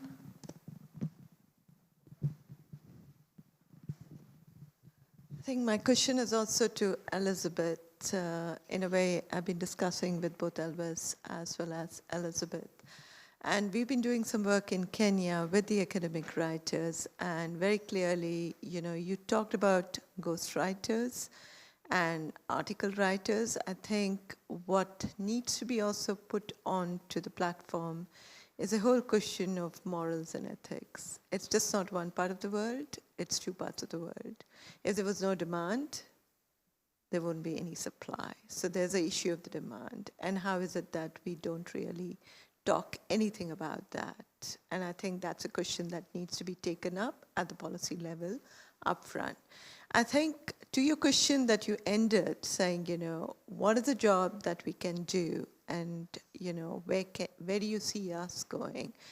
I think looking at the Kenyan economy over the past couple of years, and I think this is not just so of Kenya, but much of Africa and much of Asia, is that finding good researchers is quite a challenge. And then the kind of work that is done by many of these academic writers, I'm sure the demand would not be there if the output of what is being submitted is not of a good quality. I think one can think about pushing towards having research institutions. While I was in Kenya just about 10 days ago, I went to one of those academic hubs and interviewed a couple of people. They were medical students sitting and writing articles for professors in the global north on infectious diseases. The question I asked them was, how did you get access to these journals? Because many of them are paid. And they said, well, we get the account and the password, and we can access all of this, and we actually do the entire review of literature. If these students are capable of doing that, and there is a huge dearth for this kind of an expertise within these countries, and I think healthcare is nowhere, and I think there's a demand for medical.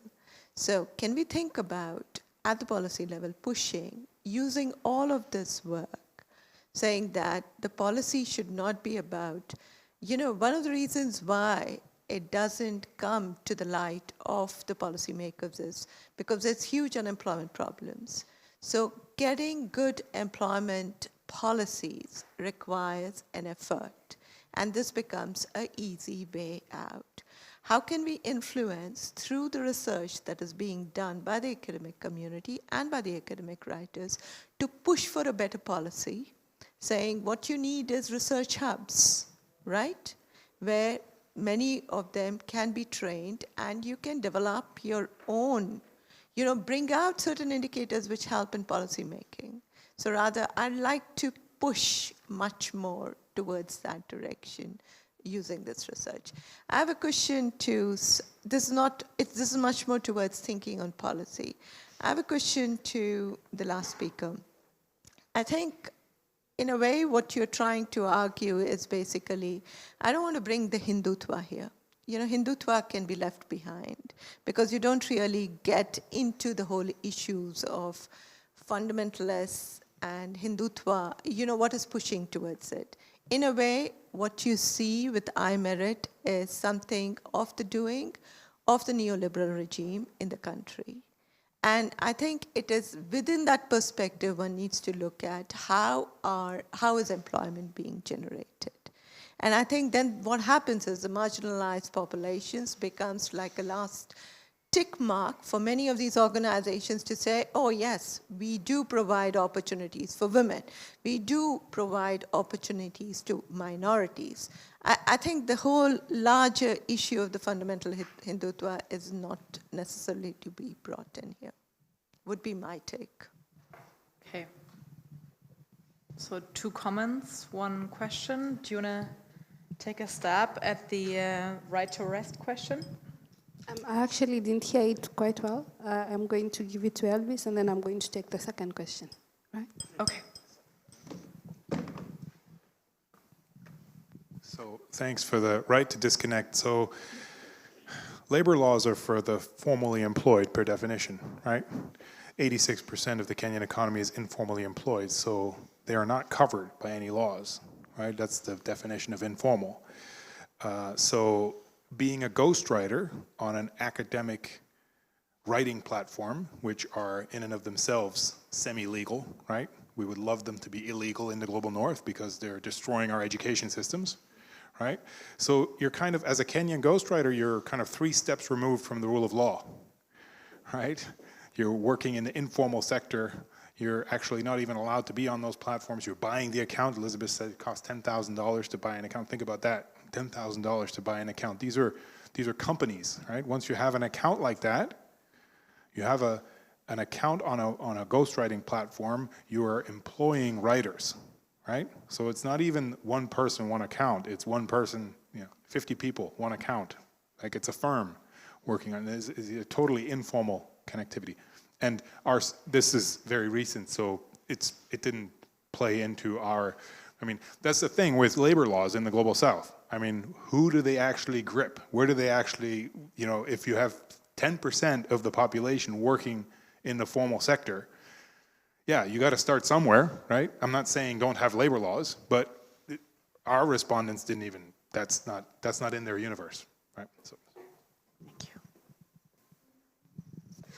Thank you. So about what Uma just said, I think I want to add on to that. So how do we get these policy recommendations out there? First of all, I think that there was a research by Kenya National Bureau of Statistics that it takes an average of 5 years for graduates to actually find meaningful work.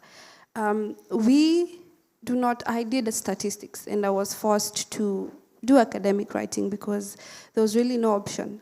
You don't want to go home because even going through the studies, it was a burden. It financially, you don't want to go back to burden your parents. So what is the easiest option is academic writing. I did statistics, and if I could have gotten a platform that gives me that kind of work online, I'd gladly not do academic writing, but mostly you find that there's a lot of geographical discrimination in these platforms where even the academic writing,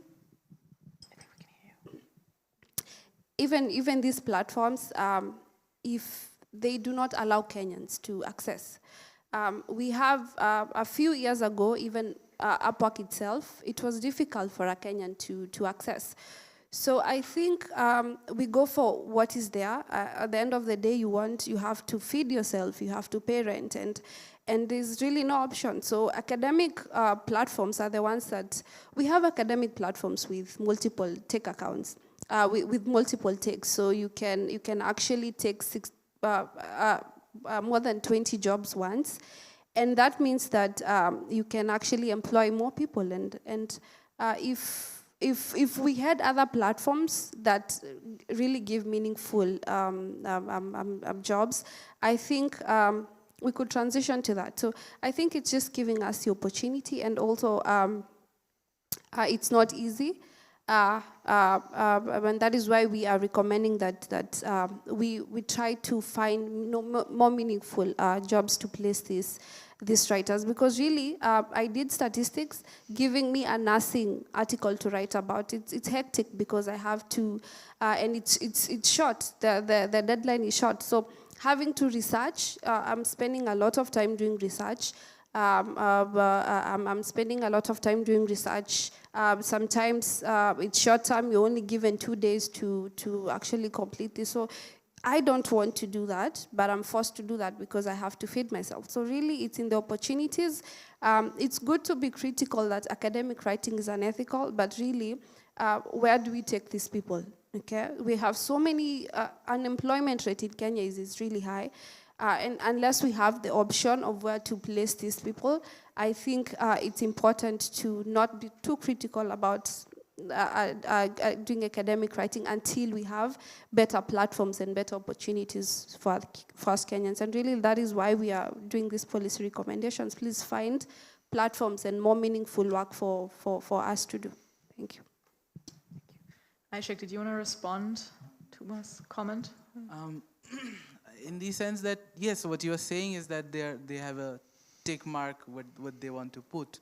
But the problem that I want to point out is that there are twofold problems. The first is that in not talking about the problem of Hindutva in itself, what they're doing is kind of amplifying their logic by suggesting, I pointed out, 90% of their the workforce in that in iMerit, especially in the Garden Reach Center, that is women.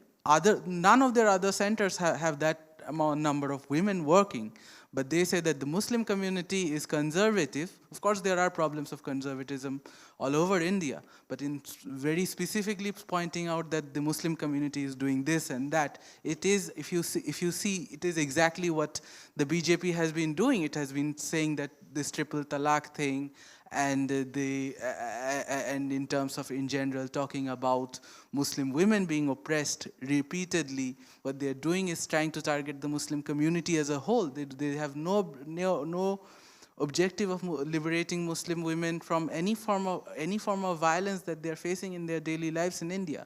And the second thing, of course, is that in portraying that this kind of work is an opportunity, in trying to show that by allowing them to work, by allowing them to come to a particular workplace, they are giving them an opportunity. It is kind of trying to stress the work,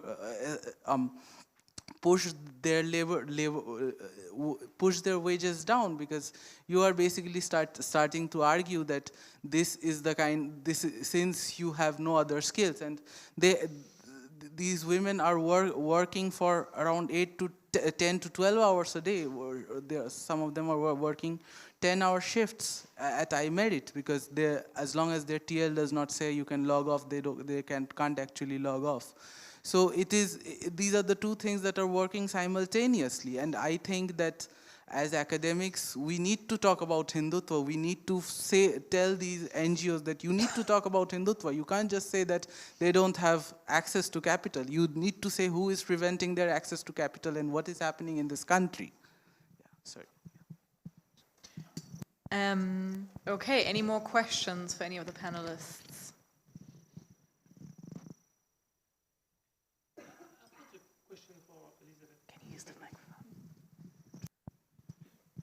Thank you, Elizabeth and Elvis, for your presentation. I've got a question of clarification. Do you have any clue, any information about people who outsource their work to ghostwriters? Because I cannot imagine what kind of papers they can write and which are the foundation of this paper, and what kind of job do they really do, and how is this market, how does work this market of outsourcing the academic work?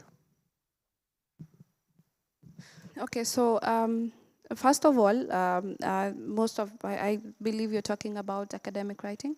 So first of all, it's buying. They usually buy accounts because most of these accounts, they have a geographical limit. So you have to take up a profile that is foreign. Okay, so it's just networks, just as we were saying in our paper, that academic writing is really a community and it's not atomized. So even in this community, it's to build trust, so that even when there's transaction, you actually know who to buy these accounts from, that have connections with foreign profiles. And so the kind of work done is everything academic, from research papers, from, I don't know, name it, everything, anything, any subjects, any level of education, and mostly even as online labor indexes, it's the clients are mostly foreigners, global north. There's no limitation to, we have people with Asian accounts, we have people with just anywhere. And we just buy and you take up a foreign profile. So some platforms, they do not allow women. So you have to, as a woman, you have to take up a profile that is male dominated. So I think you just have to, it's survival for the fittest. You have to fit into what demands. As we said, sometimes some subjects, like for example, the technical ones, they believe that a man is going to do much better than a woman. So you have to take up a profile that is manly. Yeah.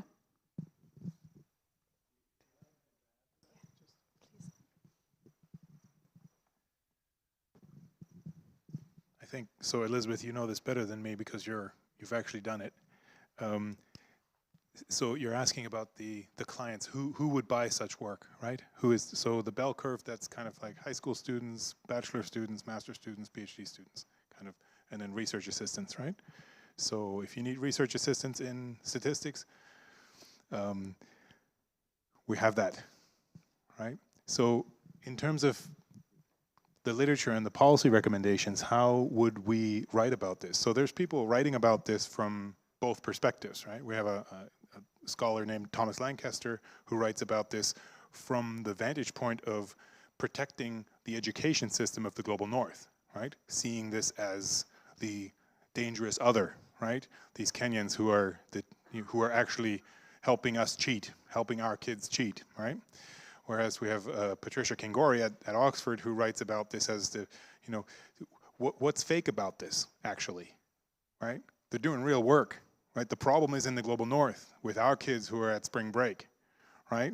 In the global south, people are working their butts off doing this work. And I kind of like to add another aspect to it, which plays into your argument, is that we have all these articles out there saying there's no knowledge being produced in the global south, right? Right? There's no patents coming from Africa. It's a white spot on the map, right? But who's writing your bachelor thesis, right? So I do think there's knowledge being created in the global south. It's just a bit more messy. We have to look under the hood, right? And we need to, it's a messy situation. We need to figure out how do we safeguard the education. I'm also an educator in the global north. I also have students. I also mark papers, and every time I have a paper, I mark who wrote this. Was it you? Was it a Kenyan? Or was it ChatGPT? Right? So that's the spectrum that we're looking at, and we need to kind of help people write. The good thing is we have this it's a bit old, this Goose and Manning, right? Like lovely and lousy. All of you in this room knows, you know how it feels when you actually create a good paragraph, right? That, I'm not going to give that analogy with giving birth, but this feeling of this pain you feel in your chest, right? That, right. No, I'm just, but when you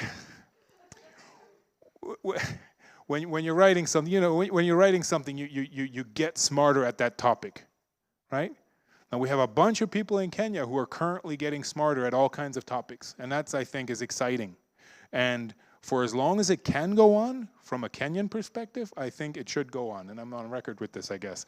So the Kenyan government is kind of blissfully ignoring it. They don't know what to do with it. These people are earning money, they're getting smarter while they're doing it, they're not getting any credit for it. So Patricia at Oxford is working on that, trying to say, okay, how can we help, you know, these medical students get actually besides the human capital they're gaining, actually getting the credit for it, right?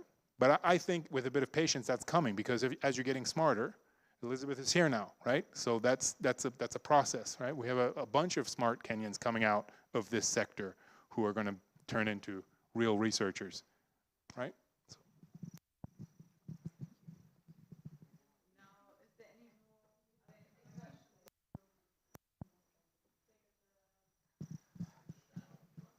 No, you need to be on the... Yeah, thanks very much, guys. That was awesome. And thanks also for sitting and working with intersectional composition of arguments, right, which can be really challenging. The short question with the long answer is kind of, on balance, is the platform economy part of making labour conditions better or worse in terms of a balanced and open gender kind of intersectional labour market? But really, I guess the main question is, and it's up to all the panel, is how have you found it sitting with the tensions that exist, where on the one hand, this is opening up new opportunities, but on the other hand, it's reproducing already existing systems of oppression, and how you sit with that in terms of trying to really push for positive change. I think it's come out in some of those, but yeah, if that makes sense as a question.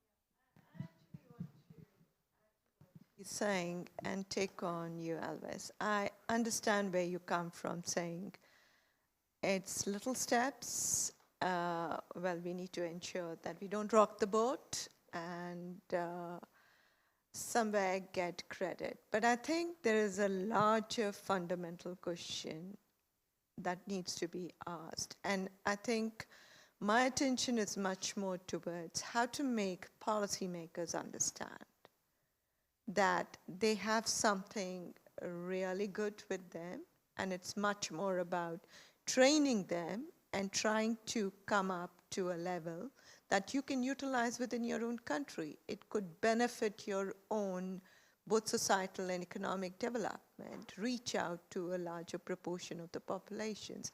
I think that's probably the push that needs to be given. It's not probably just about giving a credit, or, you know, it might help a handful of them, that's all. But I think one is talking about a larger impact. How do we bring about that larger impact? Because it's not today about 10 students. If you go to that area, I don't want to mention about it, you find thousands of students actually doing it. It's about them. And how do you really uplift? Because as he said, otherwise, it's, you know, the same oppression. Rather, I find it the worst forms of neocolonialism happening today. You know, there is exploitation at every level, both by the platform companies, both by the users in a way. And I think it also raises the question about, I think Elizabeth mentioned it, and it's there in almost all the interviews that I did in 2019, 2020, and even now, where, you know, they're buying fake accounts, they are masking their location, they're masking their gender. You know, what are you pushing people into? Okay. I think that's sorry, I'm just going to interrupt you there to give everyone else a chance to answer as well. François, would you like to have a go? Yeah, thank you very much for the question. The fact is, in the IT sector in France, the wage are relatively high in comparison to other sector. Then that's the reason why the sector is trying to involve more and more women in order to give them the opportunity to have a better salary. But the sector is at the same time, it's really violent against women, and you know, lots and lots of them are feeling really bad working in this industry.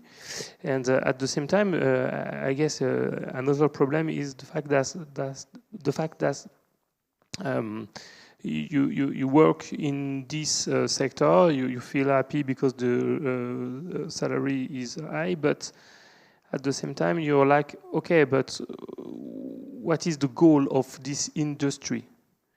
I'm trying to work in this sector, but this sector is really bad for question of about climate change.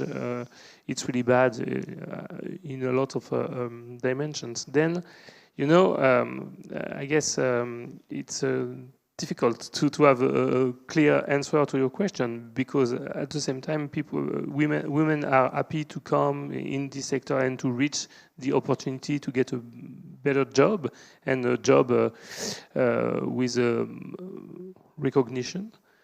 But at the same time, you know, they are working in condition with bad work-life balance and so on. You both have about 2 minutes. I'll just add one point, is that as long as we tend to try to start just think that, you know, we will make this part visible or that part visible and this and that. The problem, as you said, that, you know, how to get their work some kind of certification or recognition. The question is, why is, for example, why are Kenyan degrees not considered equivalent by Oxford University as an equivalent to itself if their scholars are working? Why do I, when I'm applying to Harvard, for example, even though I have a master's degree and have spent 4 years in my PhD, Harvard says that you do another master's degree at our place and then we'll think about what you're doing. So having a certificate from Harvard is not going to change that. I think we have to ask more about these structures. Yeah. Thank you so much. We actually asked a question to our respondents because with all these hardships and hurdles, so we asked them, would you, for the same income that you're earning, would you actually take an office job? And most of the women that said no, they cited flexibility, because they feel online work is giving them the flexibility to have the obligations and also earn. Now, this flexibility to us, according to our paper, is only possible if you enable them to have platforms, because if they are working under someone, the flexibility now turns to manager control flexibility.